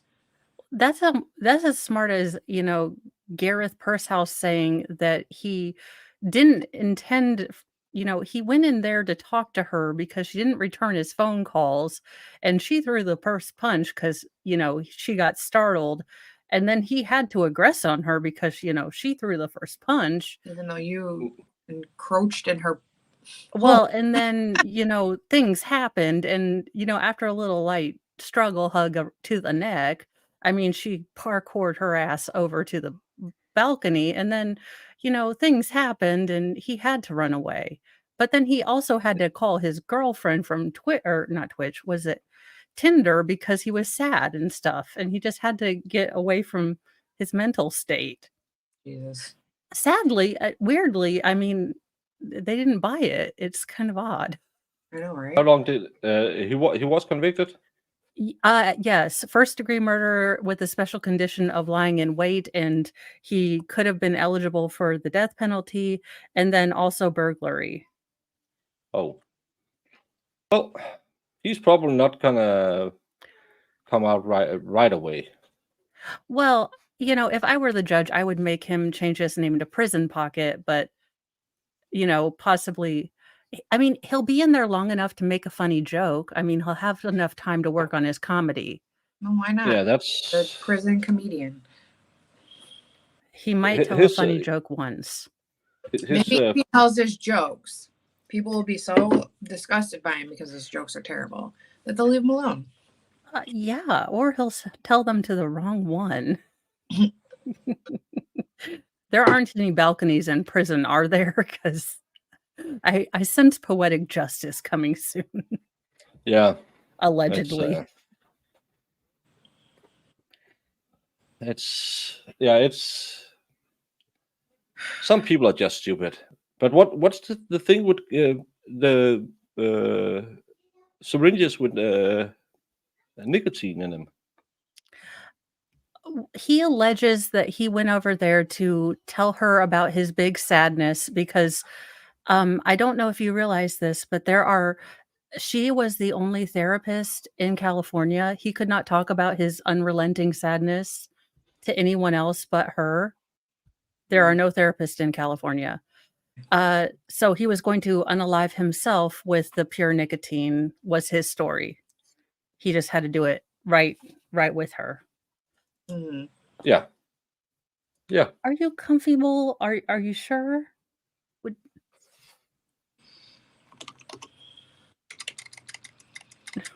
Look at all the animals. Yeah, I know. It's like Noah's Ark over here. Have they befriended each other yet, or? No, not really. Oh. Fry's still barking to see if he'll make friends, and the cat is still trying to send him to Abu Dhabi like Garfield. Oof. God, I love that. But let's go back to let's go back to Rosemary and hear her talk about Mark. Like a pink sleeping bag that Anne-Marie Rintala had at the fire station. And even Detective McGarry thinks, that's a little weird. It's a little weird. Let's go talk to this guy and find out what's happened. So they go and talk to him 18 months later. And they find out that he is sleeping in Anne-Marie Rintala's sleeping bag. And he tells them a story that we're really, really good friends. And being really, really good friends, these are the things that we do. We go out to dinner. We go for drinks. We hug.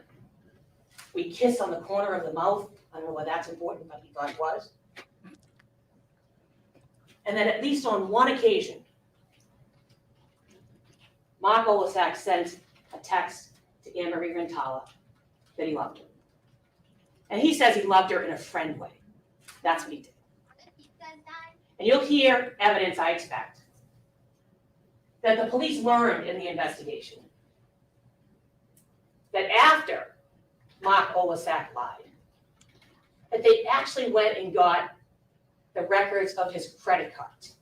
Because they found out that Mark Olasak allowed Anne-Marie Rintala to have 3 credit cards that he paid for, that his wife knew nothing about. Because Mark Olasak, I forgot to tell you, was married with a kid.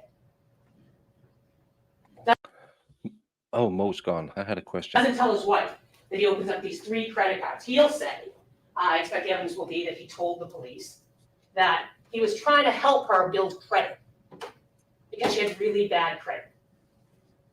That's what that I expect the evidence will be that the police knew.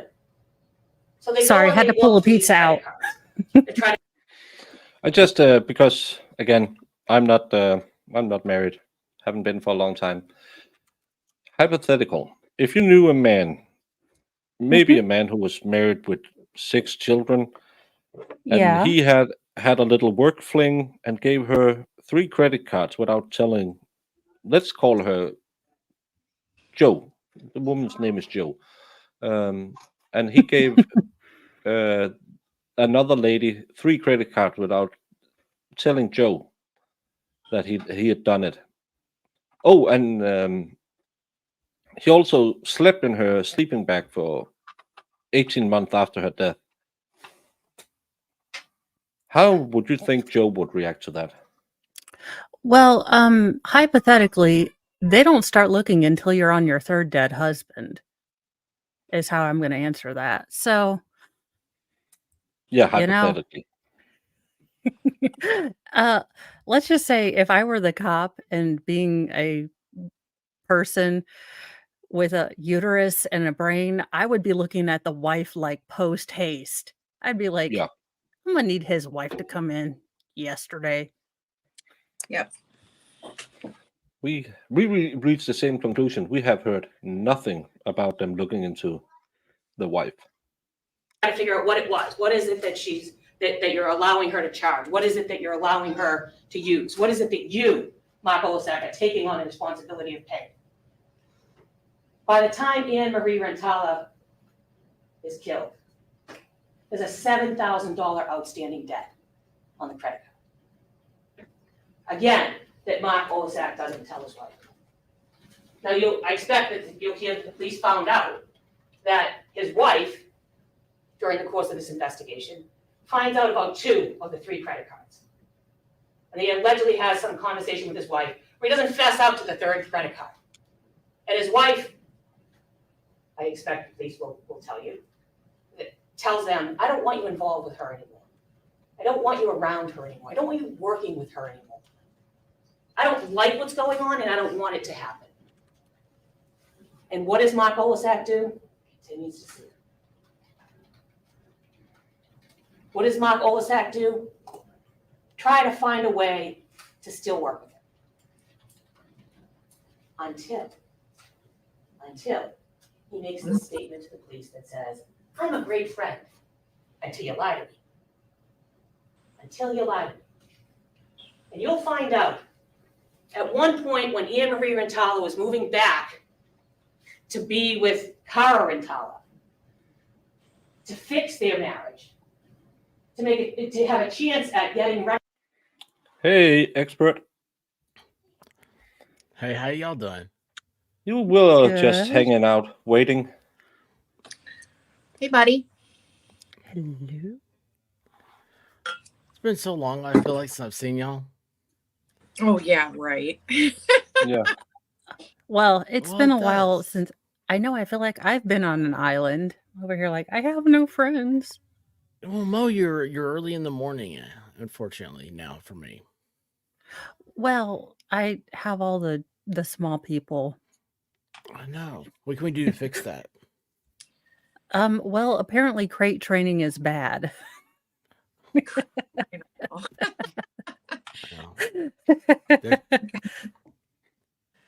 Don't say that, because when you say stuff on Oh. YouTube's It's forever. Yes, I Parents get mean, mad. it's a joke, people. Oh, wait, saying But bad. just it's called sarcasms. Any hoozle. I can't do all day trials, so I tried to pick out times when I can be, consistent for consistency's sake. So that's what I'm doing.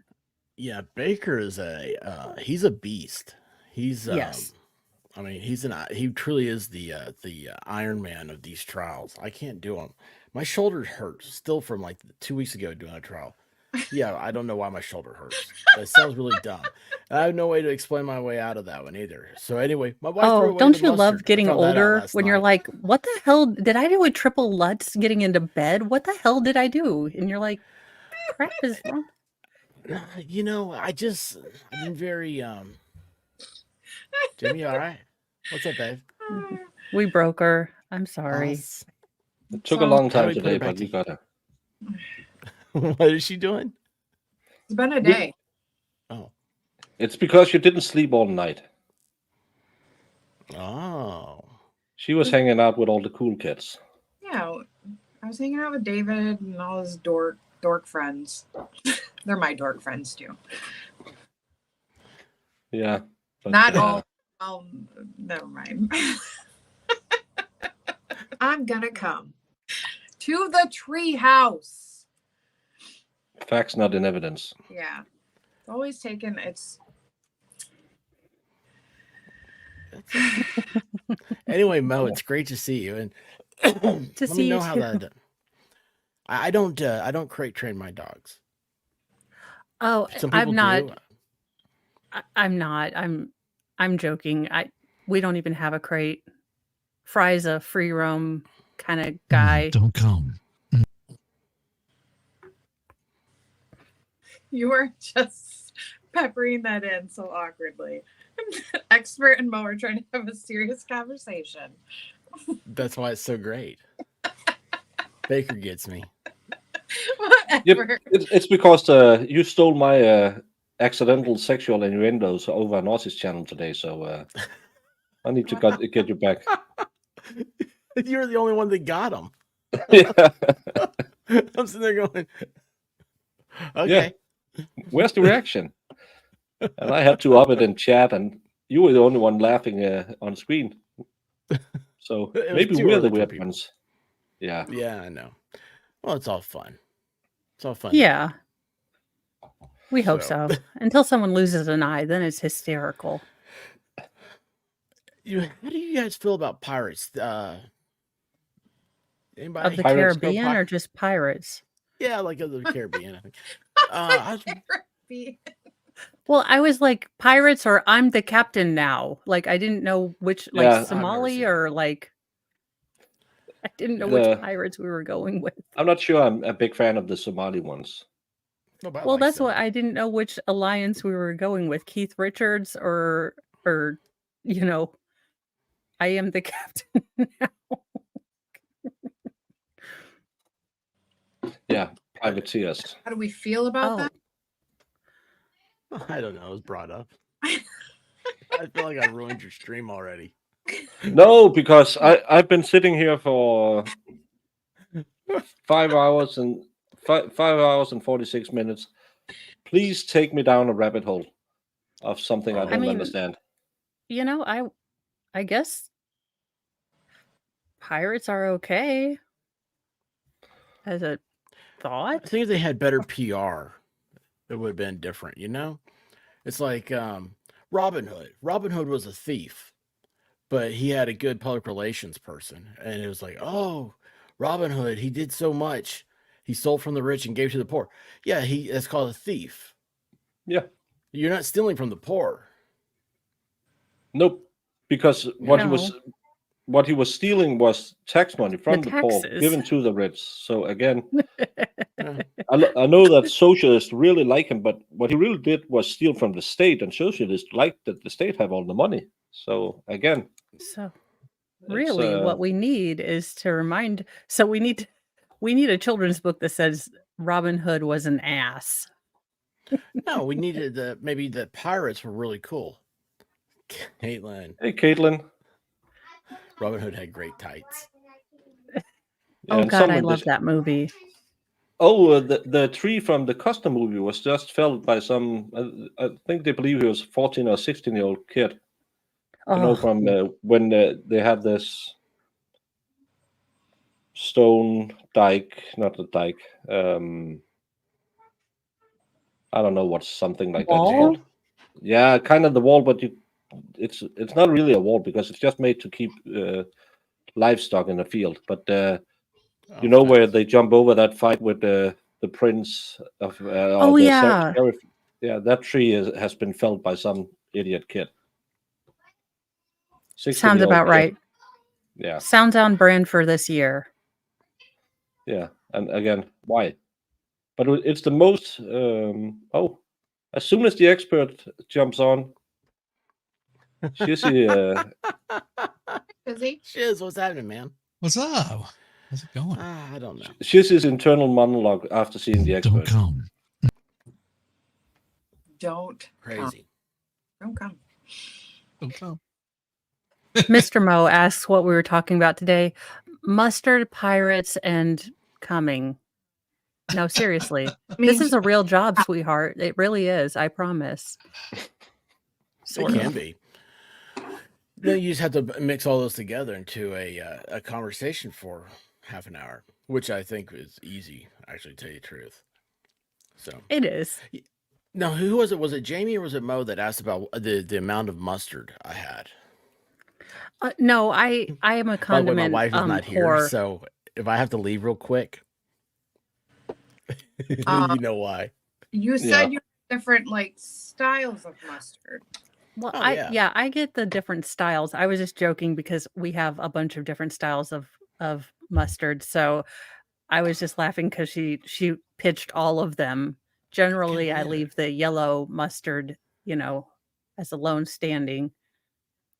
Yeah, it was. I had to really, it's like mustard from a jar, like stone ground stuff and all that. I was like, oh, it's gone. After I made my sandwich. Oh. You can't Then you're really eat it looking at then. Then you're looking in the junk drawer. Like, do we have one lone packet of mustard? Like, maybe we saved one from a McDonald's package. What? Yeah, I discovered one in the floorboard of my car. And I was like, well, she threw away the stuff that was in the fridge. She would die if I ate this sucker. So, No, there's I put it sugar all and acid in it. It'll keep forever. Yeah. Yeah, I know. It's That's what I was got, thinking. yeah, you're good.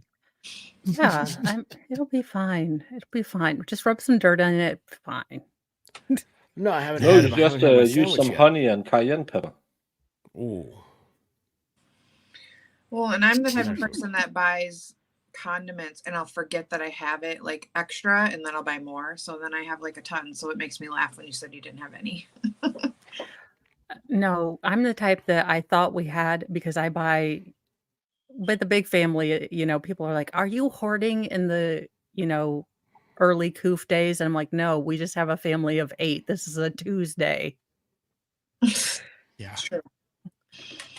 Yeah, I don't like the American. We can buy it in one of our stores, and it's not good. It's so artificial. And ours is Some called good French's. Dijon.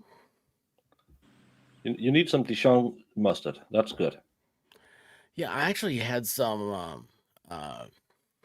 What's the store they have in Germany? And over here, it's Trader Joe's and Aldi. It's whatever that company is in Germany. Their American brands. Aldi. Yeah, Aldi is Aldi. German. Oh, No, yeah, that's right. I'll Aldi. have that. That's what it's called over there. Okay, so that's what we have. Yeah. It's Aldi. Aldi. Oh, I call it Aldi. Yeah, Aldi's. Oh, they're Aldi's. No, it's not We call all. it Aldi's. There's only one L.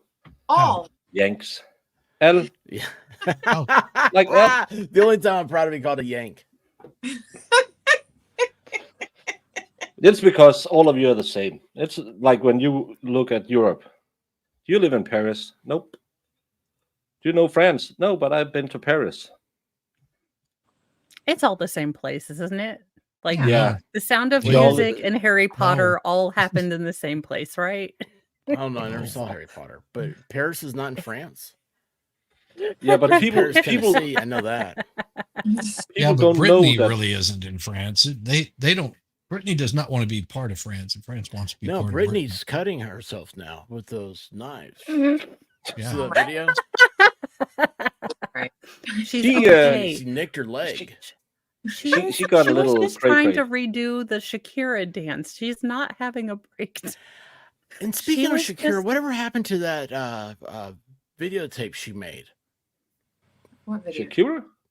Yeah, she was in a home movie. Yeah. No. Oh, When? movie? Yeah. Yeah, like Never a heard about that Kardashian one. type of home movie. Yeah.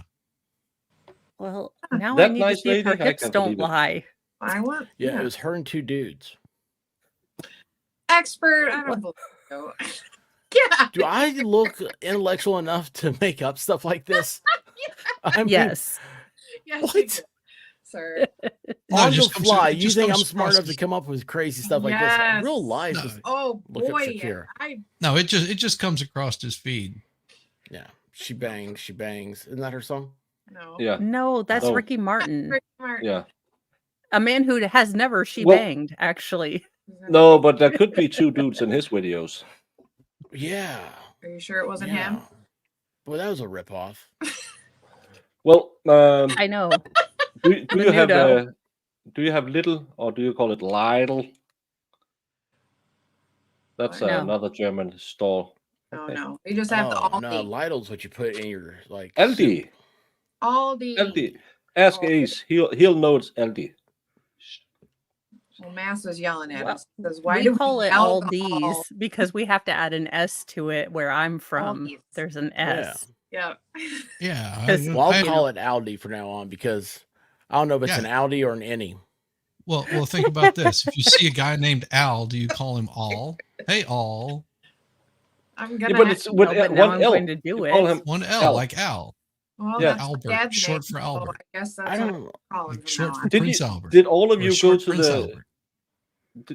Did all of you go to the Mexican law school of words and stuff? Yeah. Yes. Where just Yeah. make I up think I syllables? did.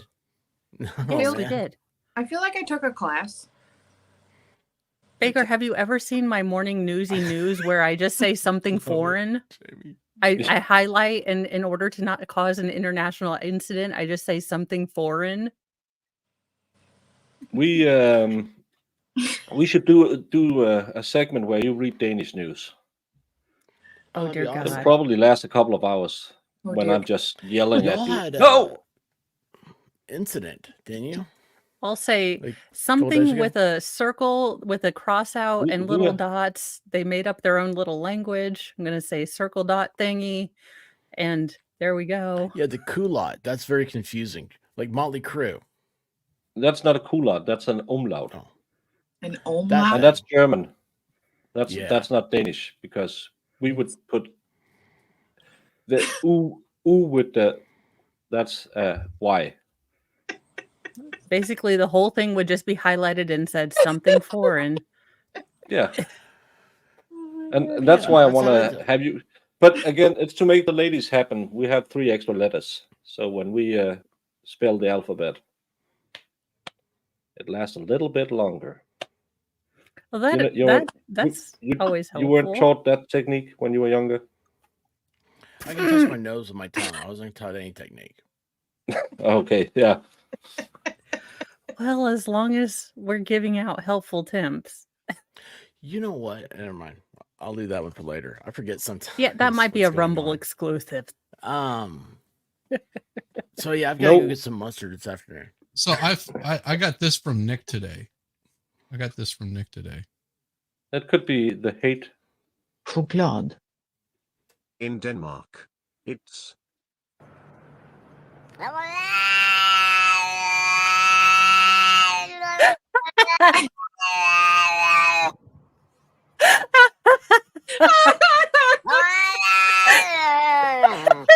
in Sweden. That's just racism. Yeah, I don't get what that is. That's the funny racism I've ever seen. That was from Nick. Yeah, it's because and I wouldn't say it that way because I don't use all the D's, so I'm not D guy. So I would say chocolate. You know. So Now I'm going to be giggling when I go get chocolate later.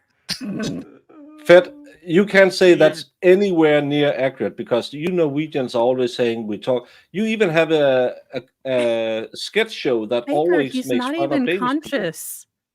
You're No, yelling Fed. at an unconscious person. No, Fed. Fed is saying this is accurate. Who has been on Who's a drunk unconscious? stream? Nick. Oh, well, if he was in America, people would be drawing Yeah. those D's on his face with a Sharpie. I mean, that's very American. Yeah, it is. Could you imagine? It'd be like, you passed out in America, dude. Ah! Just hoping this is before We'd your paint the flight Swedish home. flag on his face. He'd wake up, he'd be like blue and have like, a yellow stripe. Yeah, Nicholas would wake up looking like an extra in Braveheart. It'd be terrible. We try to build things on people when they fall asleep drinking. If you're the first one falling asleep, you'll probably have a tower of beer cans or something built upon you, and some D's painted just to have a fun night. But we Now, do you we are build Legos? Like no, we just use whatever is in the room, and maybe if you can Ah. find a shopping cart or something like that, just put it in bed with people. Shopping cart? Whatever you find. You do it when you're Oh. younger. I haven't done it at least in 10 years. So that's where Michigan learned about milking horses. Yeah. I need to learn to not sleep like Tom Cruise so I can stay on everyone's streams because I feel like I've lost a couple years here. I need I the thought we cliff were notes this of is all new content. Yeah, this is new stuff, man. Yeah. I know. I feel like I've missed some stuff. We're setting the trend. This is just racism. I'm And sorry. I'm really offended. I feel by this one. terrible. And this is the Norwegian people who have done this to us, and I don't like it. I get angry when I watch this because every time you talk to a Norwegian person, they say, "Have you seen that funny commercial we made?" Get up. Why don't you? What happened? Why?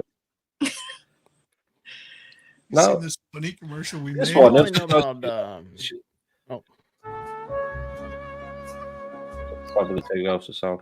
Danish language has always been impossible to understand for most Scandinavians, but the recent years it has been impossible to understand for us in Denmark too. So for me, the Danish language has collapsed into meaningless guttural sounds. For example, the other day I had a problem with my bicycle, had a flat tire. I had to go into a traditional Danish ice cream store. And when I came in, I didn't even remember the Danish word for hello. Get good. I didn't understand anything of him, so I just repeated what he said. Good at det. Jeg skal sige, lille solskin og lille skønner. Skulle jeg slagsskab få en lille cykelgruppe? Skal slag få en lille. This is pure racism. Yeah, it feels a little cringy to me. Yeah. Yeah. I don't want to participate in something like this. Whatever. How do y'all Fit. have Europe? I don't understand Europe and their languages. Well, I why- say why bring not? it back. Let's have oh gosh, let's bring Archie Bunker back. Let's bring it all back. Let's explode brains. Let's bring Blazing Saddles back. I think we need to all just have intensive integration to unpolitical correctness back, and then we can all start not being insane. Force everyone to watch everything. I don't trust myself touching. Oscar the Grouch was my favorite. No, Oscar the I Grouch. liked Program. Waldorf and Astoria, the old guys that were just always making fun of people. Love them. Yeah. They're the best seats in the house. They did. We are. I'll and- just let that stand there. Oh, Blazing Saddle, yeah. one of the funniest movies. Nobody ever talks about the producers. I think they should play that in Canada right now. It could be a good movie for them to watch. I've never seen it. Yeah, we that's another Mel Brooks movie. I've never seen Blazing Saddles, so we'll see. I watched We did Blazing Saddles. Oh my gosh. You're saying you've never seen Blazing Saddles? No! What's your favorite Die Hard movie, Jamie? Die Hard movie? The original Die Hard. Let me tell you what. That's if you haven't seen The Barbarians, you're missing out. I haven't seen any. It's on Amazon Prime. It's the best movie ever. No. Here's the problem. I started too late. I have 20 more minutes of it. But it's going to be the best 20 minutes of my life. You haven't finished it yet? I mean, yeah. The dude, there's a scene where the guy's been, like, he's going to be hung for his crimes of being awesome. And he starts going, like that. Mm-hmm. I didn't understand him at first. But after you watch that scene like 4 or 5 times, it's very easy to translate. And anyway, that's a flex noise. It's like an awesome. And as he does that, the noose explodes off of him. And he falls to the ground and he starts laughing. Oh, it's so awesome. What is happening? He has so many women, he has to be taken out in a wheelbarrow. Or watch the Three Amigos in reverse. It's so much fun to watch because that's back whenever you had VHS, so you could rewind it while you were watching it. It's really awesome to watch Three Amigos in reverse. Harris knows. It's a flex noise. It sounds a little feral, but it's there. It is. Oh my God! Is this the cannibal one? A tyrant of darkness ravaged the land. In the Two actual defenseless children, raised as slaves, trained as gladiators. What in the homoerotic are we watching? No, just exotic. Only together they defeat. I love it when they chop the man's arm off. They were rogues. They were greasy, oily, and close together. Heroes. They were the barbarians. There you go.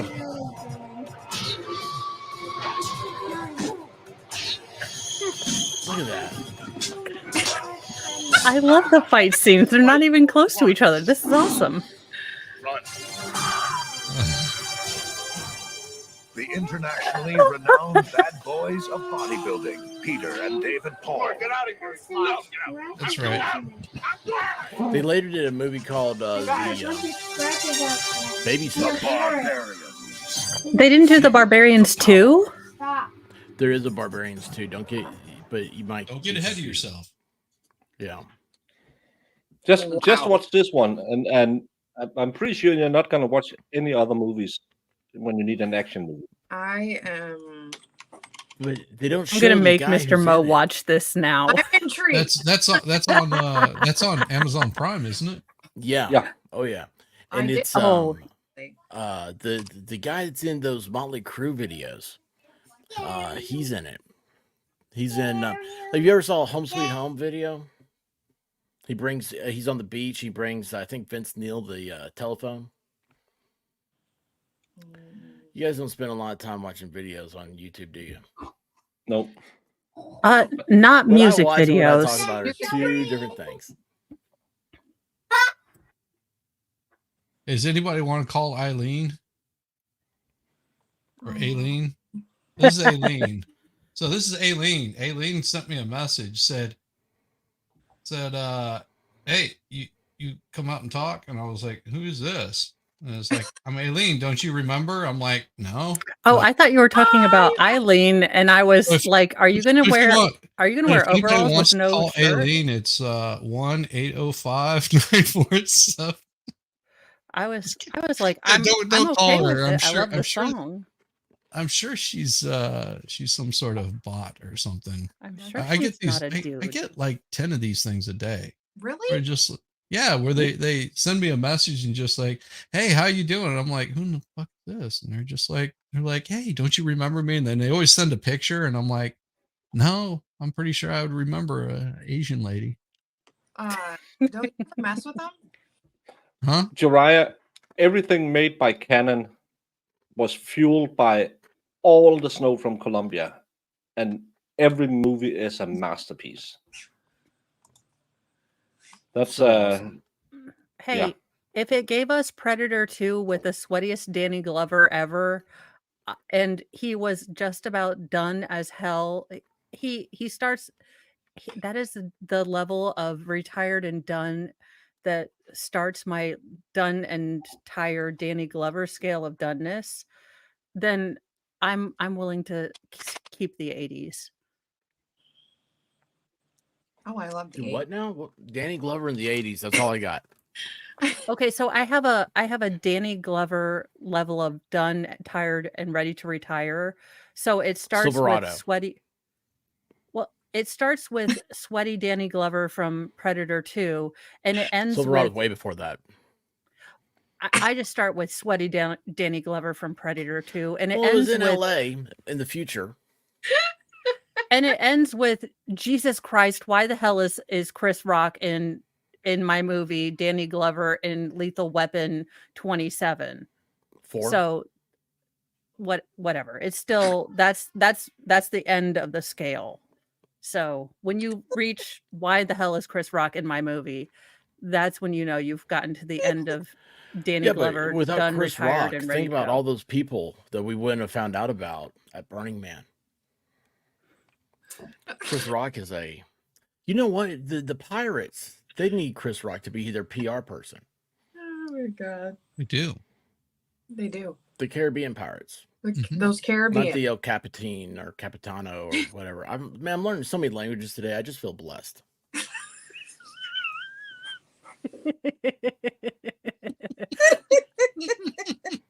I know, now I want to go watch Predator 2 because I love Bill Paxton.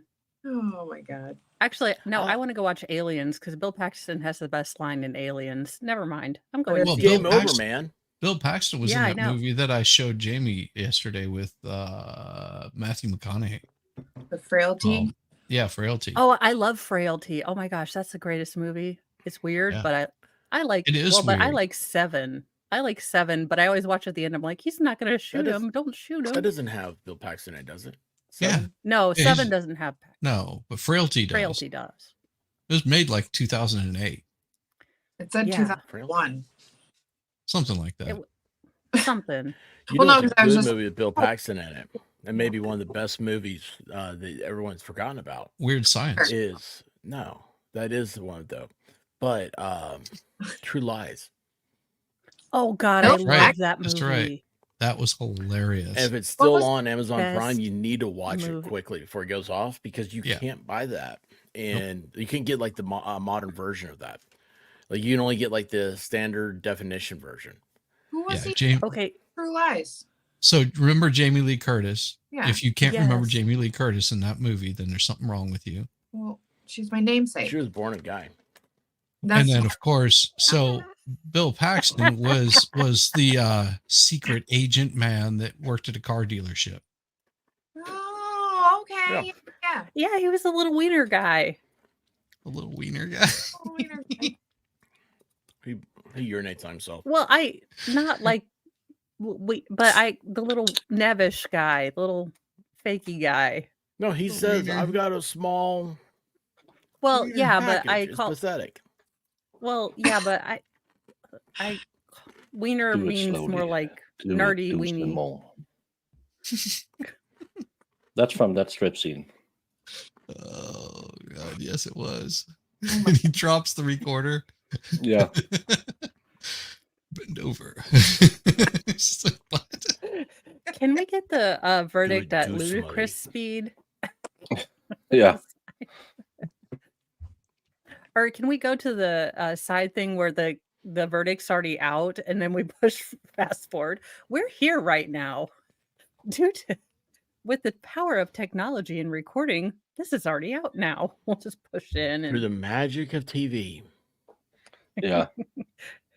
Spaceballs 2, The Search for More Money. I always say that, and people, if you haven't seen the movie, they're like, "What are you talking about?" And I was like, Yeah. "How are we even the same species?" I can't believe Fedorowski has True Lies on the Spanish Blu-ray. That's the only way you can get it. It's the Spanish Blu-ray. So if you have it on Amazon Prime, you got a 4K TV. It's awesome. Oh my gosh, it's awesome. I mean, it's awesome anyway. It's on Prime though. Mm-hmm. I have to get it. I have to watch it. I haven't seen it in a long time. They're also making a Twisters too. We watched Blazing Saddles. Y'all are just now getting to that over there on the. Well, that's why it's Mexican law. It is. Says the EP, senor. But that's the worst thing is we don't have those on the Danish Amazon Prime. I can't watch Barbarians. Again, I feel a slight racism. I think we should take this to Geneva. Yeah. I mean, they're remaking Twisters 2 and Practical Magic 2. And no, leave it alone. I know. We need to stop this. They already tried They're to remake remaking movies. Bambi. Why? For flip's sake? What are they going to do? Make it an antelope? Are we going to have... No, they're remaking Bambi, except it's going to be with a little more modern, so they'll be out there with like 60 cows, just 50 cows, just Live Joe Rogan comes in on a helicopter. Yep. Joe Rogan comes in, flying in, jumping out of the helicopter, or on DMT, with a couple of hatchets, and just takes Bambi's mom's head and. Oh dear God! Wonderful. Sure. I know. Like, what are they going to try to make it a live action Bambi? That would be awesome. They will be making. It will be a live remake. No, or a Disney, dead remake. Stop! No. For the love of God, Disney, stop! For tiny baby Jesus, stop! Yeah, a lot of their. Think about it, they don't have to pay the writers. Well, they just landed the union, the strike things just ended. So no, they managed to screw up Snow White enough with writers. With a story already written. They're not writers. They're plagiarists. They're Imagineers. See you later, Gigi. Bye, Gigi. Destructioneers. They're deconstructioneers.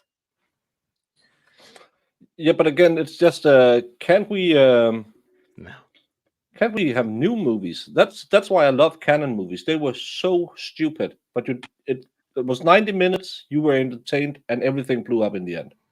Yes. Well, and also canon did a lot of TV shows like the A-Team and Knight Rider and stuff like that. I really am sick and tired of them remaking everything and not coming up with anything new. Okay, can we get Chuck Norris rides again? I mean, Walker Texas Ranger. I guess we're going back. Yeah, but he's. I can't. Well, they tried to remake that show. Of course they did, but they probably did it with like.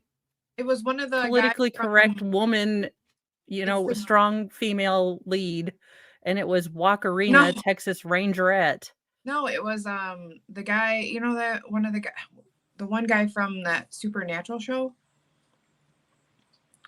Not the. I'm listening. Okay. It's the longer hair. I don't know what his name is. Oh no, not him then. No. It was You need him. the grizzled one. And I think I don't know if it's still on air, but they were remade it. That'd be cool if they remade Enter the Dragon. It'd be cool if they remade Dirty Harry. Tremors, Solomon is don't ever remake Tremors. That's an amazing movie. Oh, it's that's so good. such a great movie. Bacon. Oh my God, it's so good. I've seen all 7 of them. Oh, I've seen. I know. I need them to make figurines of the butt blasters because I just need one for hilarity reasons. Because any life cycle that has a butt blaster in it just needs. Wow. So he's been arrested on suspicion. Yeah. Finally. Well, it only took them what, 20-something years. Congratulations, Las Vegas. You are doing God's work. Yeah, well, I bet that bald-headed girl is going to be really mad. I mean, Will Ferrell's or Will Smith's wife. Will Smith's, I mean, yeah.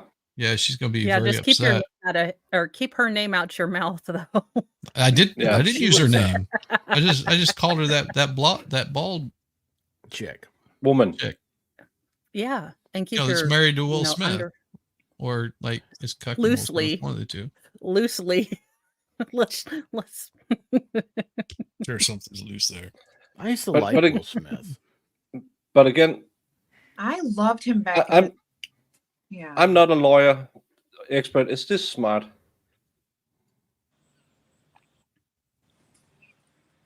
There's a tell memoir. Oh. Wait a second. 2019? What year is this? Is this 2023? I don't remember. Yeah. It took 4 years for the cops to read that? Yeah, well, he said he told the authorities in 2010. So, I So know what I- happens if you write a book and you sell it as a nonfiction? It's a true tell-all, and then you admit to doing something like this. I mean, somebody is going to be like, "Hey, we want our money back." You know, like the publishing house. You Yeah. lied. Or Yeah, you they'll could- sell more books because people are interested now. I mean, they probably got people buying the hell out of his books now because he's been accused. Oh yeah. Got a 'Cause weird people are Danish name or weirdos. something. Yeah. I see. Everybody knows who I'm talking about. I'm glad.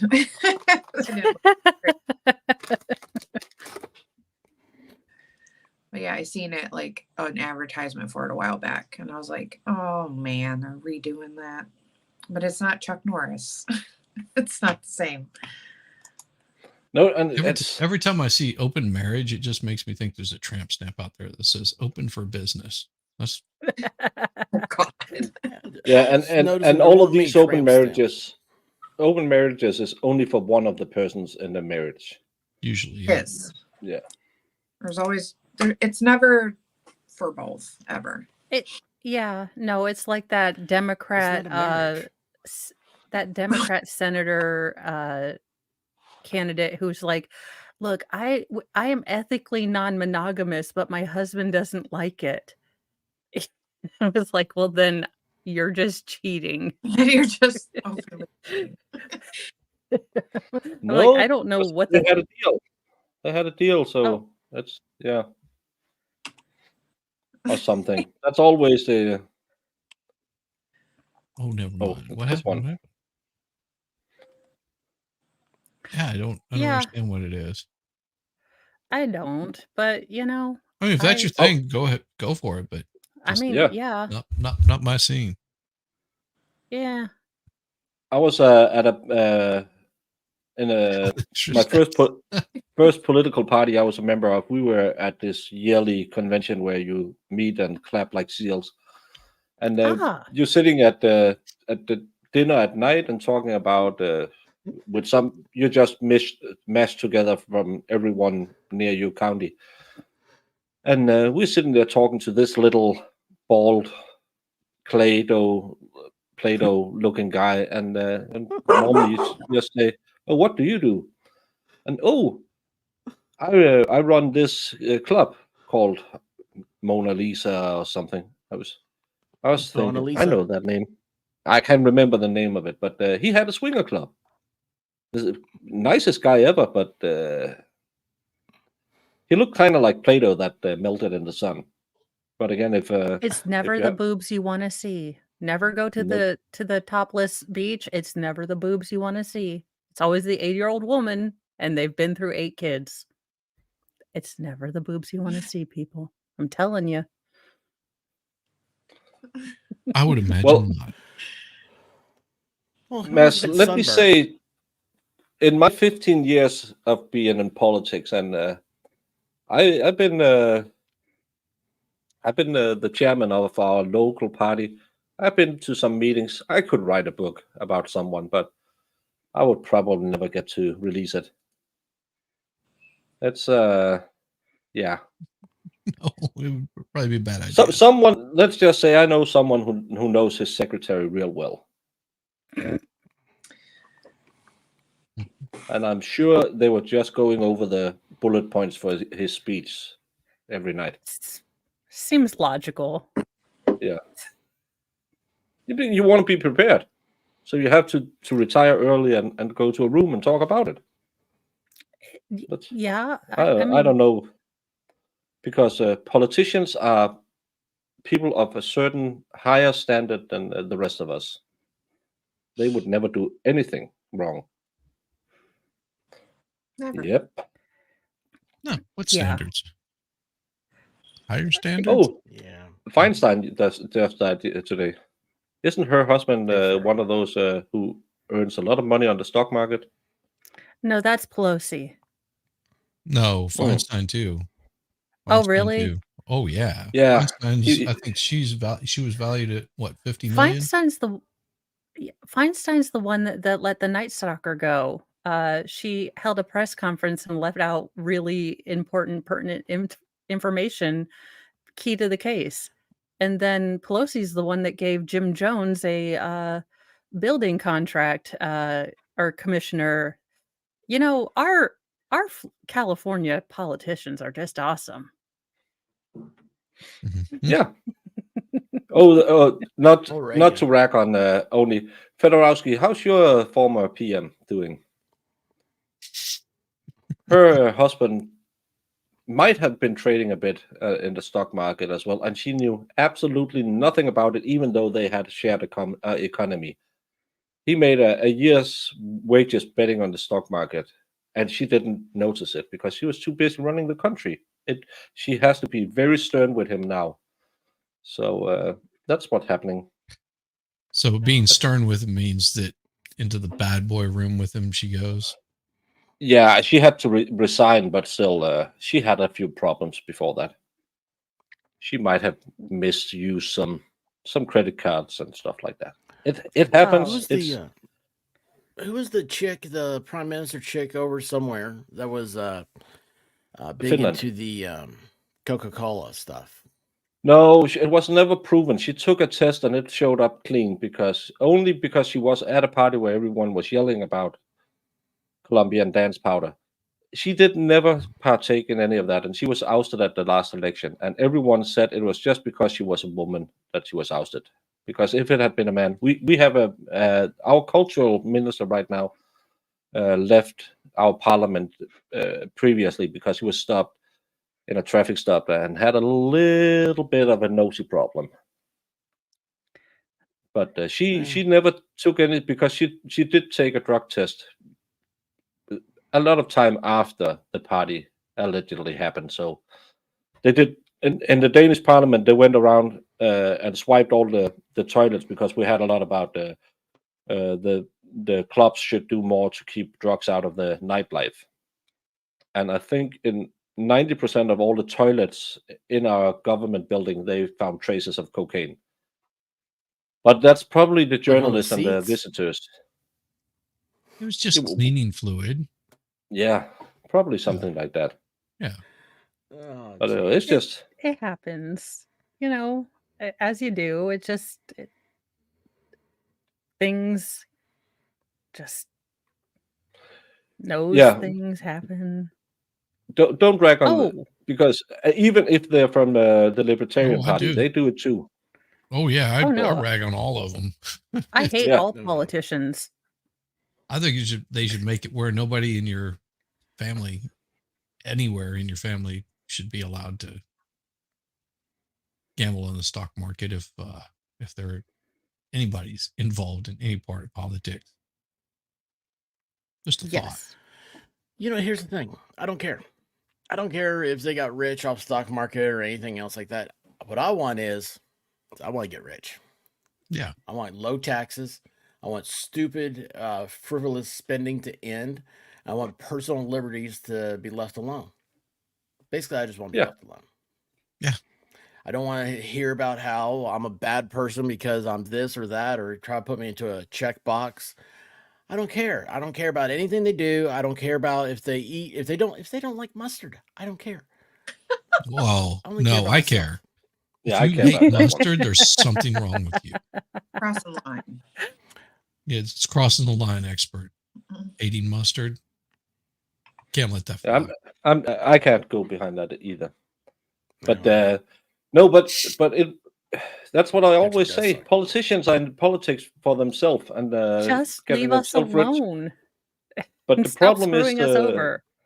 we have politicians who wants to demand what kind of food can be served in public cafeterias because we have to fight the climate crisis. So you can't eat meat. Yeah. Yeah. Oh, yeah. We got that. Well, they have, It's they so have, weird, they have been though. on David's stream lately. A lot of meat eating going on there. Jeez, oh Pete's. I would So like weird to that y'all have the same issues over there. actually. What It's is kinda your like politician. mustard, expert? What's your favorite kind of mustard? Stone ground. Just regular stone ground mustard in the jar. I like it. What's the guy? I can see it now, but it's got the whole seed. What is that? I had some in my fridge. I could have gotten it and told you, but Gouldens or no, No. gold is good, but no, it's and in France they call it moutard. Yeah, that's a lot of that's people call just, me a moutard. I was just wondering because I like the sweet and spicy.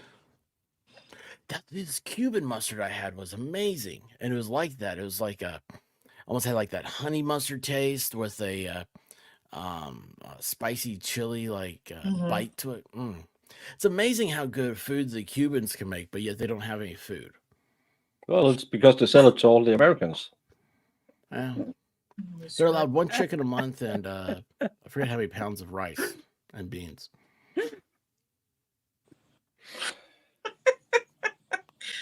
Yay, Chavo Guevaro. Shay. Chavo. It's not Chavo. Shay. Chavo? Shay Guevaro. Sounds like an automobile. Right? They do have some old what's down there? Moutard. Champagne bacon honey mustard? What is that? Well, and I showed yesterday some bacon jam, and everybody's like, "No, there's no such bacon jam." I was like, "Bacon jam." Ooh. Oh yeah, there is bacon jam. I'd like to try that bacon jam. Yes. What do you put it on? Like what's whatever you feel like putting it on. everything? I had. Have you guys ever had bacon flavored vodka? No. That's so nasty. Thank you.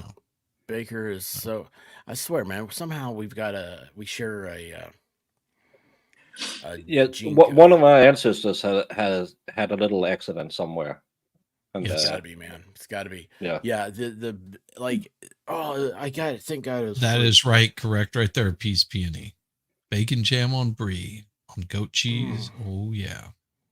Really? Yeah. You use it like on a charcuterie with that. Oh, get yourself What? like Charcuterie. some I would go with the honey mustard for something like charcuterie. That's Well, you do that's that good. too. So the bacon jam is better than honey mustard. Shark coochie. Yeah, that's Charcuterie. charcuterie. I just say that meat plate.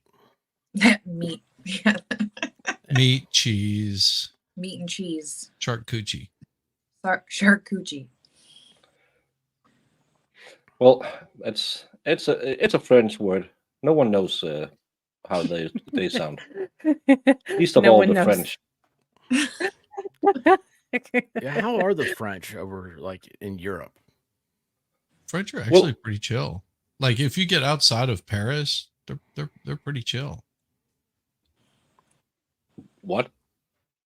I don't know, man. That wasn't me that said it. I hate France. I've been to France a lot of times, and I hate them. No one It's in wants my to speak blood in not to like him. speak English or anything. Even in Paris, you can't talk to anyone. Well, there's a trick There's to it. Yeah, There's a trick to I it. think this might be a hate crime. There's a trick to it. Yeah, no, just wear a New York Yankees cap because they think all foreigners have money. So they know us Danes have no money. Oh my god. Iker just exploded. It was just funny. There was a whole lot of French hate over here. Oh, Hey, dog mama. Hi, dog mama. hello.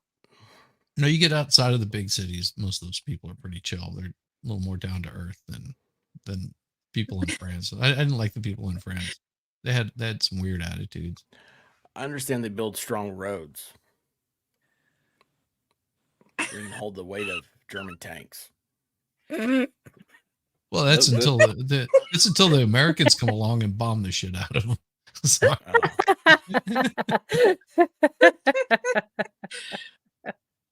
Yeah. Mais je parle pas un peu français, so I can do it. I can get by. I can say deux bien merci, and you don't need to say anything else. And all the Americans are just sitting there and thinking, Klingon? No, the French I'm guys not a. remind me of the Klingons. Yeah. Yeah. How come they're supposed to have? Oh, there we go. That's why it's The unnatural. Jerrys and the Frogs don't get along. I It's in my can't blood not imagine to why. It's been a long time coming. They've been fighting for forever. Well, they're like that. They're like that dodgeball kid who's like real wormy, you know. And like he runs up, like no one can hit him because he's so like like he's just wormy. And he runs around going ha ha ha ha as he hits like all the power players on your dodgeball team. It's dodgeball. You can dodge a wrench. You can dodge a ball. No, you know what? I'm ready for Poland to take over. Poland deserves a fair shake. At one point, Poland deserves to rule. Polacks. I used to. I was deployed with Polacks, and we had a big shaking us together dinner with the Polish commander. He brought a lot of vodka, and then when we got a little friendly and later in the night, he said his biggest dream as a soldier was China inviting Poland twice and being fought back at the border of Poland. And we were like, why? Because then they had to go through Russia twice. So he would really like to see that. They weren't fond of the Russians. There you go. That's France. See?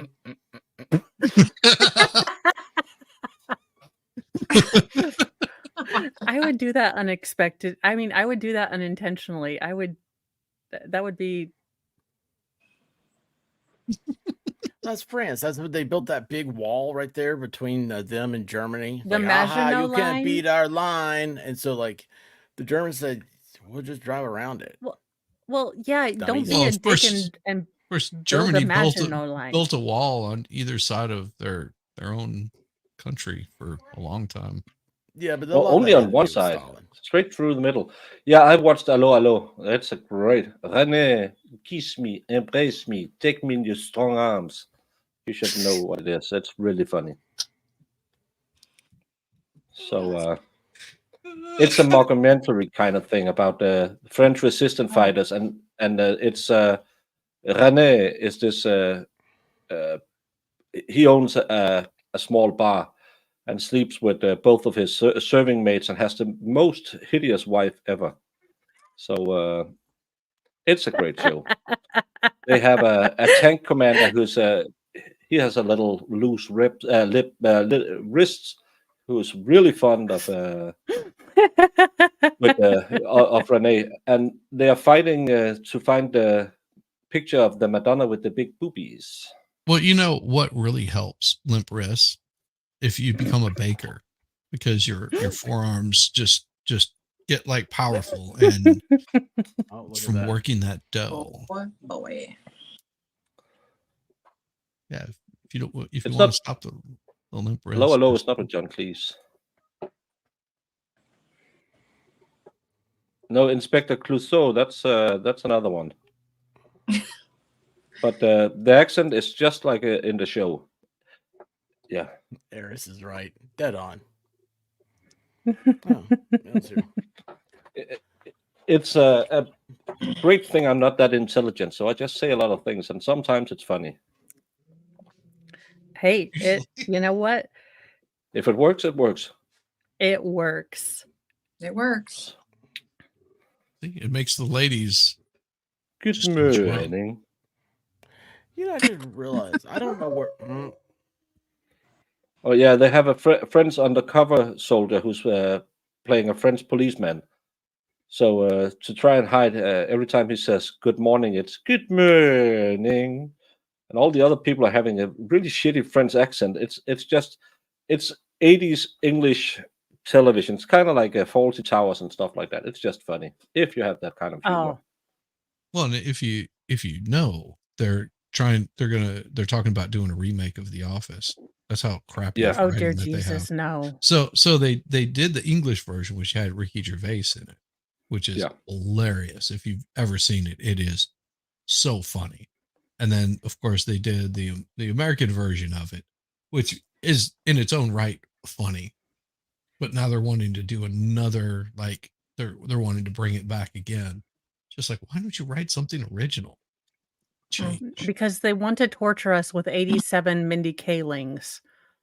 You know, she would be the producer, the writer, and probably the boss. She would come back as the Michael, and it would just be horrifying and a dumpster fire. And of course, I'd have to review it. Drunk. And watch it. Of course, you'd watch Drunk. it. You know you'd watch it. Chloe, No. As you very well know, I'm not Dutch, but it's correctly. But I don't speak Dutch. It would be something I will talen or something like that.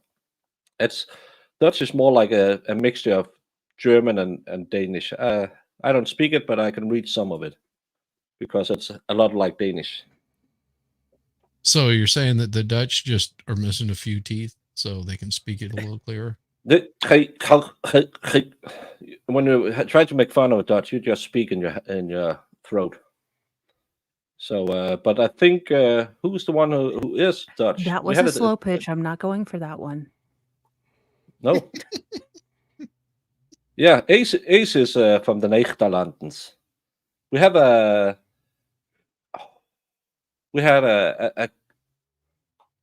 sketch show kind of thing where they had a cycling team back when we had the guy who won the tour, and they had a Dutch sprinter who grew up in the red light district, and he did a lot of things, mostly performance enhancing things. But then he always talked about his mother, who was a hooker in Amsterdam. And that was just fun TV. I like the episode where they're trying to because they want to win the Tour de France, and to beat the other, they think, well, we just start earlier in the day, so we get there first. And then the team owner want to ride up one of the mountains, so he needs a little enhancement drugs. And this sprinter goes into the wrong pocket of his bike shorts and give him the Viagra instead of the APO. So that ends in a disaster. But yeah.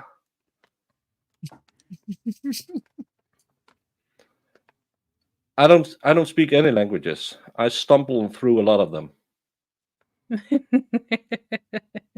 But I took some English in school, and some German, and some French, and a little bit of Spanish. So You took Spanish? only a little. That's crazy, man. Oh, I can't speak any. I can only say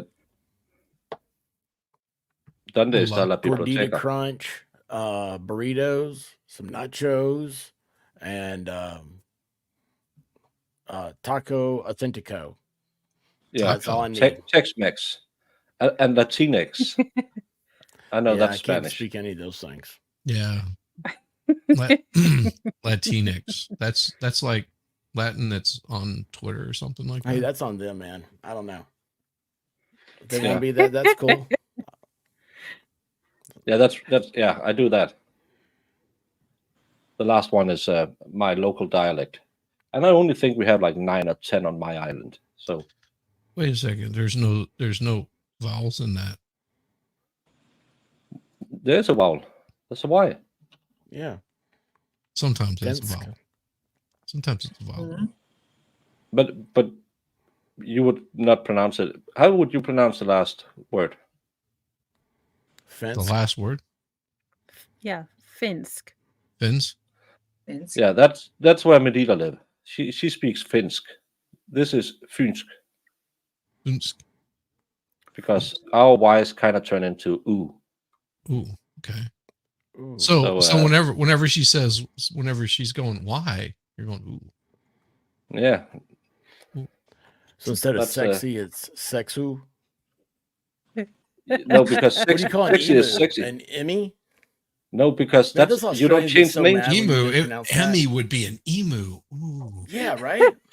I don't say shushu visna. We keep the names the same. We just changed it for you because you couldn't pronounce our names.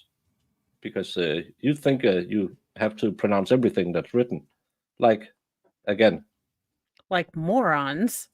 our test, what's his name? It's Mats. Nope. Because you don't pronounce the D and you just kind of rush through it and make a sound. Mass. Mads. I don't know. Mads? It's like a lot. Mess. He's got mad skills. Yeah. Mads. Yeah. But Like MASS. exactly.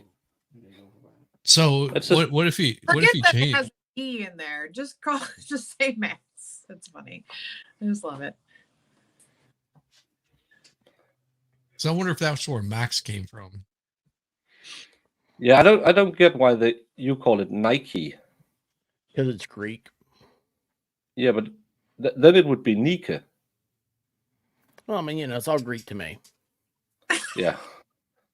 I have. It's all John Stamos. You know what? My wife, that's something else she did that was hateful towards me. I think she's What? Did racist she- against me. Did she Rebecca Romaine you? Did she unstamos you? No, we were at the grocery store Okay. and she didn't tell me we needed to get mustard. And she Oh. said, what's the yogurt I like? And I'm like, I'm just sitting there smiling. And then she says, no, with that hot guy. And my smile went away. And I just walked on down the aisle. And she's like, come on, who is it? What is it? I said, and as I turned, I said, John Stamos. And I just kept on walking to the checkout. Oh, yes. I could hear her saying that. I was like, Oh my god. Have you told her that he had the Olsen twins fired from not Home Improvement. What was the show? Yeah, just the Full House. Full House. Full House. Full Yeah, House. he had the Olsen twins fired from that one. He didn't Well, like them. They probably aged out at some point. No, it was just when in the beginning because they were crying all the time and he didn't like them. Then they got some new twins and they were even worse, so they brought them back. Wow. Where'd you hear that at? Olsen Twinks. What? Well, thank you so much, Minz. And there's only one word, one little word missing in the last sentence. Then it would have been words in that correct. sentence? It's because we have a different sentencing structure. That's what makes it hard sometimes when I get a bit annoyed. Then I have to. It looked put like they words a said that different your way. English is really good. That's what it looked like to me. Yeah, and her Danish isn't that well. But I can't read Danish. It just looks like, because I'm looking at the you can see the English. looks to be good. Your Danish is something, but Yeah. I mean, it sounds like she's saying that your English is good. That she's giving a compliment. It's pretty nice. And I can't read Danish at all. Do you realize how advanced y'all would be if you had a simpler language? Well, we are advanced. But I mean, Just you'd be just like go you'd through be your flying like spaceships and stuff. no, because we had to go share our language with a lot of British guys and beat them with a hammer till they understand it. And then we went back home, and then English spread all over the globe. That's why so many words in English is a derivative of Danish words. So Gaelic's actually pretty cool. My wife actually studied some Gaelic, so yeah, I don't get that one. That's it it's ties Scrabble in. gone wrong.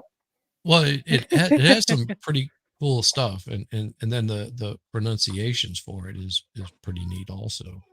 Like a healing Q would be a Highland cow. So I mean, it's pretty close. Yeah, but that now Highland we don't use that word. A cow is ko. Oh. So that's I've known but a if you few go cows that were to hoes. yeah, A few hoes that were cows. Stool, but pronounced the same. it's all something you Verb. find on a farm. Hooves.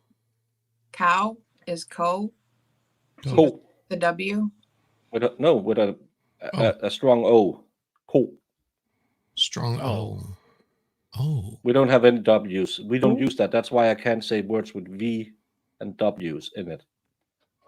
Ah. And TH sounds are really hard. So how would you say mow in the deep end? In Danish? Yeah. Mow in dyben. Dyben. It doesn't It sounds, but if I was mass, I would say mow I den dybe ende, but I cut out the D's. Yeah, that's pretty cool. Yeah. So that's a lot like the same. Yeah, it is. It is pretty similar. Yeah.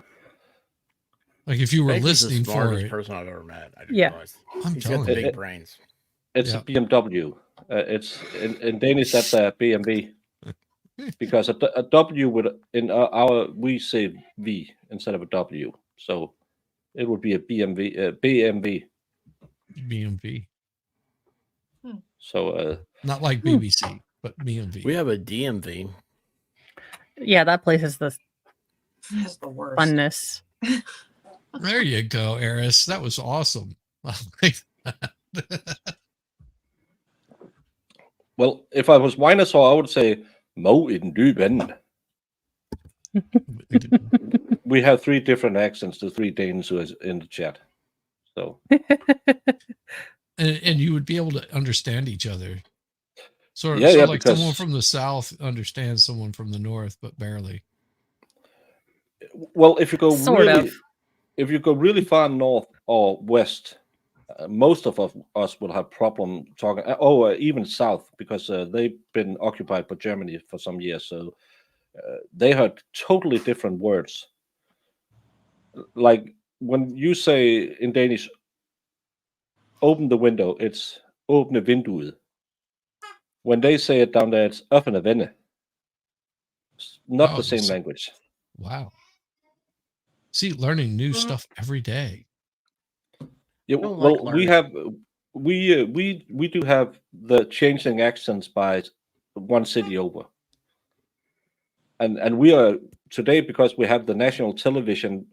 We have most of our accents has gone away because I couldn't understand my grandma when she talked real proper, the way from the area I live in. Is it? Puppy's playing with the chew toy. That's awesome. Is that Fry? Aw. Oh, it's not expert. Is Mo's? I thought it was Open Dogs it don't in play there. with chew toys. They chew them up. You hear that hellhound in there? Man, I cannot give our dog a chew toy because he finds the little squeaker in them. If there's Oh, one that's of it, those man, little yeah. squeakers, he will tear that thing apart to get it out, and then he'll like annihilate it, and then he tears everything else up around it. Yep. So never ever get my dog a squeak toy. Oh, no, bad idea. Well, I've learned the hard wrong way. with our what's wrong with our currency system? That is so funny. Xcomer has meme. I just love it. I don't know. That's meme copium. Yeah. Yeah, I know, but I don't get what's wrong. We We have kroner and øre, and we don't really use øre because that's not the. But maybe it's because we count differently.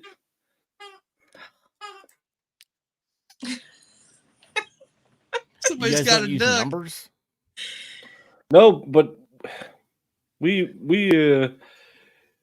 some of the words where you say 90, we say, how would you translate half 50 is, I don't know why it Half becomes 50? that.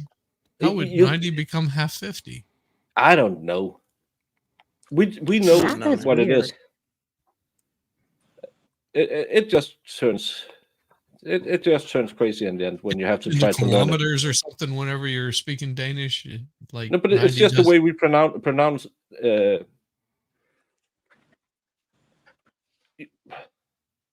And 70 is also one of those half something. And yeah, 70 and 90 is the wrongs that makes why we call it half. I don't know if it's half of something. It doesn't make sense. It's like numbers don't make sense. Because There's it only makes 10 totally sense to us because, but it's the same with the British guys. British guys would say half 8. There's only 10 numbers. There's only 10 numbers. Well, yeah. And then you just add on to it. No, it should be twice 35. What is your first number? That's the question. What's your first number? 1, because 0 is not a number. It's nothing. No, 0 is the first number. No, if you because remember it's not that a number. 0 is the first number, then everything that follows makes sense. Because you have 0, 1, 2, 3, 4, 5, 6, 7, 8, 9. Then it returns back to 0. You just add a 1, and then you continue on from there. Yeah, but 0 isn't a number because it's nothing. No, it's the first number. I was talking. It's something they made up to make you pay taxes. Well, it makes it easier whenever you're counting if you remember that 0 is your first number. You've gone full Dale Gribble on 0. Mm-hmm. The Mayans created 0 for tax purposes. Like I've invented my religion for tax purposes. There you I mean, go. allegedly. Might as well have a religion. Aim it around 0. Yeah, I don't get why you put your day after the month. That's weird. Because that's the way it should be. Yeah, because America. Because you go around and say when you're you have a lot of days, you have a few months. But see, whenever I tell people, whenever I tell people my Yes. birthday, I tell them the month, then the day, then the year. Yeah, but we say it's the something of January, February, whatever it is, because again, it's normal. You take the smallest unit first, and that's the day. Then you have the larger, that's the month, and the largest, that's the year. It makes sense.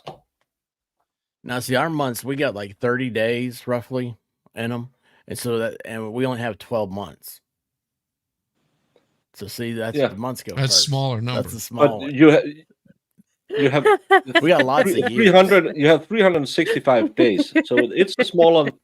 No, it's the unit larger than number. 12. 365 is a larger unit. Yeah, than- but you need more of those to have 12 of those. Baker. Ergo, it's smaller. That's semantics. Baker, everything in America started because of screw you. We basically took everything and said, okay, you guys made a logical thing, but screw you. That's how we made Except things. the metric system isn't very logical. The The French metric system is totally logical. It's divided in tens. How many times has it been changed? Like 4 or 5 times. Never. It's metric system's been changed a bunch. How big is a Well, quarter guys, wood? I have to go pick up a kiddo from practice, gotta but I will go, be on too. with You can't leave Flux. before me. I was supposed to leave exactly 1 hour ago. Oh, can't the court just come back and say we're breaking for tomorrow or Well, whenever that's they're going to? Well, if you got it off pause, you might see that they already did that like an hour ago. Nuh-uh. No, I was looking in the Shizzy, did you not tell him that? Oh my god, you I'm suck. giving him a hard time. No, No, this one. that No, this one. So what do you got going on tonight, expert? Right now, nothing. Nothing. Yeah, It's I know, Friday I'm really night. far behind. Yeah, Friday Night Live lights up at 9 o'clock, and I don't have anything going. And I don't Well, have any mustard. You don't have any. If you get the mustard and you just get the White Rabbit on and Diva and stuff like that, you can just relax, eat your sandwich, and they will do the show for you. Yeah. So I'm hoping. Yeah. Get Let me all the chill. get all the ladies on there, even Volstorm. He's good with that. He's got that voice. Yeah, he does. Volstorm's I'd like to just sleep during a stream. That'd be awesome. Oh, I've had I don't like streaming right now for some reason. Why? Oh, I don't know. I like being here with you guys. I don't have to. It's like I don't have to think. I don't have to do anything. But like doing my own thing, I hate it. Isn't that weird? No. No, sometimes it's really, really nice to just go on and don't have to keep an eye on the courtroom, make sure everything runs, maybe pull up something to show if you are having a stream. It's really nice just to be there and be the one who says, "That's what she said," and then relax again. And Jamie knows this because that's what she does when she's done with this. This is it's her job, and then she just go on Dave and talk about. I'm gonna come. Jesus Christ. And I think that's just weird. How did you do that without moving your lips? That was awesome. I love a buttered biscuit. Who does love a buttered biscuit? Who knew that? But you gotta make it with lard. Where has she been? She hasn't been here all day. Oh, she's there. Hey, There she is. Right now. you can come on right I now. have to go. Yeah. So you can come You can take talk my about Buttered biscuit. you can talk about that. Yeah. She's had some time to, reflect on her first stream with Dave. I want to hear about it. How does she feel now? Sounds Well, you ask if when you can come on, and then I'm at work. It's so easy. I won't be here at 5 p.m. Central Standard Time because that will be monkey It's like o'clock 6 Danish o'clock. time. 6, yeah. No, because they're trying to figure out if Love they're you going guys. to break at Later. 4. See you. See you later. Hopefully Discord works. I'll Have a talk to good you guys evening. on there. Bye. Bye. I'm watching for the update. She said she reached out to see if they're going to stop at 4 or if they're going to Yeah. work.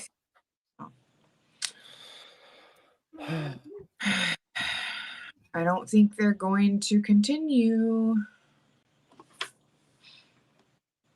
But they worked through lunch, it said. Why? Yeah, that's why I don't get they have been going on. Well, Jungle Minx, it is kind of true. As long as we use it in a fair use scenario, and we don't mention who did it. No one knew it was you who said it until you. outed yourself. So then you outed yourself, but don't be sad because kind of like Jamie, I'm gonna come. Yeah. your See, face. They got me too. Your face isn't on screen. Someone else have to live with this forever. Yeah, I don't like women. So yeah, it's yeah, it's kind of like Farrell's clip channel. Oh my god. Yeah. Shelly. Now we know better next time. I'm never reading a stupid super chat for Dave again. Oh, Apebrel, is that those horrible salty liquorices? I hate it. Hopefully they just come back at some time. Or come tell us they are sequestered, because then I can go away and just put on notifications and start up, because it's 10 o'clock my time. Irish just always hopes they come back on. Oh, talking about the devil. I think they're going. Oh, come on. Give us a verdict.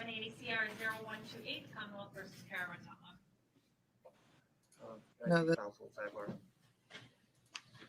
Sidebar from the beginning. All right. Well, guys, I'm going to head out. I'm going to pick up kids from practice. I will.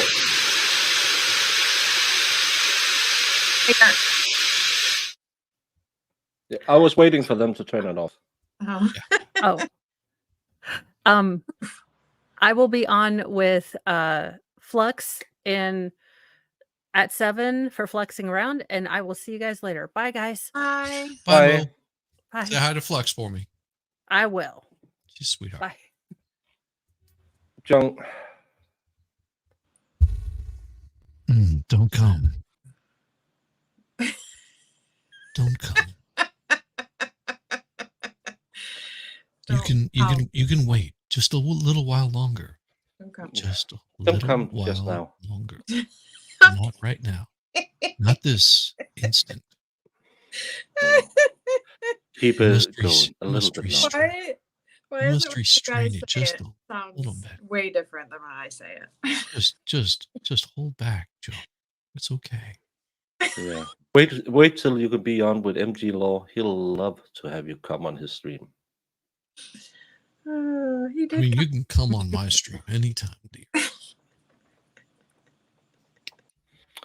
Jungle Minx Shelley, you wanted to be on a stream, and what you'll learn quickly is a lot of people are kind of stupid and will take everything out of context and make fun of you. Yeah, it's fun though. These guys. Yes. Well, have fun, Ace. Yeah. Don't. And there's only 3 Indiana Jones movies. Remember that. That's right. So glad I stopped listening.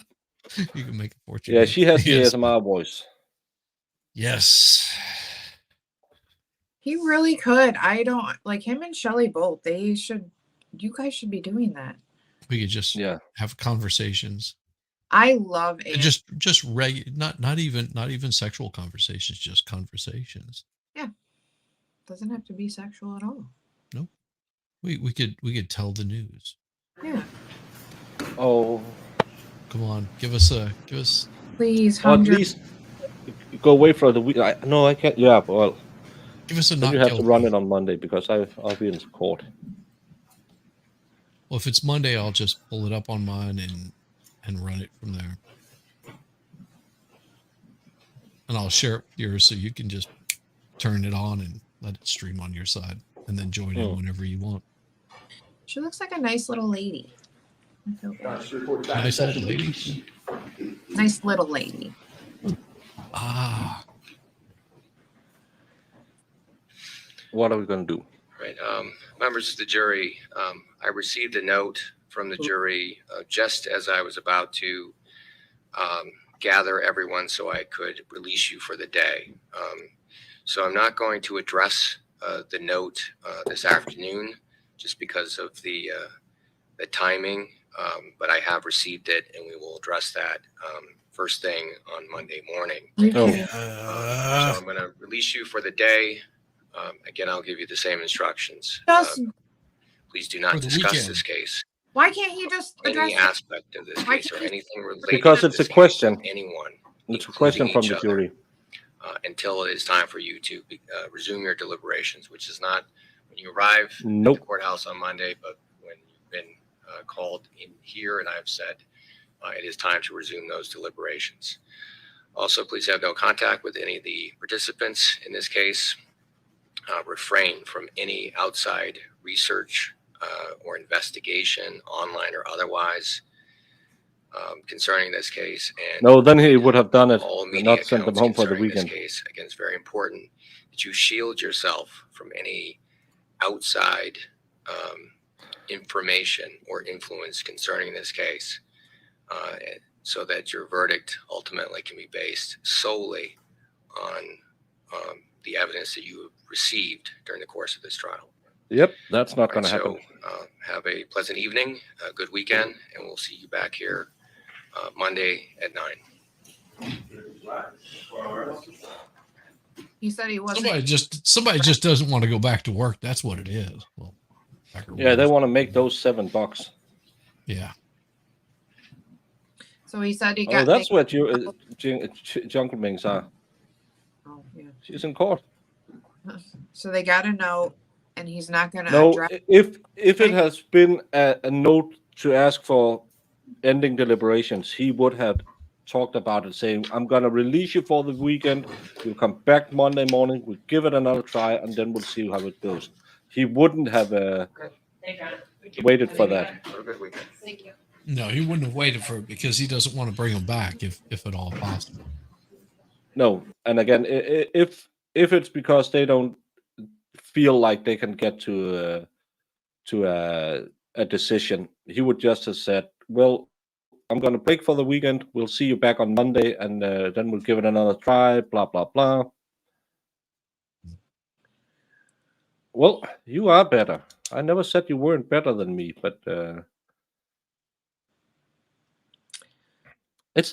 I'm such a nice guy and try to play fair with everyone. And Iris, I just gave her a wrench, and she says, "I'm better." It's just, I get so sad sometimes. Don't be sad. Don't be sad.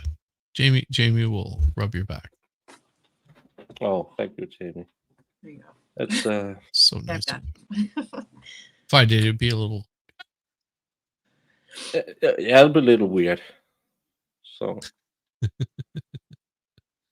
yeah, some people get the wrenches and then it just runs right to their head. But see, Juriah is on my side. Yeah, you wouldn't release them if they're just saying we want to come back. We can't deliberate, and you give it to him Friday night at 4. He'll say, "We start up again Monday. Go home, have a rest. You've been doing this for." And they skipped lunch too, didn't they? Yeah, they skipped lunch, and that's what I don't get. How they've been going at it for 7 hours today with no breaks. Maybe they did bring them lunch or something like that. Just yeah, they probably bought them pizza, but yeah, it's a working lunch, and that's why I thought if you were split in the room, the yays would go and try to rustle up more yays, and the nays would go and rustle up more nays. You wouldn't spend a working lunch.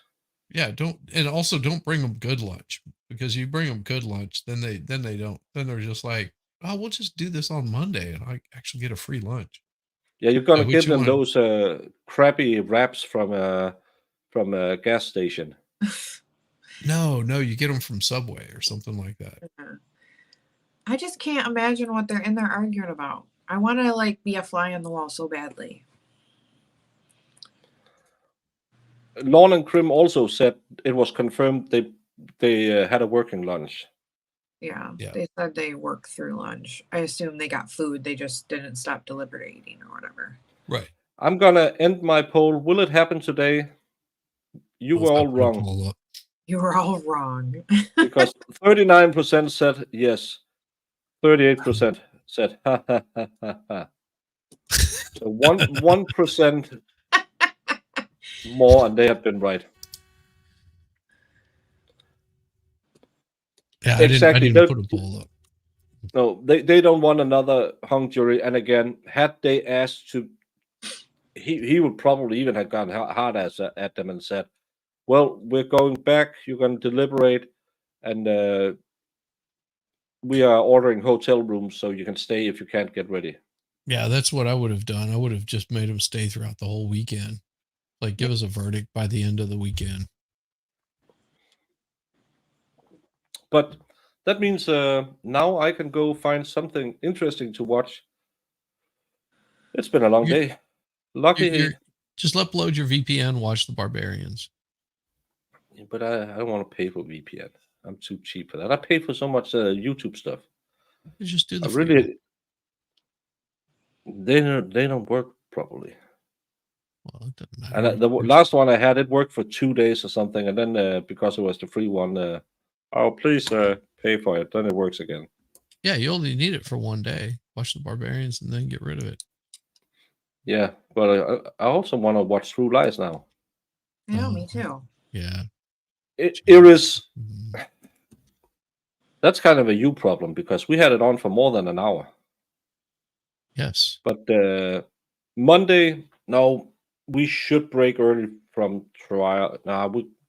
It's kind of an interesting. We might be. And I'm guessing we'll Nick, figure something out. I'm guessing Nick ended his stream. Yeah, they came over from Nick's a couple of hours ago.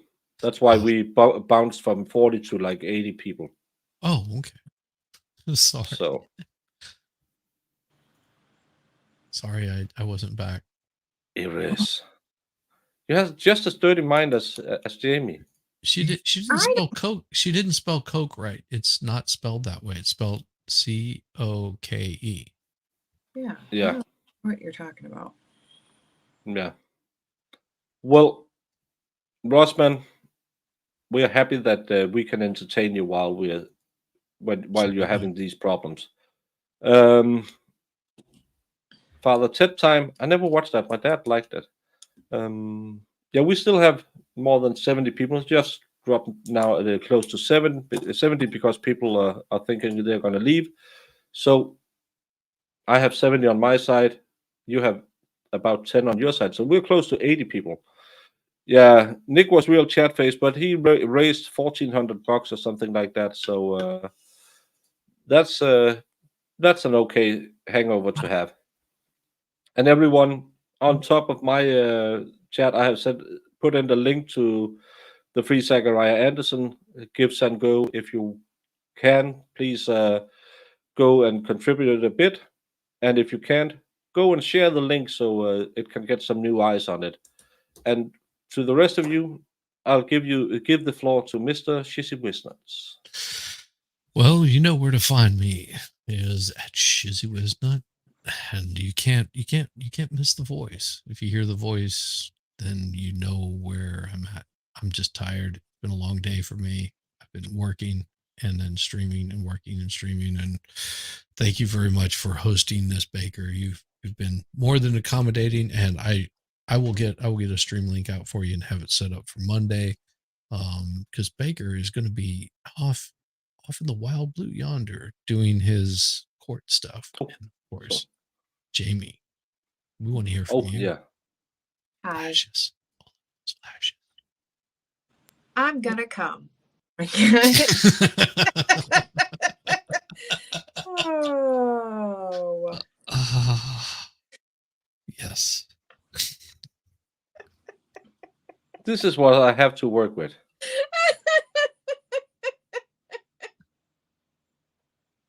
Everyone, you kept me.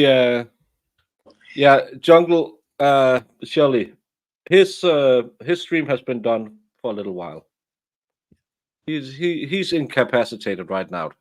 Mo was cut off mid-sentence, so everybody take a slight break, get a little relaxation, go hydrate, get ready for tonight. It's gonna get crazy. Is anyone we can talk about? No, not really.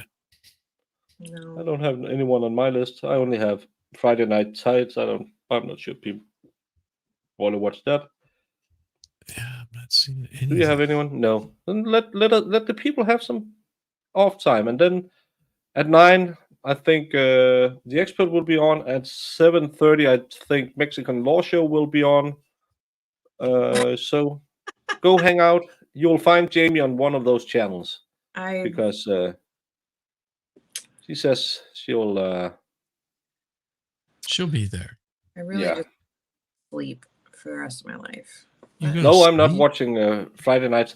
Friday Night Tides, I liked it in the beginning, but now it's like 10 people want to talk all over each other, and I don't like that one. Yeah, that's never fun.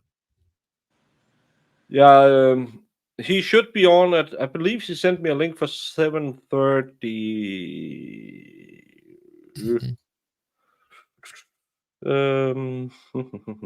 Where is it here? Do we have any upcoming? That's which one is that? And if I'm not on anybody's channel, I will just do it like a weird gaming stream. I'll play some weird game that just space out. Yeah. Dave, I'm not. Dave says 7:30 tonight. 11:30 tonight. 7. Yeah. 7:30. 7. Yeah. What I said. What I did. I'm tired. If expert does one, he usually does it a little bit later than that. It's like 9:30. Yeah. It's like 9:30 Eastern. Yeah. But everyone, go out there, have a nice Friday night. I will have the rest of my Pivo, and then I will go watch something in the. I don't know. Have fun. See you all. Peace. Love you all. Thank you for showing up. But everyone loves James.